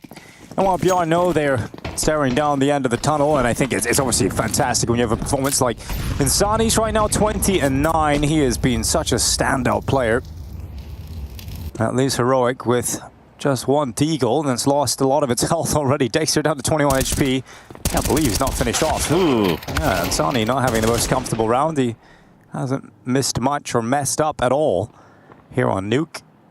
But it happens to the best of us, and I guess that's a round where, if it is going to happen, at least it doesn't really matter too much, because the rest of your teammates are going to clean up the mess outside. Shush gets another kill on the Glock, and it ends up being just a 1v3. They know where Shush is, and so they'll clean it up, and MIPR head to series point. And for Heroic, this is elimination point. They've used up their timeouts. They have to go into battle without taking a pause. And they'll throw what they can into the final attempt, the last hurrah of Heroic. I think they'll be very disappointed about the fashion in which they've gone out of this tournament in this final match. Yeah, just a dominant Mirage. Everyone just locked in, looking so good. MIBR slow to wake up, slow to rise. And then a very close Anubis, honestly. And then just completely flat on Nuke, man. There's so many mistakes being made, just being toyed around. The CD side were nothing to write home about. Josh able to get the tag, but Safe will find the kill. And 4 more pawns remain to fall. Sani not able to detect Tessas, who just walked in main, and that will cause the life of Breno to drain from... Oh no, not clean from Exit. Not done yet. Come on, bro. I like the attempt, you know? Yeah. Nice try. You have, what, 8 map and match points to work with? It does seem like this round is not going to be even an attempt for MIPR, so I'll just save into the next one. Safe has been spotted. Nert's unable to deal with him just yet. And at Heroic know they've got a 5th round now, so not dead yet. I think they'll be a little flustered about how they let that one go down, MIPR, but they've got so many chances to close this game. They're not going to be happy about it. Yeah, that was... was it Exit or Breno towards CD Vet? It was Exit. It was Exit, yeah. Like he just 2 targets presenting himself and not quite able to make up his mind. Money's got to be fine. Stressed are Heroic, but not quite over yet. That's opening from Tessa's. And yeah, that's such a quick snap from Kickson as well. Fire Exit. I don't think Exit should be fired. It's doing good. Not bad. They're winning. 12-5. A little smile you gave me. No one's seen it, but he was proud of his dad joke. It's getting to that point in life. Just need a son now. All right. You know about Tessus outside at red. Wall of smokes. A diagonal, not a little peep being made here. Shush, on the look. And Safe's gonna drop one down with the AWP. That might be our very passive. Good kill from Insani. Opening fight collected here for MIBR. A step closer to victory. Outside presence has been taken for Heroic. Shush in towards Hut. I should signal an A split via main and Hut, but with Shush going down, at least the pack of 3 players is the last effort for Heroic here in Malta. They played a lot of games to get here, battling through multiple brackets to get into the playoffs. They took VP down, but the Brazilians, it proved to be too much at the moment. Kicksan with a good shot, but Drop keeping numbers ahead here for MIBR. And he's a problem they must deal with as the bomb is dropped for a second time. It is all on Kicksan, and there's not much this in-game leader can do. He won't be able to turn the tides. He won't be able to change this reality. It is 13-5. MIBR come out on top. They will stay alive here in Season 20 of ESL Pro League. And for Heroic, it is defeat, it is elimination, and they are heading home. That is such a convincing win coming out from MIBR after looking lost and just not even in the server on the first map, which was Mirage pick coming in from Heroic. They come alive on Anubis and on Mirage, sorry, on a nuke. They completely obliterate Kixon and co. What a run it's been from MIBR. Sure, this win is way more comfortable, but they've been taking down some big names here, and this EPL run very much alive. Yeah, I mean, for Heroic as well, we got to think about some of the storylines of this squad. I mean, we've been waiting so long for Dexter to finally have a run of events, a run of games even for this squad. In Pro League, they've had that. They've had a lot of matches where he's been able to sort of acclimate to this team and finally show what he's capable of, and I don't think we're seeing it click to the level we wanted for Heroic. I think the early stages of this team, back at the start of the year in Katowice, they had an upset victory versus Vitality where they knocked them out in the group stages, and I think everybody got very excited about the team. And from that point onwards, I think we've seen them hit their ceiling, and we give them a lot of excuses, we give them a lot of time. Not having their opera obviously be with them is a big problem. And finally, they've had some time with Dexter, and it's not any better. It's maybe a little better, but not much better at all. I think they're the opposite. I keep saying this about Na'Vi. When I talk about Na'Vi, I say they are more than some of the parts, right? You're looking at Emma, you're looking at Jill. Of course, right now they're really coming together, but you look at a team and how they seem to overachieve a little bit despite looking at the name value of the players they have. I think it's the opposite for Heroic. I look at the name value of Tessus. I'm talking about Shush, they're all Heroic players. Talking about Nerds, who used to play in Ends, who was just a star player before Snappy. You look at Dexter and how dominant he was back when he was playing, and Kixon, of course, he had the crazy run in the major as well. You put these 5 together, it should make sense. They should be achieving way more than they have, and unfortunately, they won't. They will crumble here in a bit of a quiet fashion on the final map of their run. Okay performance, but again, I feel for Heroic, again, back to the drawing board, it's rough. Yeah, back to the drawing board, but for MIBR, they're starting to paint a very pretty picture as this tournament goes on. They're going to move on to the bracket to fight against M80, right? So this is now looking like a team that... Battle of the Americas! I do actually feel like that's a very winnable game for MIBR, And so this bracket starts to look quite pretty for them in that respect. I think it is very winnable. I think both teams, both M80 and MIBR, will be looking at each other going, okay, this is going to be a close game. I still feel MIBR would be the favorites. I've seen more from them all this while. I want to take nothing away from M80. This run they've had so far in EPL has been phenomenal. But the one thing going for MIBR is just, I'm looking at the map pool. I'm looking at how the individuals are all working together, stepping up. A lot of tenacity as well. I think they go into the game they have against M80 tomorrow as slight favorites, at least for me. But it's still going to be a banger game. The Battle of the Americas. Yes. A lot of Battle of the Americas. We got Complexity Liquid as well today. It's true. We do have that later on today. That's going to be very exciting. But I'm very excited about MIBR, and I'm sure there's one man that's even more excited than we are. It's going to be Exit, and we've got him down in Malta on the sidelines. We're going to have an interview with him and bring him in. So, first of all, Exit, congratulations on the win. I just want to start by asking about Mirage, that map that you guys didn't really seem like the MIBR we seen last week were online. It felt like you maybe were a little bit asleep at the wheel. Do you sort of have a reason as to why it was maybe quieter for you guys on Mirage? On Mirage, on City side, our communication wasn't really bad. Was really bad at the start.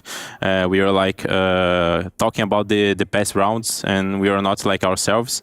The way we played in the last week, we didn't do that in our communication, and you saw it. Like it was 9-3 for them because like we were doing things that we don't do, and our communication wasn't good. And we kind of tried to get back on T side, but they had like a large advantage, so we couldn't. But we talked about it after the game that we couldn't play like communicating like that, and we stepped up. On Anubis, right, on the T side, one thing which I noticed, I wanted to ask you was they were playing, Heroic were playing very, very passive on a CT side, right? No real mid control, nothing. And your T side was just great. You were forcing out the rotations. You had really good calls coming in. Was that just your game plan, or was that specific to what Heroic does? Was it like a bit of a counter play to their usual CT side? You can say that's a little bit counter to play against them because we talked, of course, before the game. But I think like 70% it was like us playing our game, and we were like making them rotate a lot, and we were like communicating really well on this map, especially on T side.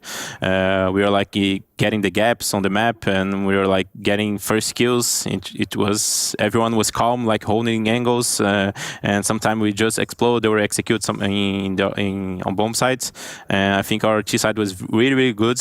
Drop was calling great, and I think everyone was having their time. Like everyone stepped up on T side, and when it happens, it's hard to play against us.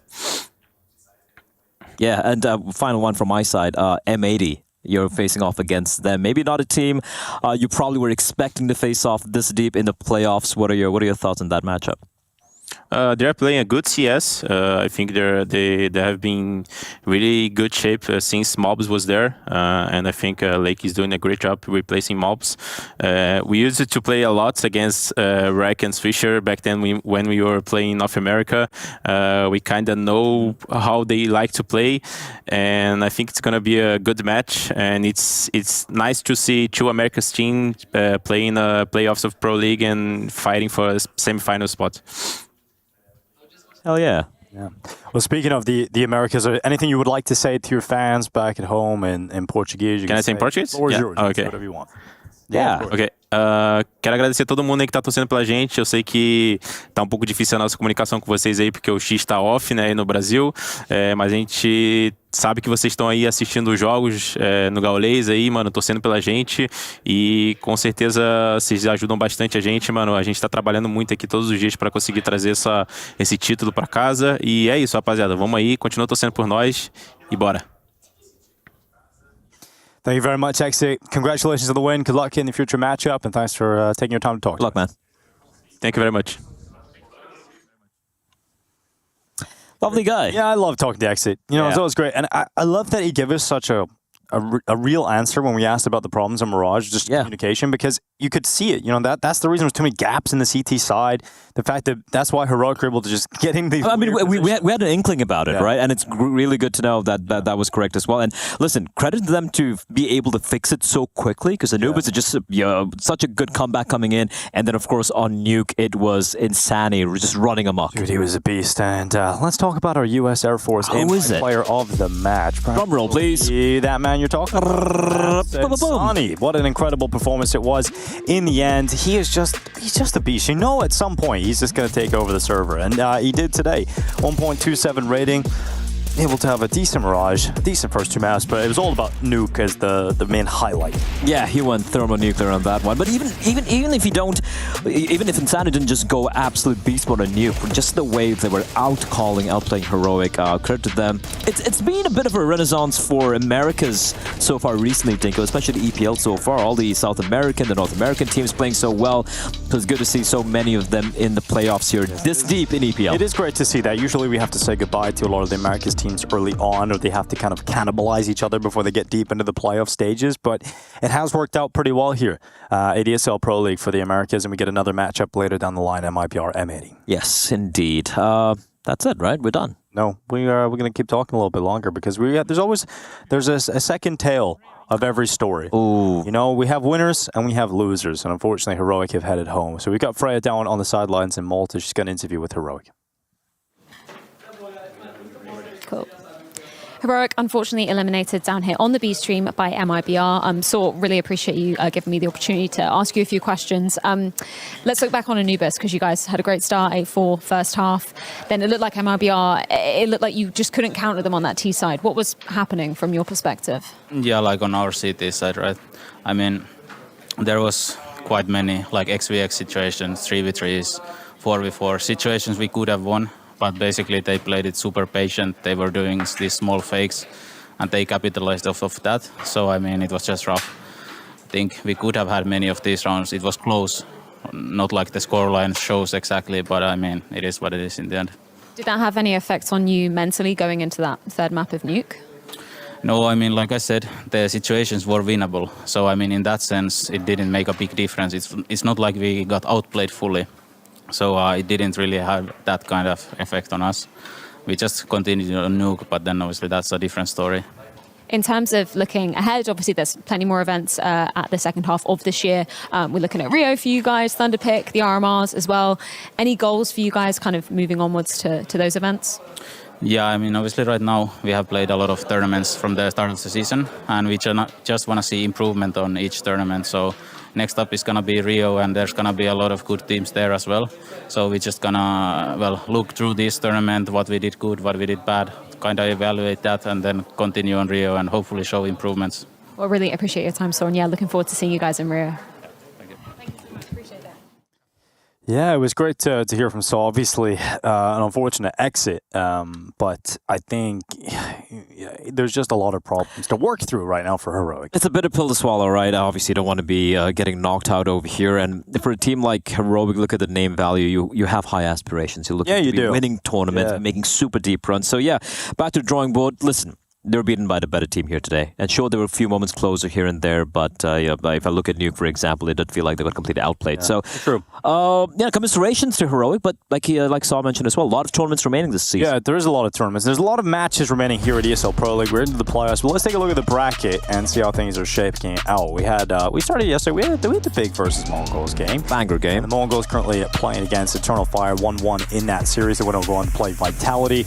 We've got MIBR, who have just defeated Heroic. They move on to play against M80. And later today, we've got Team Liquid Complexity. Winner of that plays G2. And we've got Imperial versus Team Spirit. Winner of that plays Na'Vi. So we've got a lot of cool games starting to be shaped up here at ESL Pro League. I'm just ready for my Mongols Complexity Grand Finals. I'm just putting it out there. Well, Blood, that is probably, I hate to break it to you, but that is probably, let me believe, one of the most unlikely scenarios. Let me believe. I enjoyed cosplaying our favorite monster flavors today, Blood. Yeah, I like my Ultra Black Monster right there. We decided cosplay today. Yeah, we actually, look, the color scheme in all matches. Very ayaya for you, Denko. Yeah, very, very ayaya.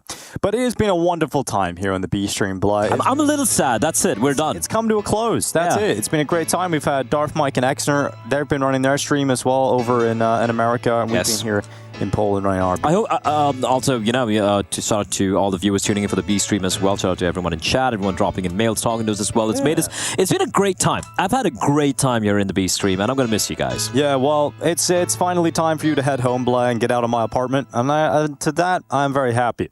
Well, thank you very much for everybody watching at home. We'll be back at some point in the future, but enjoy the rest of the games on the A stream. ESL Pro League has been a blast in its 20th season.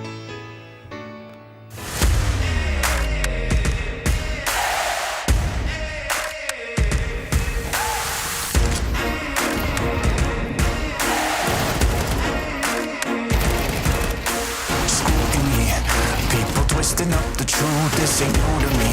Since the age of 22, I've been using it. Like it's fuel to level up, like it's champagne in my cup. Like there's nothing interrupting my pursuit of dreams. There's a vision in my mind, it's consuming me. Take my confidence combined with opportunity, mix it up with unity. Soon to be the greatest of my generation, Operation Victory. Fight or flight, we will stay. Through the perils we dare not to stray. Spark the match, light the flame. Out of luck, out of sight, dangerous, dynamite. Dynamite! Setting fire to the clouds at the speed of light. Going up, not coming down.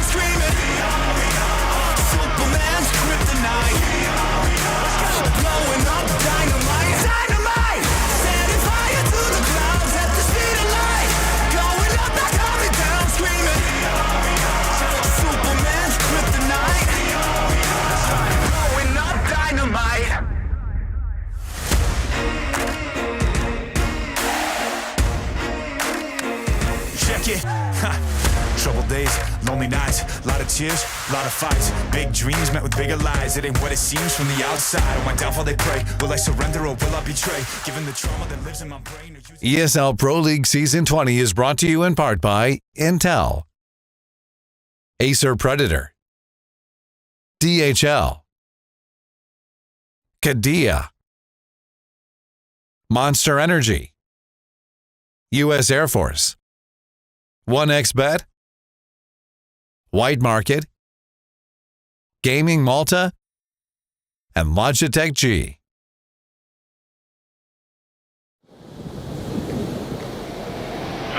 Hey, Chad.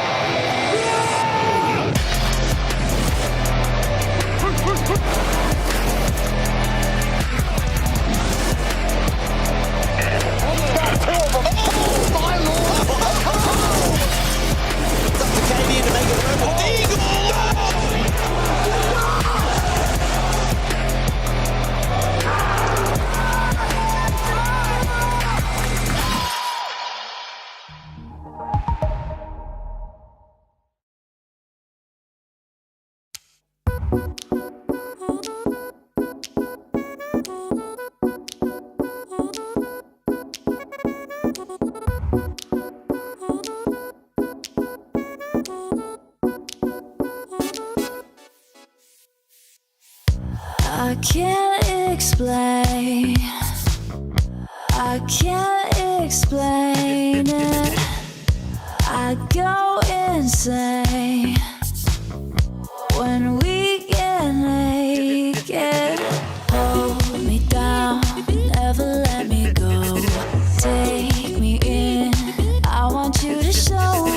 Hold me down, never let me go. Take me in, I want you to show me love.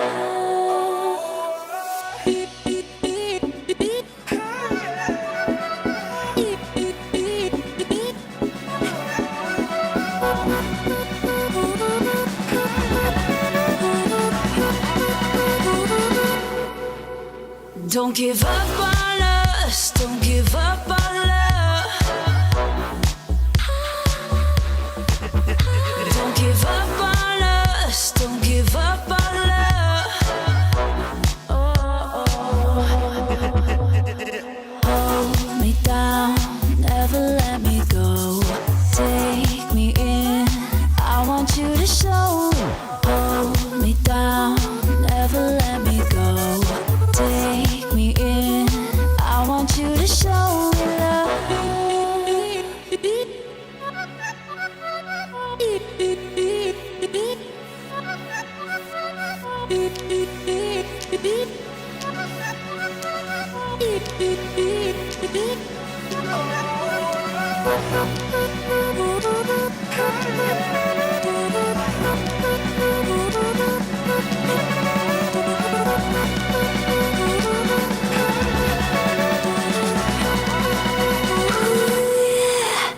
Don't give up on